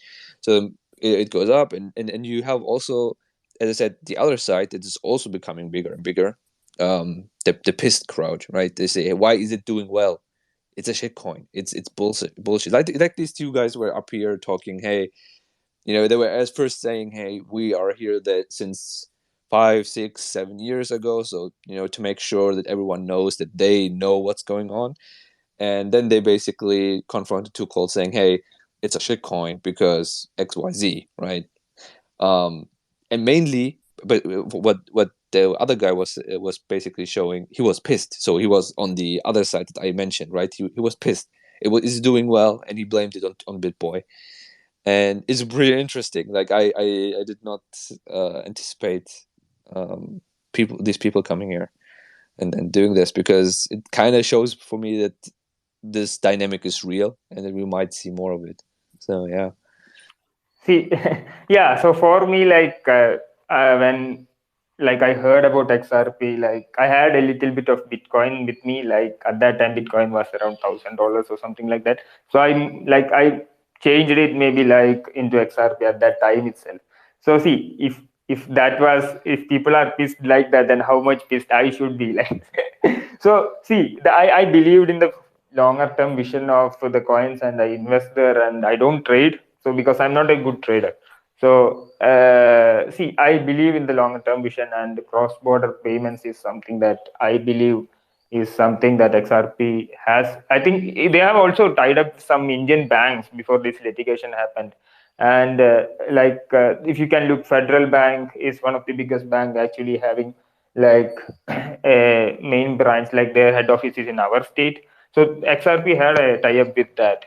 So, and also many other banks were in this thing. So everything is positive. So maybe once this litigation is over, I think a lot of other banks across the world will be tying up with XRP, and I think they will solve a very big use case, where now cross border payments are costing a bigger chunk of the money, right? So it's costly to send cross border payments.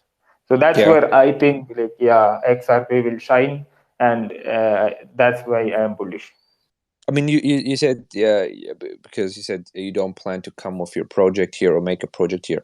Actually, honestly, I encourage you to do so. So if you want to do that. I mean, you see these spaces with 2Cold and many others. You will connect the dots, who's who and everything, in the community and the space host and everything.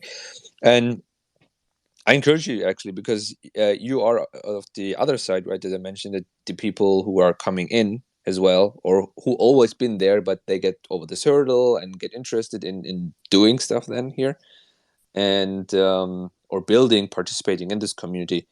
Besides, this payment stuff and all that stuff.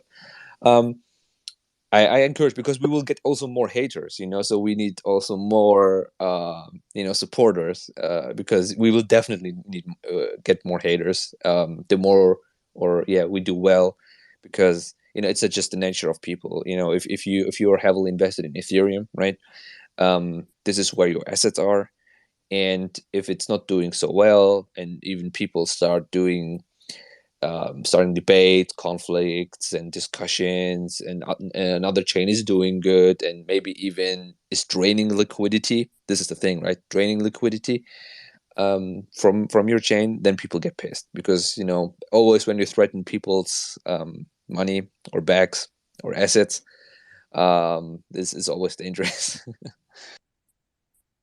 Yeah, sure. So like what I'm a like slow person. I try to understand the ecosystem better first, maybe and then only I will maybe go there and do something. So Algorand, I took around 6 months to 8 months to understand it. Then only we started our project there. But in Xrp, but sorry, so to interrupt, but are you a developer? Yeah, we are also developing something. Yeah, I have okay, a. So you're technical. Okay, yeah. I mean that changes things, because if you're like also a developer, or you're programming stuff, you're an IT guy, right? If you're an IT guy, then I personally then also encourage you to join the Xrpl dev Discord. There is a public dev Discord. It's very, very active, and people talking about NFTs and all this other stuff, and what best practices, how to code things, and it's very, very active, and I highly encourage you to join there if you are a technical person, or you have technical person in your teams, and you want to do stuff. Highly encouraged, 100%. Is very recommended. Sure. Can you maybe pin the Discord link to the top so that I will join now itself? Oh yeah, 100%. And yeah, sure. Actually, we started, so that also we didn't start the project just like that. So we started with an NFT project, started understanding the space, started doing spaces, try to understand if there is a requirement for such a product in the community. Then only we started. So it took me around, I think 8 months to start the project. So I am such a slow person. I try to understand. Maybe it is wrong, or but I do it that way. So thank you for that Discord space. I will go through maybe what's happening, try to understand the whole ecosystem itself, and then we will move forward.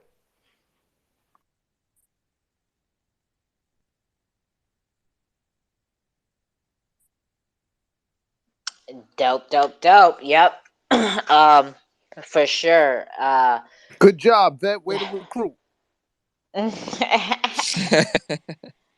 Right. Yeah, because and that's why I do these spaces to try to help educate, right, about XRP, XRPL, and projects that are building on the XRPL. So every Sunday you can find us here doing this. It's what you see right up top, the XRPL Cookout. And all the previous cookouts that I've done are on the YouTube channel as well. So you can hear from a lot of projects themselves, talking about their projects and what they're building here, and hear questions from the community being answered and all of that stuff. So, yep, that's what we do. Cool. So maybe there may be what we're building in Algorand actually can be also be built in XRP. So what we are building is a decentralized notification system. So for decentralized applications to send notifications to addresses.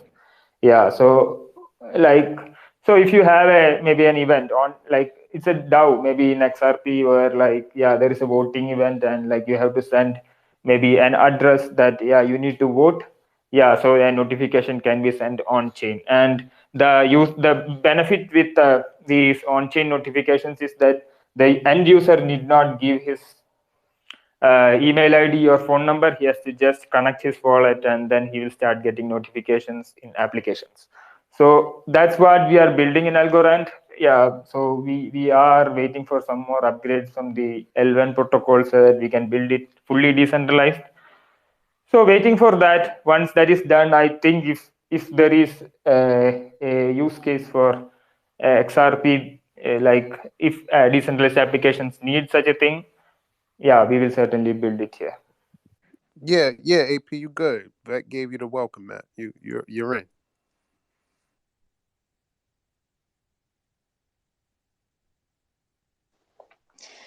Yep. Dope. Anybody else? It's a weird turn of events. The last and it always. Why does it always happen when y'all heard me? I was ready to shut it down and get the hell up out of here, and it always happens when we trying to get up out of here. But it turned into some good information and conversation, right? AP is now we got a he's new learned. developer. Yeah, so it's definitely dope. But anything I pinned it else? up as a top for you, man. It's on top of the Jumbotron, AP. Yeah, I pinned the Discord link. I got it. Thank you. Yep, You're no problem. Vet, you're funny. He was playing bodyguard. I just jumped up. I didn't see that. What's up? He's like, wait. Because the other two guys, wait, hold on. I'm trying to see something right now.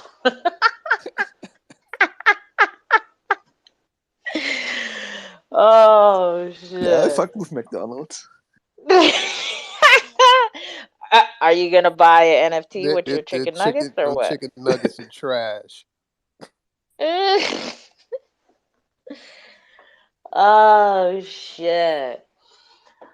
Oh, man. But no, Vet is 100% right? As we continue to, well, not me, I'm not a builder, right?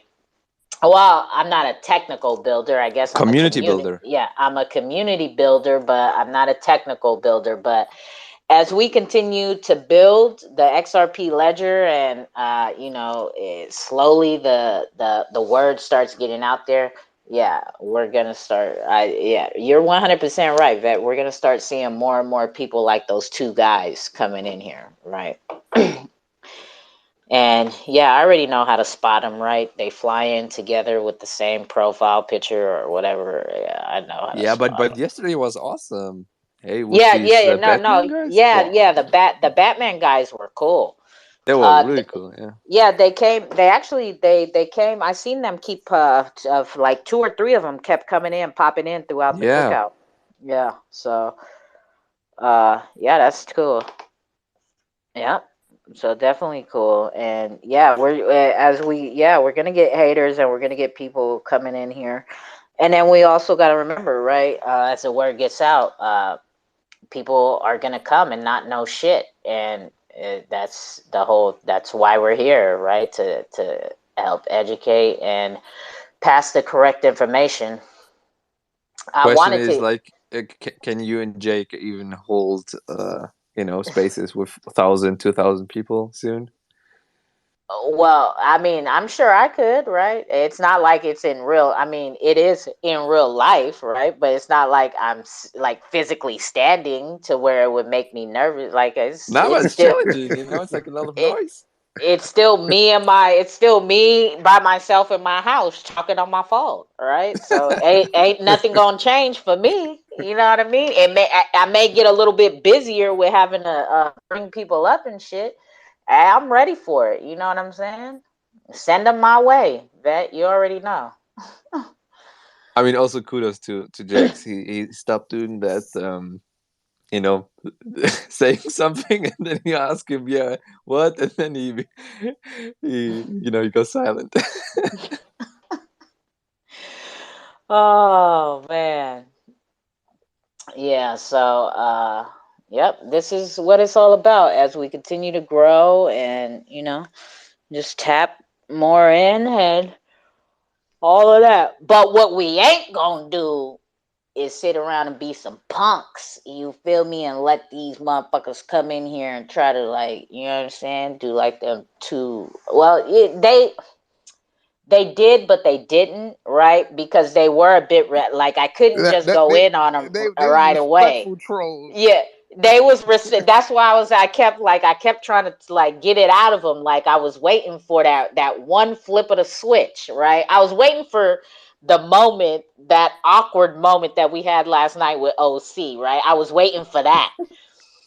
And then it did. It came out a little bit with the, why is your look like a boy and you're a girl? Well, all I right, thought that's I good. thought you was gonna go in right there. I was waiting. Well, no, because he even did that. They even did that respectfully, right? Because he acknowledged that I am a female, right? And usually they just come in here and like, oh, whatever, you fucking bitch, or whatever, you fucking want to be man and this and that. So yeah, so he was respectful with it, like Yeah, that's true. even though he trolled it, right? He was like, why does your picture look like a boy but you're a girl? So I was like, okay, whatever. Okay, now it's my moment. Like I could go in a little bit, but not too bad. I have a doubt. Like, is there a browser-based wallet like for Xrp? Not yet. We do not have a browser-based wallet yet. Okay. Yeah, there's no what is it called? Browser extension. There With a is, wallet. but The once, Gem wallet, right? yeah, but I don't know. Is it live yet though, or is it being I worked don't on? know. I don't Let know me if you here. can. I'm about to verify right now. Yeah, but you can what people do with web pages. So 2Cold told you to download the Zum wallet. It's XUMM, and that's basically the best wallet that you can have on the Xrpl, because not only from a user perspective, because you have full features like trust line, blah blah, like all that stuff that you will learn about. I love when you do that. Blah blah. You always do that when you be trying to skip over some shit. Blah blah. But go ahead. But My bad. that are good. But the important part is and trust lines. Many things that you will come across that may be useful to your project. But the important part is that Zum is providing a lot of what is it? Features like SDKs, for developers to integrate the Zum wallet into the web page that they have. So it's very, very nice and super simple. Honestly, it's super simple. Like if you're a developer and if you maybe not a very good or experienced developer, you will have no issues, honestly, getting it there. I always tell other people who are technical, if I can do it, you can do it as well, and it's really like that. And it's super easy to integrate it into your wallet, into your web page. It functions like you click buttons, and then there's a QR code popping up, and you scan it with your wallet, and you sign a transaction. It's super cool. I highly recommend looking into. Yeah, that I'm going to download it. So like yeah, and I had another doubt, like which are the top 5 applications in Xrp that you would recommend me to go and test out?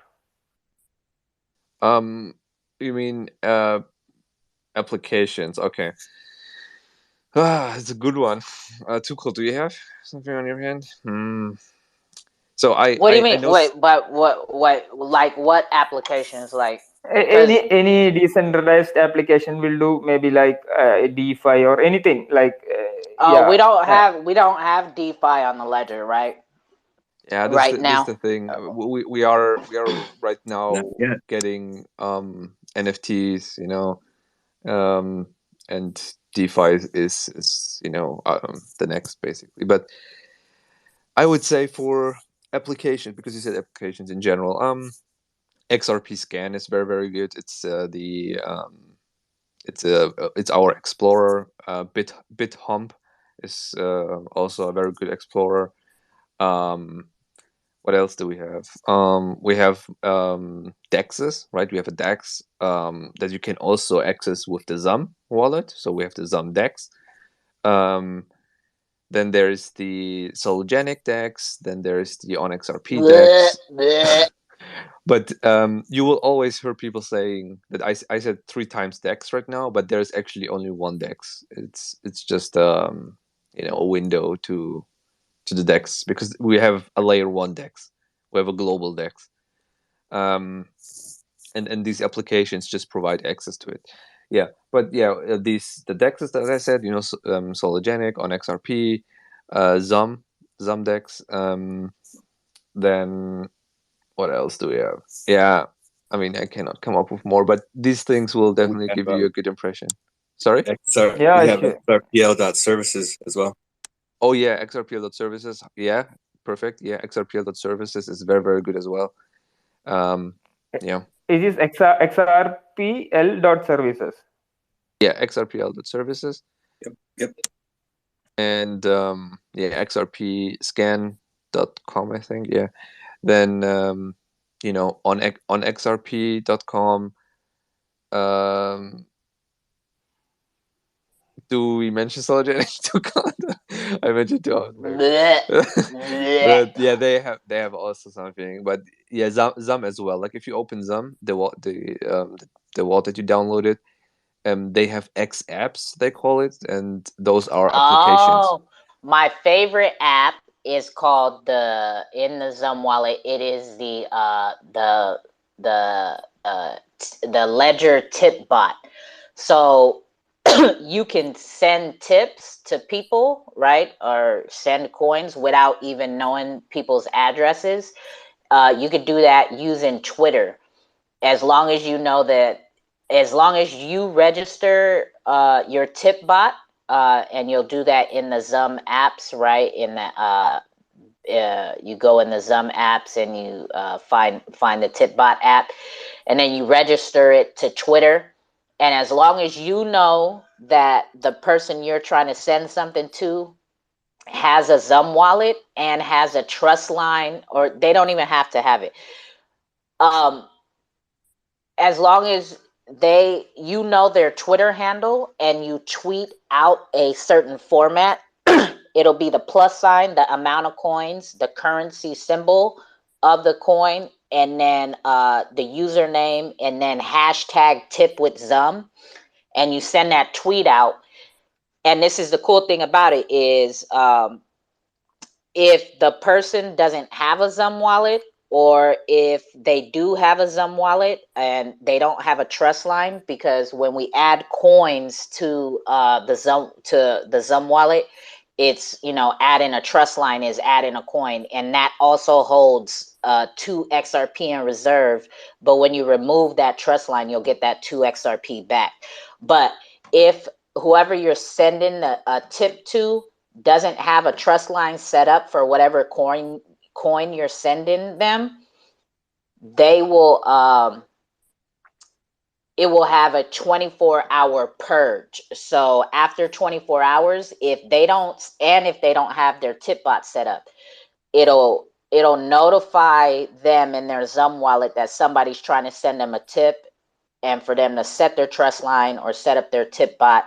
And if it doesn't happen within 24 hours, then it'll cancel itself out of your wallet, and, you know, whatever you tried to send won't go through.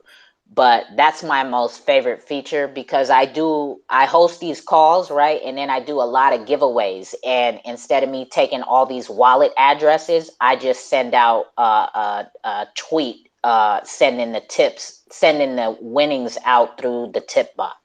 So that's I believe that's very powerful. And it's kind of cool. You can onboard people like that too. Like you tweet it out to them, right? And then they're like, what is that? And they'll hit you, they'll comment to you like, what is this? How do I collect this? And then you explain it, right? Download the Zum wallet. You got 24 hours and these coins will drop in your wallet. But they have to have 10 XRP, of course, to activate the wallet if they don't have a Zum wallet.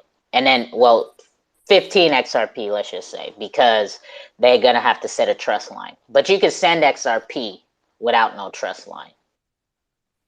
So what is a trust line? It's just a trust line is just adding a coin. So like on Algo, how you add whatever coin to your Algo wallet, right? We set trust lines to add a coin. Like if you wanted to send me, so we have a lot of IOU tokens right now for projects that are NFT projects. So you see Vet right here, who you were talking to, you see that mushroom? There's a coin on the DEX right now called Xrooms. And what that coin represents is if you have one whole coin, when XLS20 goes live, you can trade it in for an NFT, right? But a little bit of the supply is circulating right now, and it's tradable on the DEX. So you can trade it like a coin, like you could trade it like XRP. But if Vet wanted to send me, if Vet wanted to send me, if Vet wanted to send me a Xroom coin, he could send it through the tip bot, but I wouldn't receive it if I don't have the trust line. Like it will not just drop in, so that it helps avoid people just dropping random shit in your wallet. Like you have to approve shit to come into your wallet. But once it's approved, right? So say I don't have the trust line, he sends me the tip, and now I set the trust line, and now I have it open. And now anybody in here, somebody I don't even know, let's take Lazy Lion right here, this LY, I don't know who he is, right? Let's say he's hearing all this instructions and whatever, and he wants to send me an Xroom coin. Now that I have the trust line set and he knows that my tip bot is set, he can send me it. But the very first instant, if I don't have the coin, nobody can send me nothing that I don't have without me approving it. But after I have the trust line set up, then it's people can drop you whatever at random. That's a cool thing actually. Yeah, Algo is having the same thing, like opt-in. You have to opt into the coin, then only they will be able to send you. Even the case of NFTs too, like you have to opt into the NFT, then only like a person can send you an NFT. So yeah, I understood. Yeah, that's a cool feature. So the best thing about this is that nobody can send you some smart contract based NFT which is having a bug or which will drain your wallet off. So this wonderful feature, and I like it. Yeah, we like it. We like it a lot too. But yeah. So that's my and then there's some cool stuff in the Zum app too, right? So there's another app in there. It's called Chi Spend. So any coin that you have in your Zum wallet, whether it's XRP or even Xrooms, I have my own coin called 2Cold coin. Bts Studio has a coin, right? Any coin on the Xrp Ledger that you have in your Zum wallet, you could go to Chi Spend and you can buy gift cards for Amazon, iTunes, DoorDash, whatever is in that app, that whatever gift cards they have up there, even merch, right? There's some like, independent independent people or little small businesses that have partnerships, I guess, with them. So you could get like t-shirts or XRP merch or whatever type stuff, right? you can get it with, I could go in there and I could go buy a $25 DoorDash card with BTS coin, right? And I don't have to worry about nothing as long as I have the amount of 25 US dollars in BTS coin. I can get the gift card using the BTS coin, even though that's not the purpose of it. Or I can use the Xrpl NFT coin, right? This is an IOU NFT coin. I could use that coin to get it if I want. And that uses another feature that's built in on the Ledger, the Pathfinder. Wait, no, it's not built in on the Ledger, but it's an application on the Ledger, right? Am I wording it right? It's built in. Oh, okay, so it is built in. So the pathfinding does all that. So it'll take the BTS coin, it'll sell it for USD, it'll sell it for whatever the merchant on the other end is accepting in the Cheespend app is accepting for payments, right? So it'll take the BTS coin, sell it. Let's say they want Ethereum on the other end. So it'll take the BTS coin, sell it, and then whether it sells it into USD, then buys ETH, and then goes over. However it does it on the back end, the Pathfinder, it does all the work, and then on the other end, you as the business owner of that gift card or whatever, you will receive the payment in whatever form USD, Bitcoin, Ethereum, XRP, or whatever you set it up for. And you can use the Pathfinder app alone if you go in the app section of the Zum wallet, there's the Pathfinder app, and you just put it in, and yeah, you could do it that way. So I could get, if I had BTS coin and I wanted to get Xrpl coin, I could put in that I want Xrpl, and then it'll pull up a list in the Pathfinder, and it'll tell me, okay, you can use BTS coin, you can use 2Cold coin, you can use XRP, you can use shit coin, you can use PP coin, you can use foot coin, whatever coins I have that it has enough liquidity to make that swap.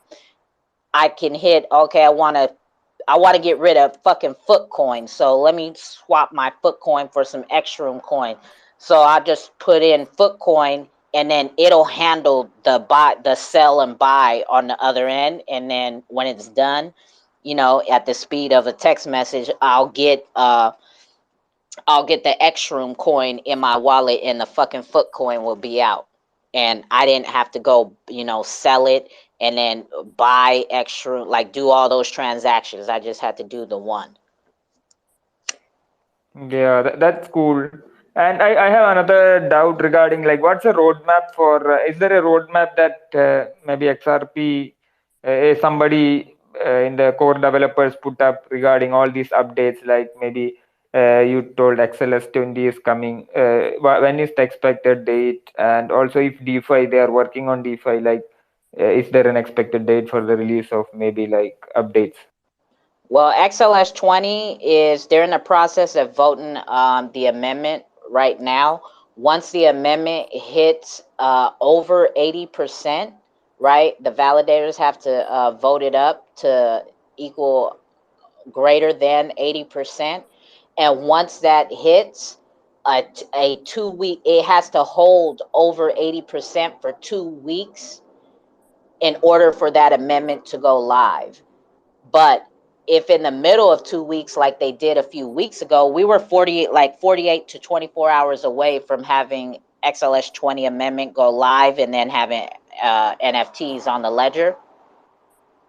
But they found a bug within the last 48 to 24 hours, and then the validators switched their votes to nay.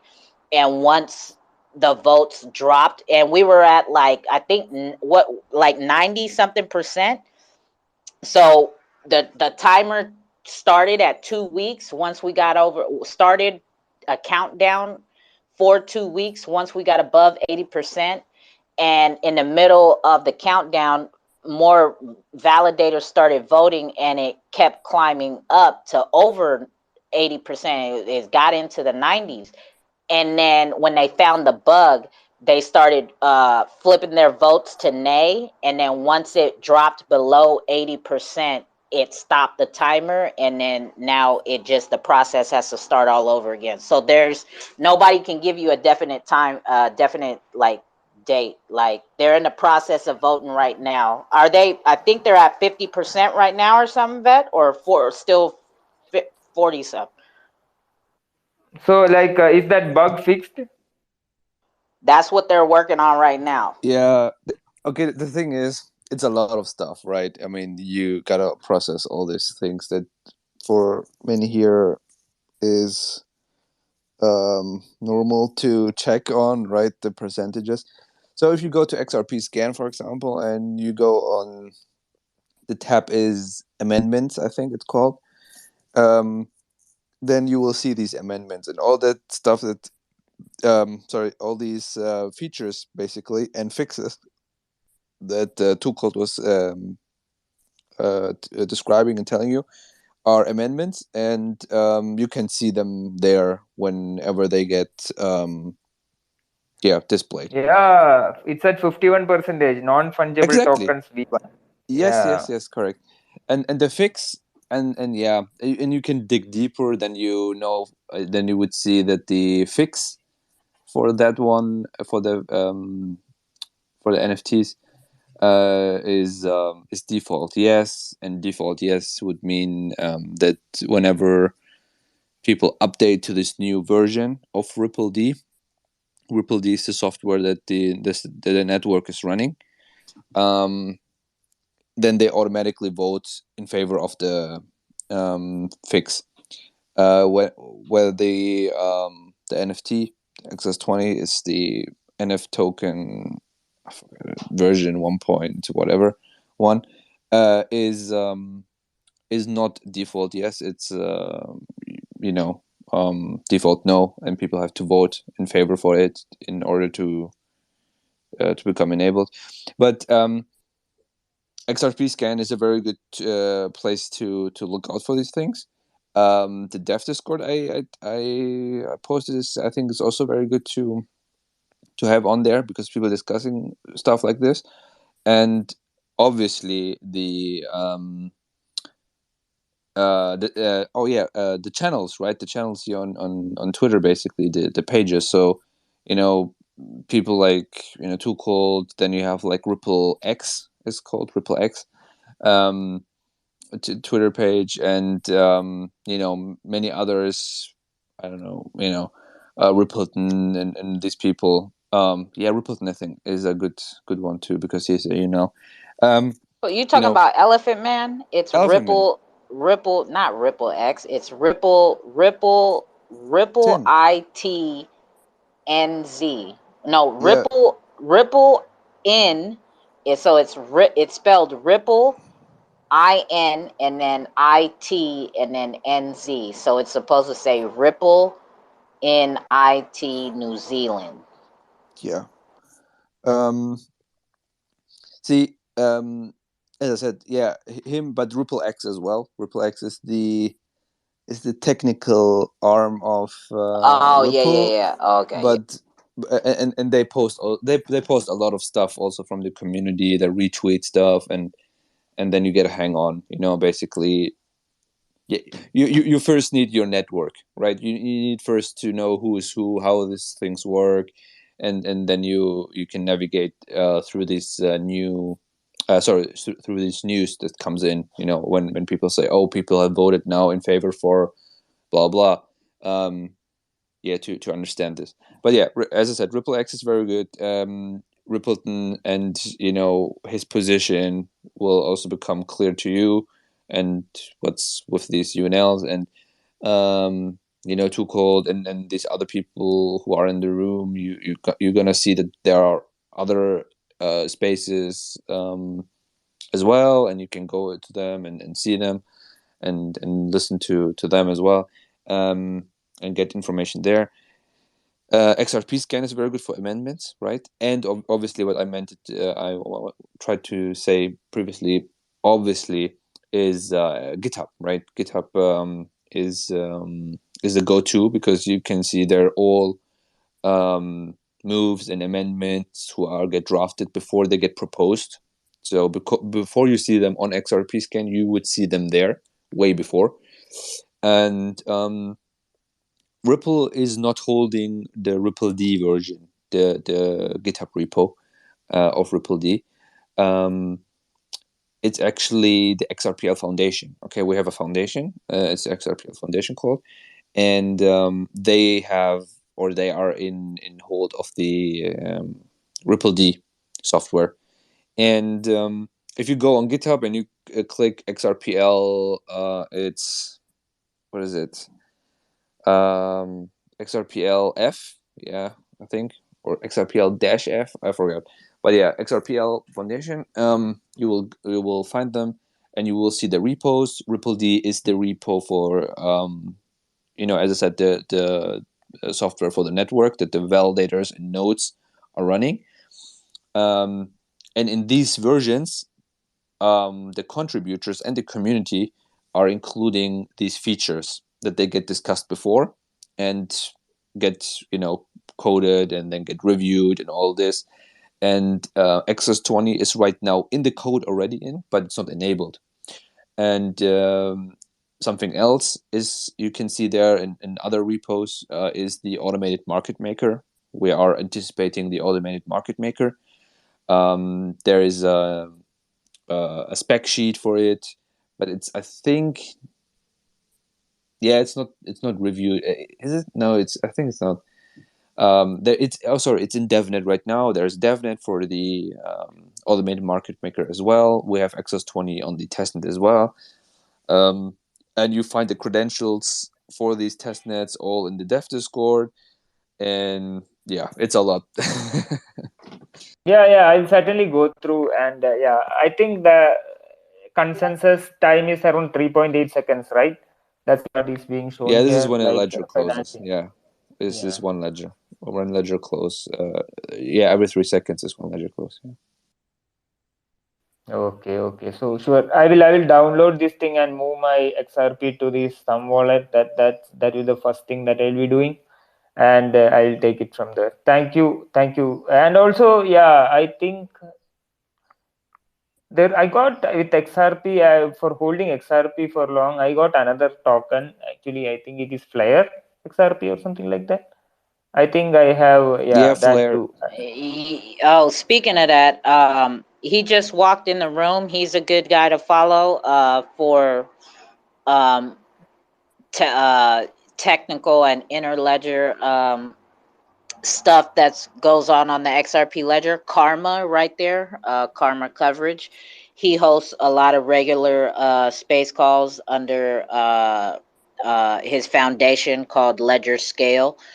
So you want to give him and Ledger Scale a follow. They host space calls almost every day, and they talk a lot about XRP, the Ledger, and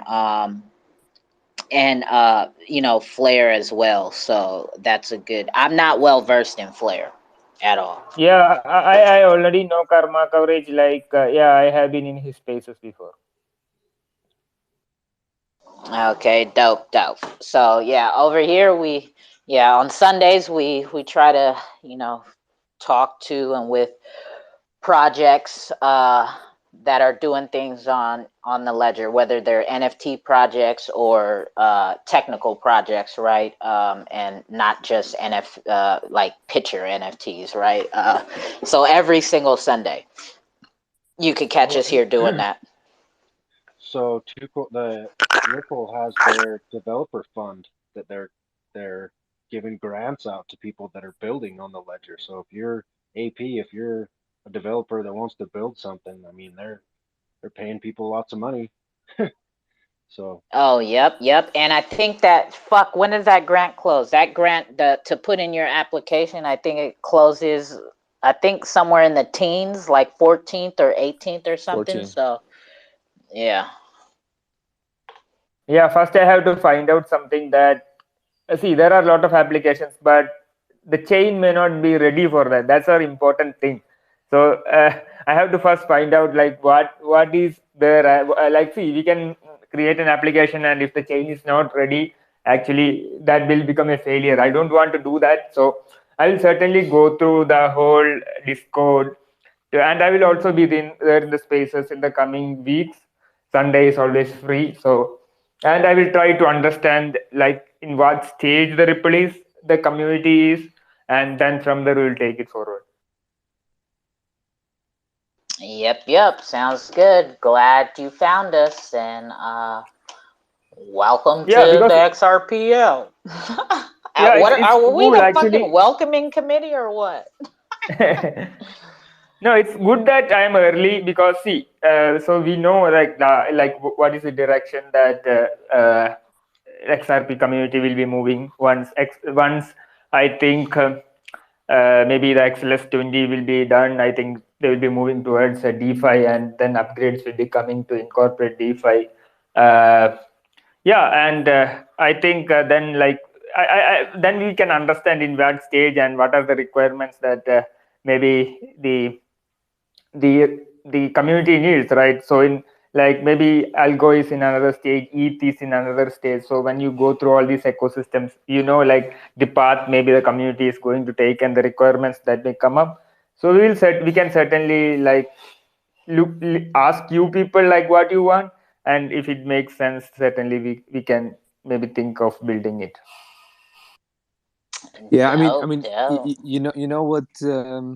Actually, you and your questions kind of, brought me thinking is, hey, when we actually to explain you all this, it's not because of you, but onboarding people, right? Onboarding people seems like, I don't know, it's kind of task. You have to walk them all through this because it's so different than because if you on Ethereum and you want people to explain Flare or something, it's way easier.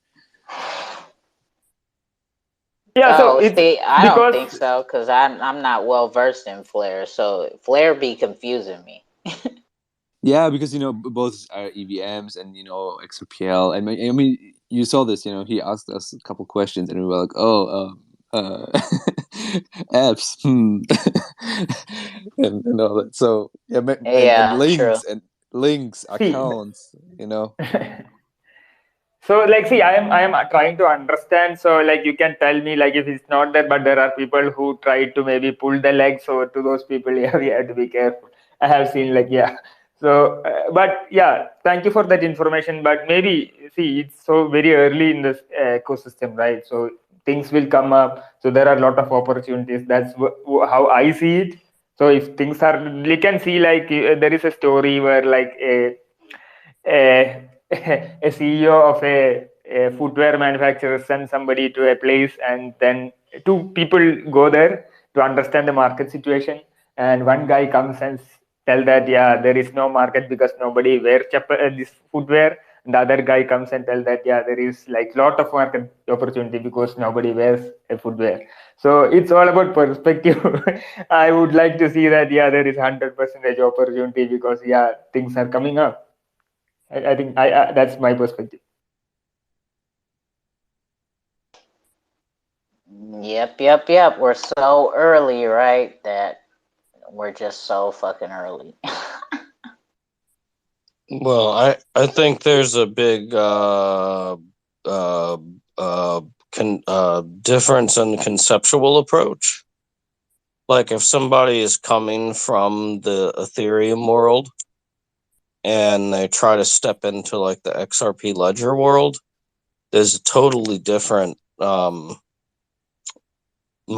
because the XRP Ledger has built-in functionality, and you kind of got to like learn to work with that because you can't change it.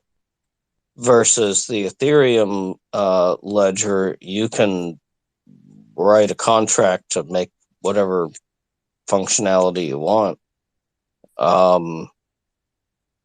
So it's a different kind of mindset, and like on the XRP ledger, you're stuck with the functionality that it does. On the Ethereum ledger, you can like do anything. Maybe once this is like over, I think like the whole developer ecosystem, core developer will change it, because I'm seeing big changes in Algorand, where Algorand is building a layer 2 which will give EVM compatibility. I never thought that will happen, because Algorand works on an Algorand virtual machine. So they are now going for an EVM compatibility. That means like they are becoming more flexible. And also, like I have been in Cardano too. So I'm giving this so that you like we can just discuss. It's not like shielding or kind of thing. So like in Cardano, actually you have to use a very difficult programming language. What was it? Pascal or something like that. So yeah, that's a very different programming language. And so now what they are building is that they are building a tool which will help you even to write smart contracts in Rust, TypeScript, and all those things. So see, in order to bring developers, actually the whole ecosystem has to be a little bit flexible. That's what I thought. So I went to a Cardano space and told this will be a very difficult thing you have to do. And maybe last week, like somebody told me that yeah, it's coming up. So I think once ecosystem grows and more people will get engaged in the ecosystem on a daily basis, I think XRP Foundation will take feedback from the community and then change it accordingly so that more developers can come in. So that if more developers comes in, like it will be better for the community itself, because they will be building more things which will bring more people. So yeah, I think it will change, and I will be always there, like to see that change.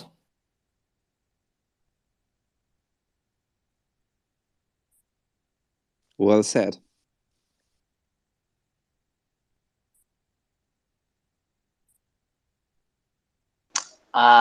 Anybody else want to get up here and join the conversation? Just hit the request button. Y'all know how we do. Hit the request button. What up, Karma? How's it going out there? Has the hurricane affected you? Not in any significant degree. The beach is destroyed. The parking lot finally dried out today. It almost flooded into my room, but it didn't. Is Karma speaking? Oh no, he's not. Yeah, Okay. yeah, he's speaking. He's speaking. Oh, can you not hear me?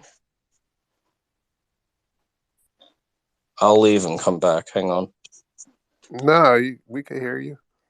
No, it's Vet. Vet be tripping. Oh.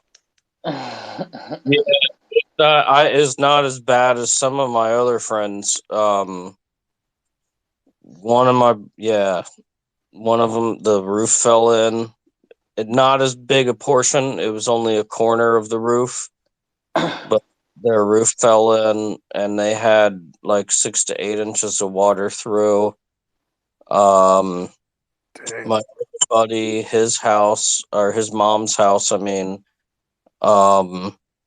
they were just high enough to not get flooded, so they got lucky. But her husband has like an auto mechanic shop, and they had 4 feet of water through there, so all his equipment, everything's ruined. He's out of business, and all this shit's ruined. Down at my uncle's house, I'm pretty sure, I don't really talk to them, but I saw pictures, and I'm pretty sure that I'm pretty sure the water was through the house. I mean, the road was 2 or 3 feet deep. That's got to put the water in the house. I don't know. Nobody's dead. That's good. Yeah, that's definitely good. So, that was a major storm, man. I don't until you've gone through like something or been in the middle of something, the thick of something like that. You don't quite realize how much freaking power. Like, dude, a storm that big, dude. There's you are. I don't care how big and strong and healthy and muscle man you are. You can't overpower. Like, dude, it's just way. It doesn't matter how well you built your home. It you yeah. Until you've been into that in the middle of something like that, it's hard to, I think, explain to people. Hey, Karma, if I may, speak something here.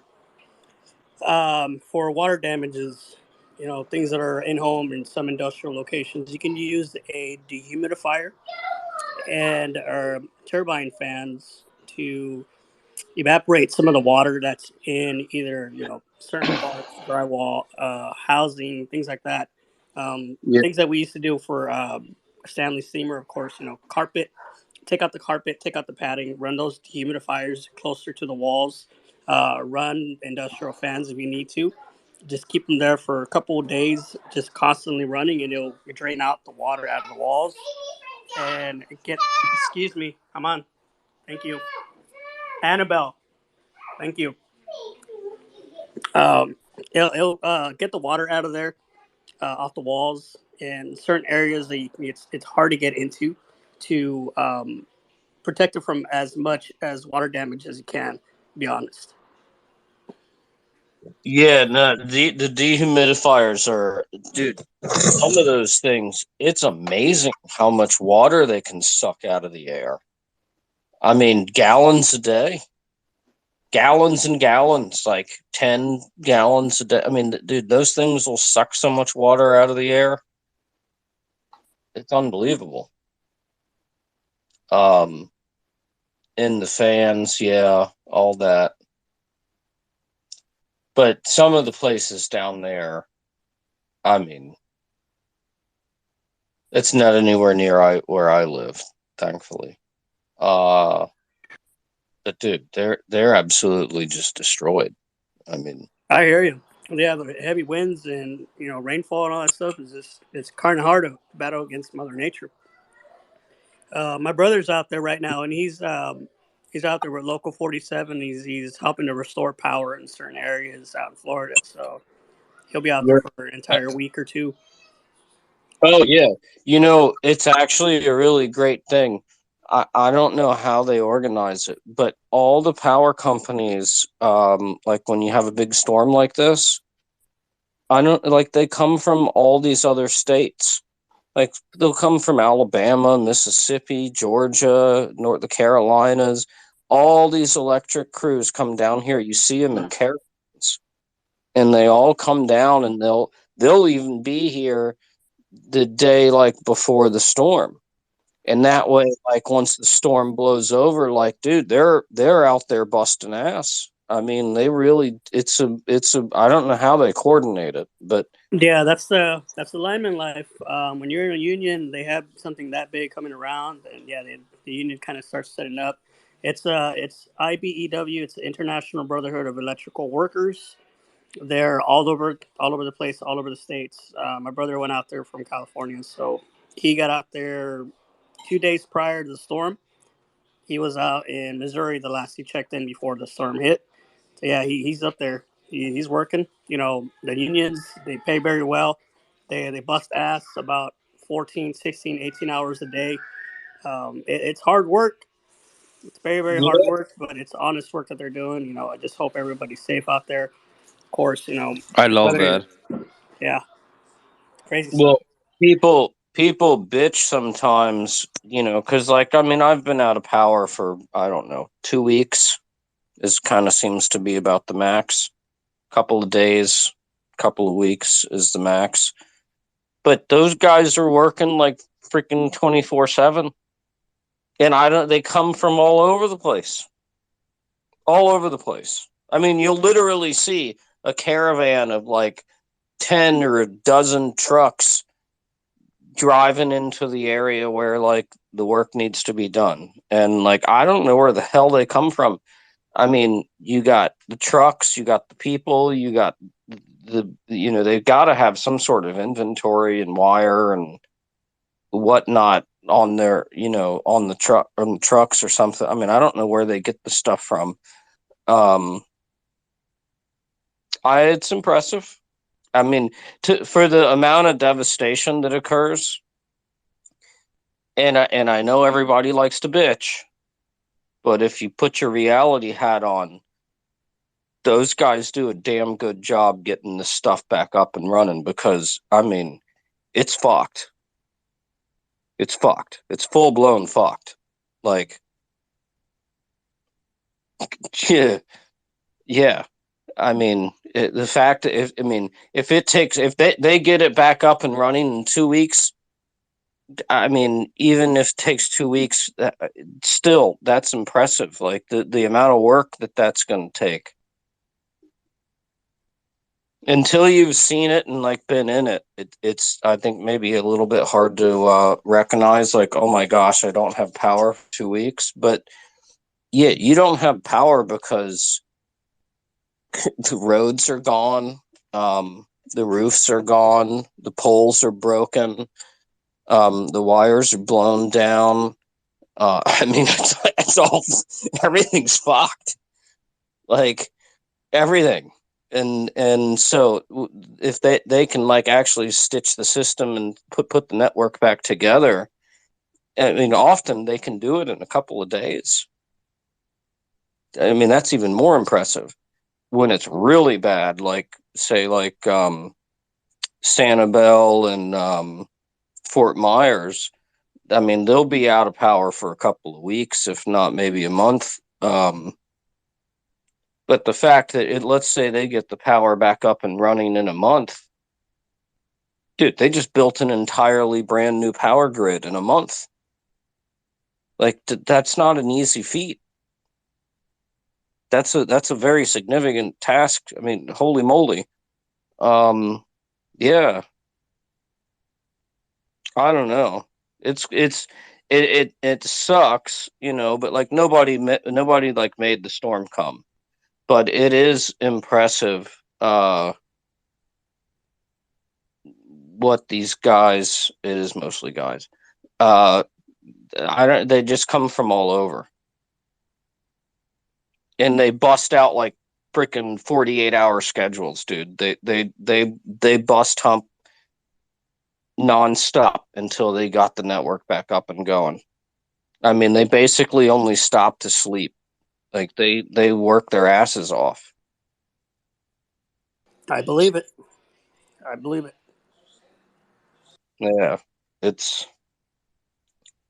I'm halfway thinking about driving down there and seeing if I can help in some way, but I mean, I'm only relatively handy. I'm not that good. I can do some things, but and I do have a decent amount of tools and stuff. Just make sure you wrap yourself in a rubber suit. I'm joking. No, it's all gone. The storm's gone. Like the last 2 days have been high pressure, clear blue skies, beautiful, cool weather. The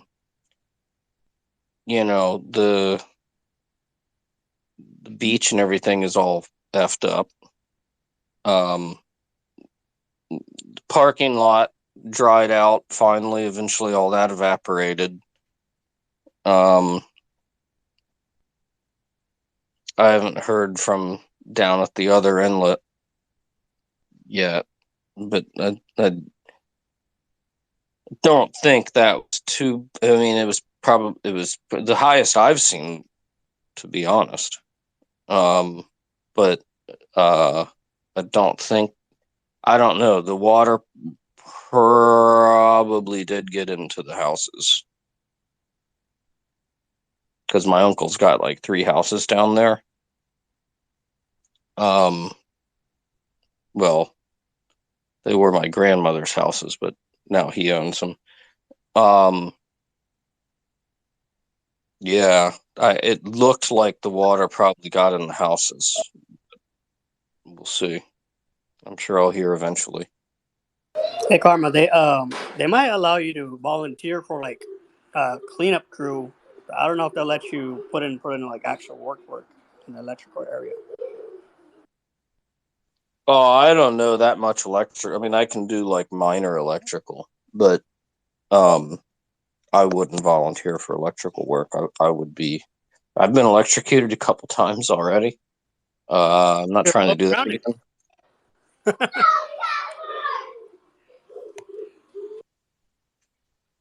What? I didn't hear what you said. Sorry. So that means you're well grounded.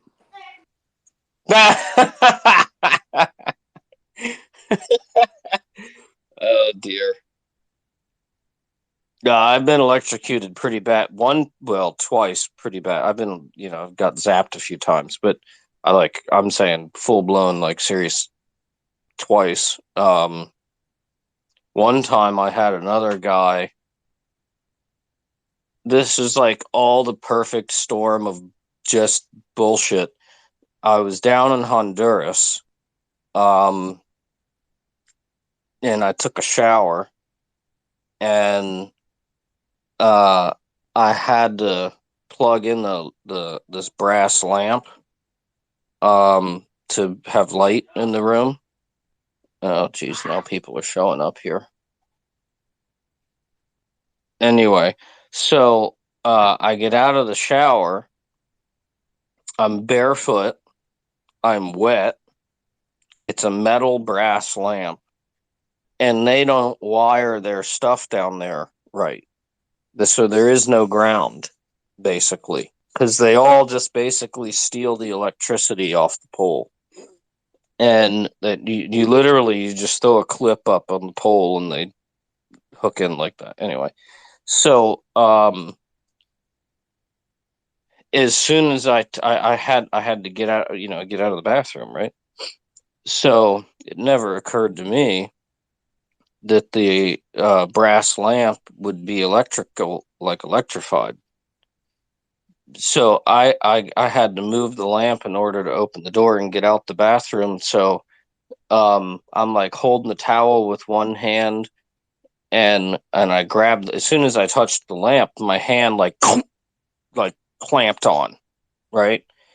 And I tried to throw the lamp out into the hallway, but I couldn't let go of the lamp because your grip is stronger than your let go muscles. And so I couldn't let go. And so I tried, and anyway, so now I'm out in the hallway naked, flopping all over the fucking place with this lamp. Another kid, he grabs my foot and he tried to pull me off.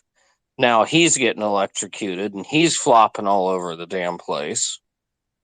And another friend was thankfully smart enough, because I figured I would just be dead.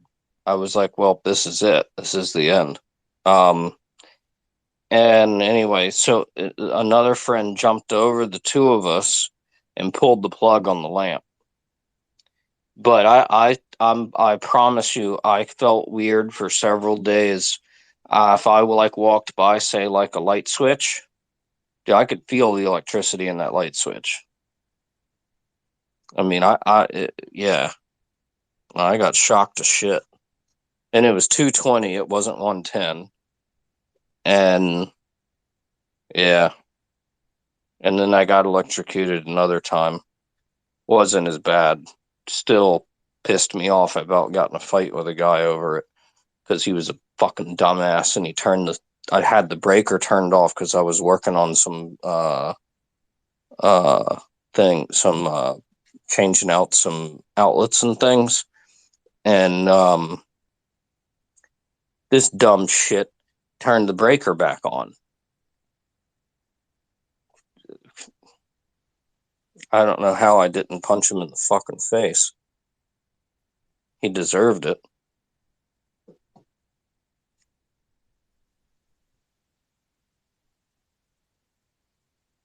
And then I've been buzzed a few other times, but nothing serious, just whatever. Yeah, I don't play with electrical. I've been shocked too many times just connecting shit around. So yeah, my short ass will probably end up in the next town. Dude, you get zapped. You get zapped one good hard time. There's one dude I know. Actually, he died. Maybe 6 months ago. But before, he maybe say 10 years before he passed, he got hit. He was working for an electric company, and what was the story? He got hit with high voltage, and it completely fucked his back or something, and he had a limp, and he really could, he was in pain. Yeah, dude, you don't want to screw around. If you don't know what you're doing, just don't do it. That's my advice for electrical stuff. You don't know what you're doing, don't do it. Just don't do it. Don't do it. Yeah, one of my close friends is his father. All right, guys, we're gonna have to call it a night. Have a good night, guys. We have to go. All right, my guys, we'll get up with you later. Thanks for coming to the cookout, and thanks for sponsoring the giveaways. I'll send you the tokens as soon as I can tonight. All right, for sure. And I hit you in the DMs too. All right, I'll talk to you later. Have a good night, guys. All right. Hey, Karma, as I was saying here, one of my friends, his father, he passed away because they were working at a location and they were working on the electrical. They dug out in the section that they were supposed to be working, and the employee was supposed to disconnect the electrical or cut the power out. Yeah. And he didn't cut it all the way, apparently, or he didn't do it correctly. So my friend's dad, he was the first to get into working in the area, and he got electrocuted, and he was killed instantly. He was killed, and yeah, that guy's serving lifetime right now because of that mistake. He actually, he's actually gotten in jail for lifetime? Yeah, he's in jail. Negligence. Well, that's not entirely uncalled for. That's like the guy I almost got. Quite honestly, I should have fucking punched the guy in the face. Like, I told them, hey, I'm working on the electric over here. I've got the breakers off, right? Like, I've got the breakers off, and this idiot went and turned them back on. And I was pissed. Actually, I left the job site. I was like, I'm not even fucking around until these idiots are gone. Like, I knew the owner. We were friends. And I was like, look, I didn't really give him the full story, but I gave him half the story, and I was like, you let me know when these fucking morons are gone, and then I'll go back over and finish the job. But I'm not screwing around with these idiots, like turning the breakers back on and whatnot. Especially after I told him what I was doing. This isn't rocket science, right? Just you flip the breaker off, you do the job, you flip the breaker back on, but you don't have some other asshole turn the breaker back on while you're got a damn wire in your fingers. Yeah, you don't want to be messing around when you got a hotline. Mm-mm. Yeah, exactly. These guys were so fucking stupid. I don't know how to, not to sound rude, but sometimes you talk to someone and you're like, yeah, this guy's definitely not the sharpest tool in the shed. It was these kind of guys. They were it's one of those snap-on tools you can't return. Yeah, they were struggling to use a hammer. That was a little complicated. Yeah,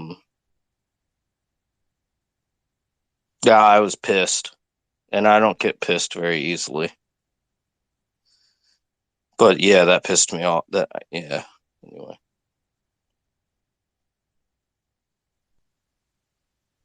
And this has nothing to do with anything, but I won't even go there. The story gets even stranger, but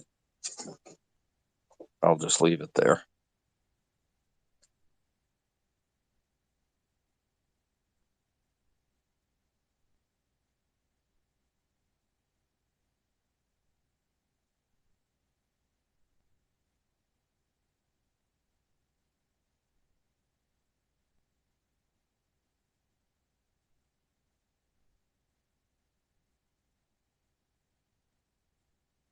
Moral of the story is you're an asshole if you flick the breaker back on while someone's working on a circuit.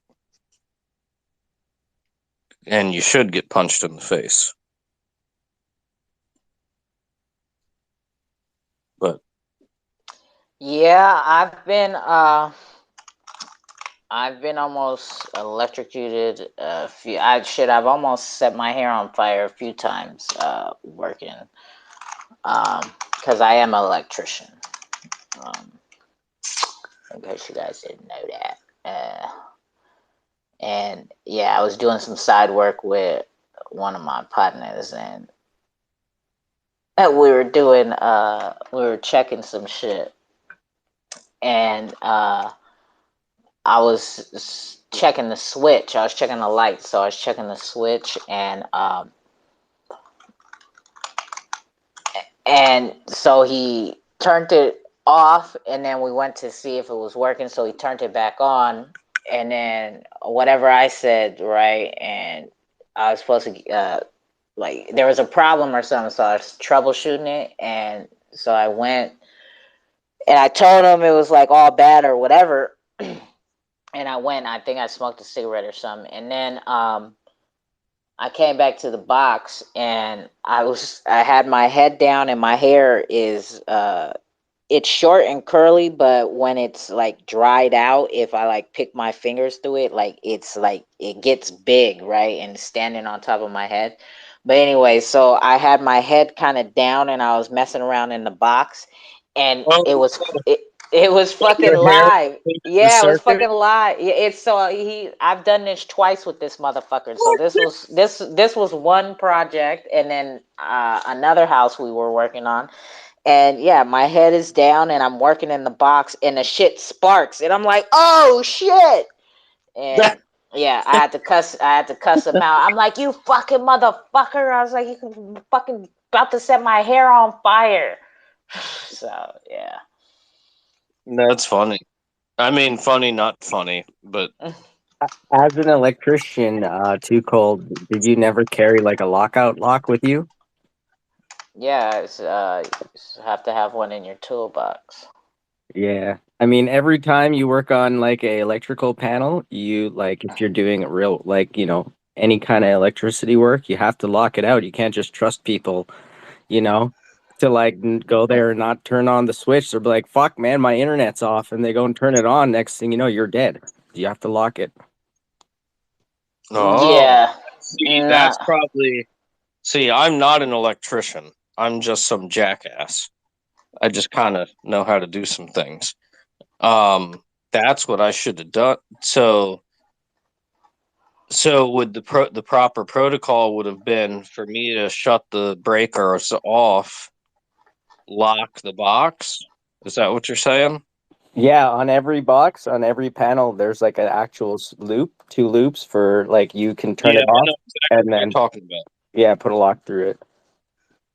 Yeah, you're supposed to do that, but it's working with the homie, just doing some residential shit. It's just like whatever.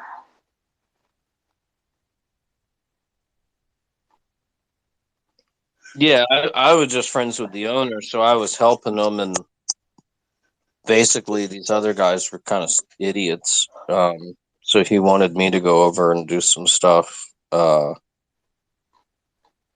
I know exactly what you're talking about. I never knew that's what that purpose of that little loop thingy was. Yeah, That makes it's, it's called Lotto Lockout Tagout. that makes total sense. That makes total sense. I never knew that's what that was for.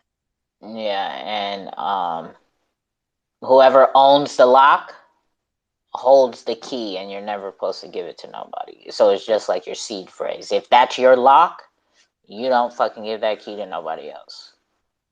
Yeah, there have been instances where people have cut those locks and turned the power back on. Those people went to jail for sure. Well, I'll tell you what, when that guy, I mean, I know I've said this, this is now the third time, but the best thing I did was leave because I was gonna fucking beat that guy for turning the goddamn power on while I was in the middle of working on the wires and stuff. Yeah, he's probably like, "Oh shit, I forgot to turn the power on." No, I was pissed. I mean, yeah, anyway.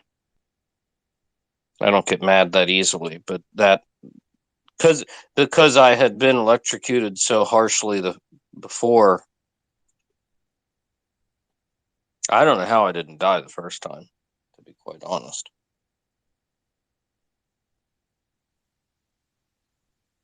Yeah, and that dumbass, he was so fucking stupid. He was so fucking stupid. I doubt he even fucking graduated high school. This guy was a goddamn moron. I mean, he literally was a guy that like had a hard time using a hammer. Like, it was just fucking idiots. They were all morons.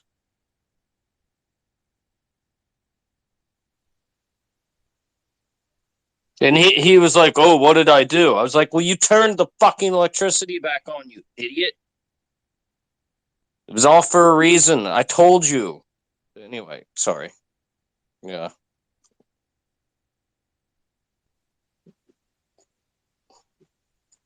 In the past.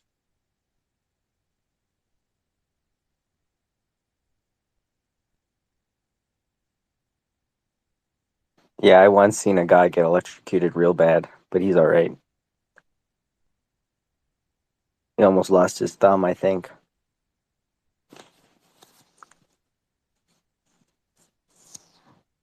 Yeah, it's not really a joke. I know that's not exactly what this conversation's probably supposed to be about, but no, if you've actually been like severely electrocuted, it's not a joke. I mean, I got lucky, big time. I mean, I could easily be dead. Easily. So, yeah, it's not a joke. Yeah, man, you got the shock of a lifetime.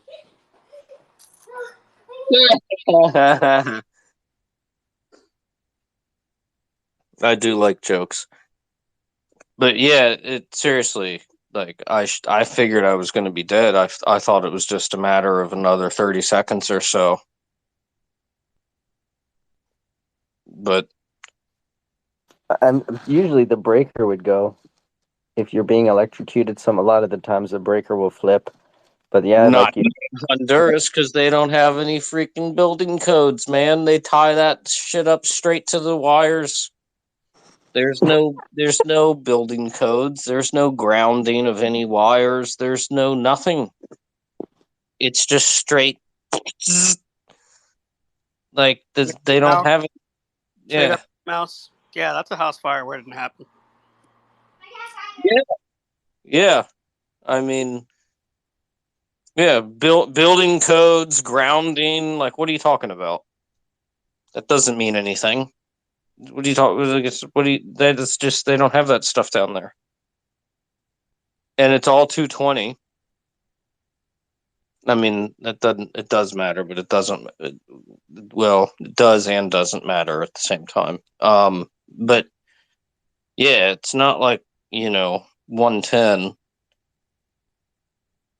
Anyway. is not even scary because you don't have time to be scared. Like, you don't have time to be scared. Everything happens so quick.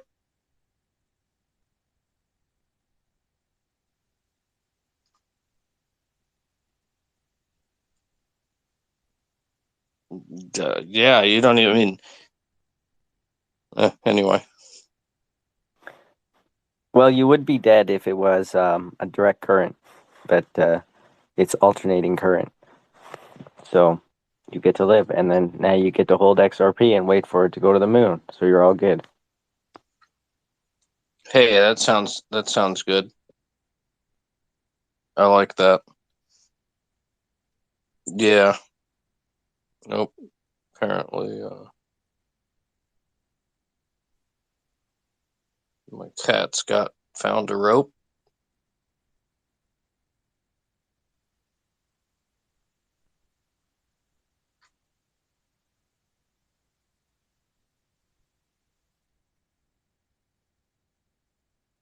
I'm kind of surprised, but not really. I think it makes sense. Like, whoever it was that said that somebody flipped the breaker back on and somebody ended up dead.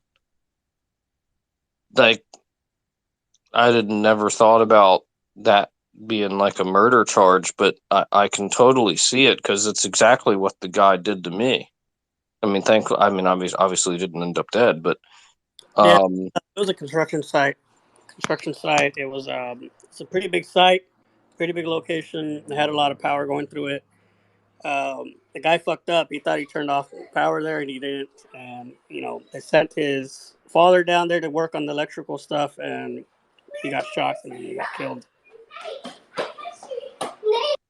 that's terrible. That's terrible. I mean, Yeah, because you have total confidence in your crew to be able to do their job, and they didn't do the job. Got him killed for doing his job. I know it's cliche, but safety first. Like, you gotta really, even though it takes extra time and it's kind of, you gotta go out of your way to maybe like double check things, but depending on the type of job you're doing, you really need to. It might seem like bullshit, but you really do need to double check and like make sure you got things straight because nobody wants anybody dead at the end of the day. I mean, you're trying to accomplish something, right? And a funeral is not the goal. So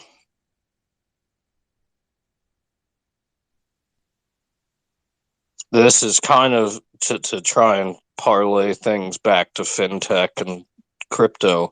This is why, sometimes I say we're like, with this fintech stuff, you got to think about it a little more than say like a consumer or software service, because if somebody doesn't get their pictures right, like I had an outage for the first time ever for the last 18 hours. What, I'm gonna have to give some refunds. That's not cool, but nobody's dead. Like, people didn't get to collect some photos. Who cares? Like none of the customers are even upset. Versus if you screw up in financial, like say I was running a financial service and all these people's money disappeared, somebody's going to be a little bit concerned. Like, that's a little different than a couple of photos that they can share through other means anyway. You got to really double check yourself and It's a fintech is a more difficult sort of tech field than say like consumer tech, or I don't know what you would call it, but yeah, consumer tech's probably a good enough word. Because if you screw up in consumer tech, no one cares. What do you get? An angry customer, you give them a refund, you tell them to fuck off, right? Like whatever. I mean, not tell them. Well, but you know, if they're rude, fine. But yeah, give them a refund and tell them piss off. You know, if they're nice, give them a refund and give them free access to service in the future. You know, in fintech, if you screw up and you lose someone's money, it's a whole nother ball game.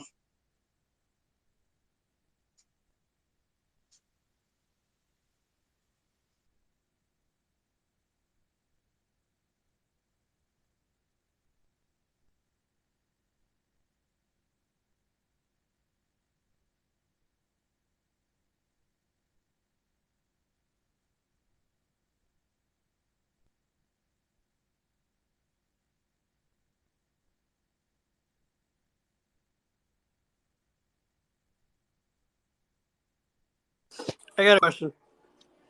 What are your guys' thoughts on that my key book that I see on top of the jumbotron? What about it? That's somebody. I'm a affiliate with that.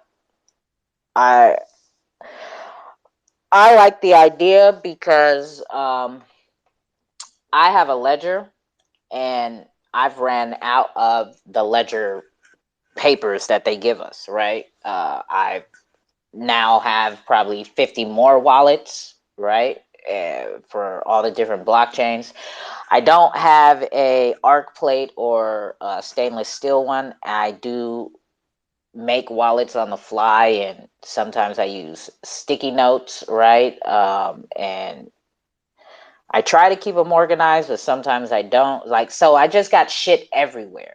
You know what I'm saying? And the ledger, they only give you like three pieces of paper, you know, three of their passwords, 3 or 4 of their password seed phrase things, right? So in this booklet, you get 5 extra pages to keep it organized. So Why I don't like you it. just like photocopy a blank ledger one and like print it out, like 50 of them? Yeah, I could do that, but I don't want to do that. I mean, yeah, anybody can do that, right? Like, it's just paper and getting it printed out. But I'm lazy like that. Yeah. What was the question there, 2Cold? Sorry, the guy on the other side of the house came in. No, so there's a thing on top of the jumbotron. It's my keybook. I'm an affiliate with it. So it's just paper, a paper booklet to keep your passwords, your seed phrases in, right? And I think he's gonna put some twists on it as well, as far as probably customizing it for projects and stuff like that. I think later on down the line or something. Why would you need to? Why would you need to? Why would you need to pay someone? I mean, I have a paper wallet. I never paid anybody for that. I just took out a piece of paper and a pen and wrote some numbers down. Yeah, I mean, I have that shit everywhere too, right? I have papers and I have, so the ones you get with the ledger is a little, like, obviously, right? Better paper materials, not just your regular notebook paper.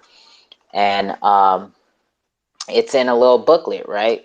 So same concept. I mean, you know, shit. You just gotta respect the hustle, right? Some people like me, I'm lazy, right? I mean, I do have paper. I have fucking passwords everywhere, right? On my ledger, in my ledger booklets, I have no more room on them, and I've thrown a couple away because now I don't use that wallet. I switched the wallet, and now that's wasted, right? And so I do have the same thing everywhere, but some I forget to label because I make a wallet when I'm not planning on it because I see something on social media and it's like, oh, okay, let me make a wallet for this to get into this right now. And you know, I'm just like in the movement. I'm not labeling it like, oh, this wallet is for whatever blockchain, right? Algorand, right? So I've made an Algorand, and I have some fucking shit I don't even know. And I'm looking at the passwords. I'm like, what fucking wallet does this go to? Like, I don't even know what wallet this goes to. So, I mean, Oh, jeez. you know what I'm saying? Like, and so, I mean, you know, he's trying to, you know, and he does a lot behind the scenes. He's the owner and creator of the Whitelist Junkies project, right? And he does a lot behind the scenes as far as in the community. And he thinks it's a good idea, and he's encouraging, trying to help people get, like, people like me, like, keep your shit organized in one spot, even if it's fucking paper, right? Like, here's fucking pamphlets. So and I'm lazy. I don't want to fucking print it out, right? That's not what I want to do. Like, I don't have a printer, and I'm not about to go to the print shop to do it. Like, so fuck it. Personally, I like the paper wallet, and I like the offline computer, and then I like submitting the transaction blob to an online computer, and I like that. That's just what I've gotten used to anyway. But I don't do a lot of transactions, so you know, it's not convenient, that's for sure.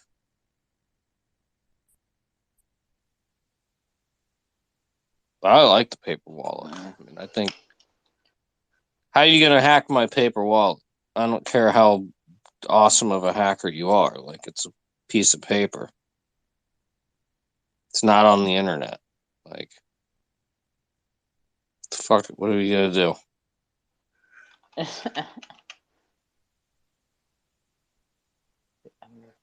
I mean, I feel more comfortable with that, I guess. Maybe I'm stupid. Maybe I'm not. I don't know.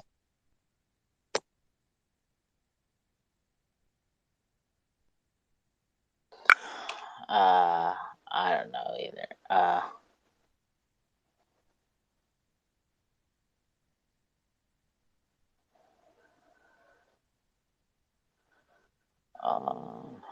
Hold on, Jakes. I gotta set it up. Ouch. Yeah. What else is going on? So is that what else you wanted to know about it, Jamie? Is he still in here? Hello? Am I working? No, you're good.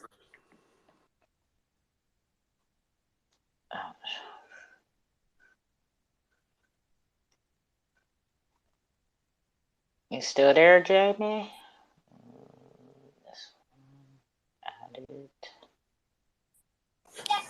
Yo, sorry about that, guys. My kids are just being so damn loud in the house right now.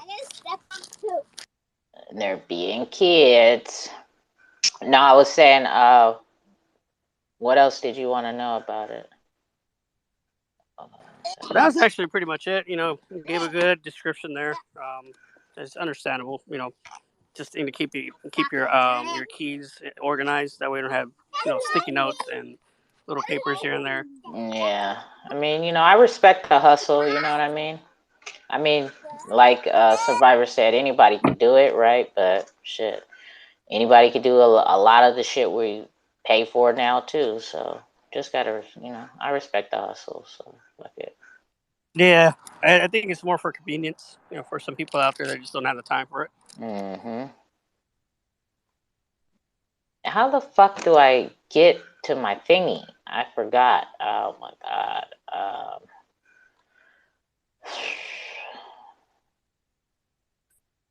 Oh, I know how to get there.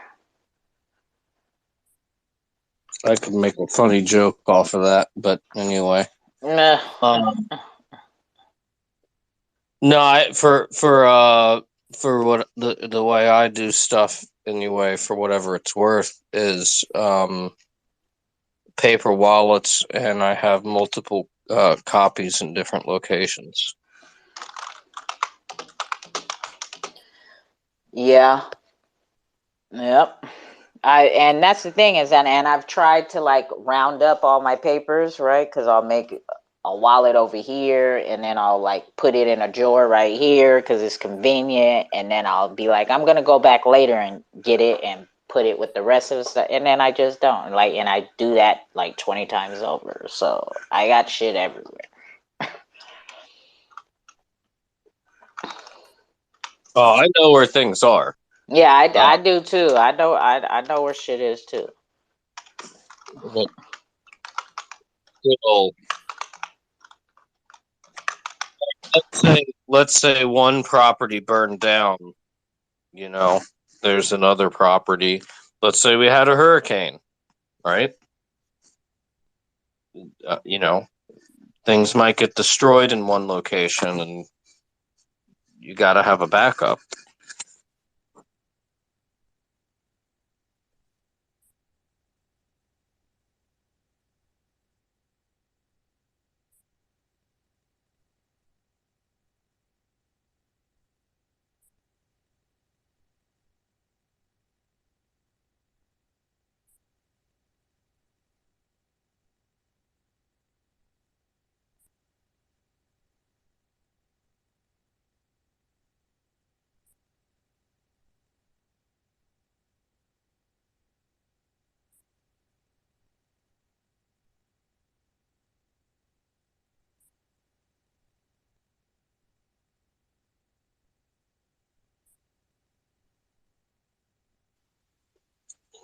Well, apparently a bunch of people showed up over on the other side of the house, so that's annoying. You don't want people in your house? Why'd you Well, invite them? they're not on my side of the house. They're on the other side of the house, but I can still hear them. Oh, you got a roommate? Sort of. I have like my own side of the house, and he's got the other side of the house. He's got the bigger side. I got the smaller side. But I got all I need. I mean, I got a kitchen and a bathroom and bedroom, and it's like a studio basically. There's 2 bedrooms on the other side, so. And that's so what? How many kitchens is in the fucking house? 2? Well, I built my kitchen, but yeah.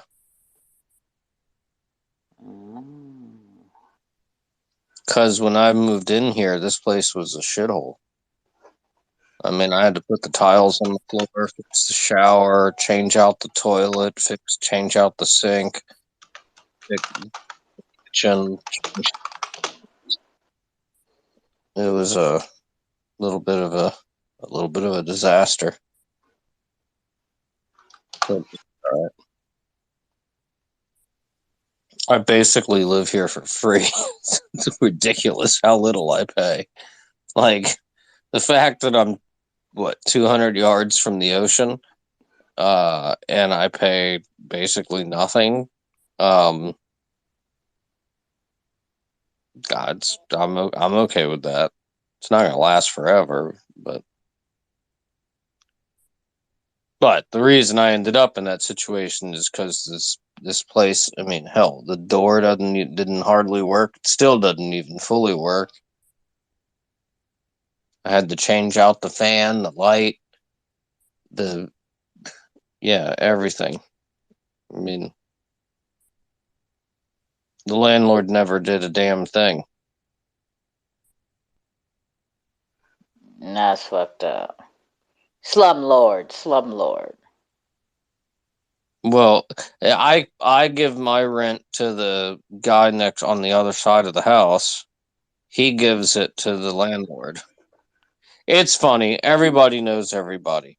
So the guy that sold it to the dude that owns it now, like we're all still friends with. He's a local doctor, and he never fixed anything.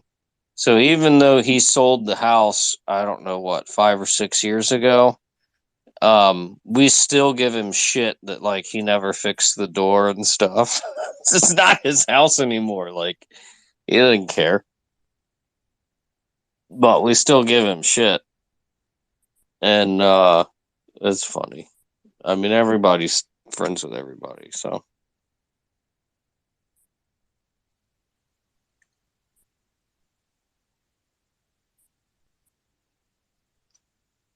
But yeah, the side of the house I moved into, and I didn't even intend to move here.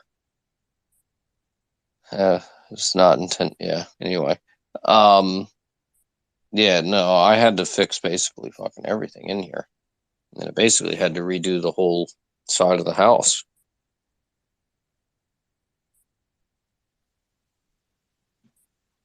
And there's still a ton of work that needs to be done. You could do $150,000 worth of work to this house easily. I mean, it needs to be replumbed. It needs to be rewired. All the floors need to be redone. The walls need. It's the ugly house on the beautiful block. It needs a lot of work.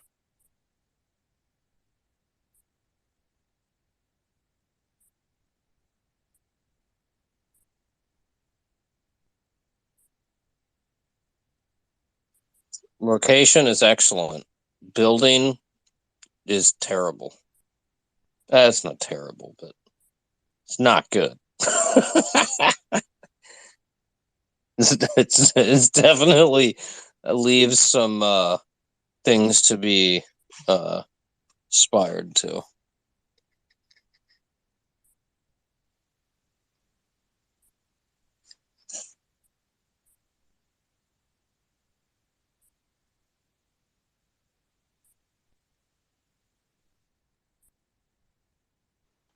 Anybody else down there want to get up here, join the conversation? Just hit the request button. I'll bring you on up. Jakes, man, come on, hurry up.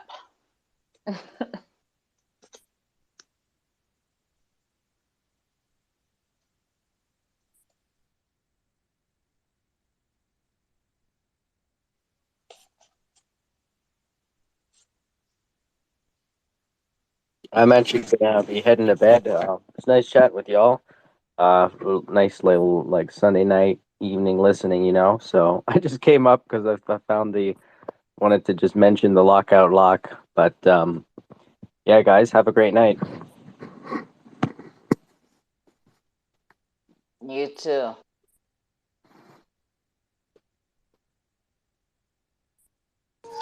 I'm gonna take these girls to the park, let them run out their damn energy, and see if I can get them to sleep by like 9:30. So you guys have a good night. You too, my guy. You too. Sheesh, it sounds like we getting up out of here. Vet's not talking. Jake's not talking. Karma is talking. Well, But I think I might step out, and I got another call to do. you got to go surfing? No, I was playing. All right, yeah, let's get up out of here so we can end this cookout call. This is going to be a long one, but it's a lot of good information and some funny moments towards the end. So thank you all for pulling up for the cookout, joining the conversation, and chilling with us this Sunday afternoon and evening. But we are officially done with the cookout now, right? So I'll get up with you guys later. If Jex was to be talking, I would put up another call that we could just hang out in. But if not, if Karma's going to put up a call, I'm going to slide over there. All right, guys, we are up out of here. Until next time, never trust, always verify, and be safe in them crypto streets. All right, 2Cold and the Cookout gone. We out.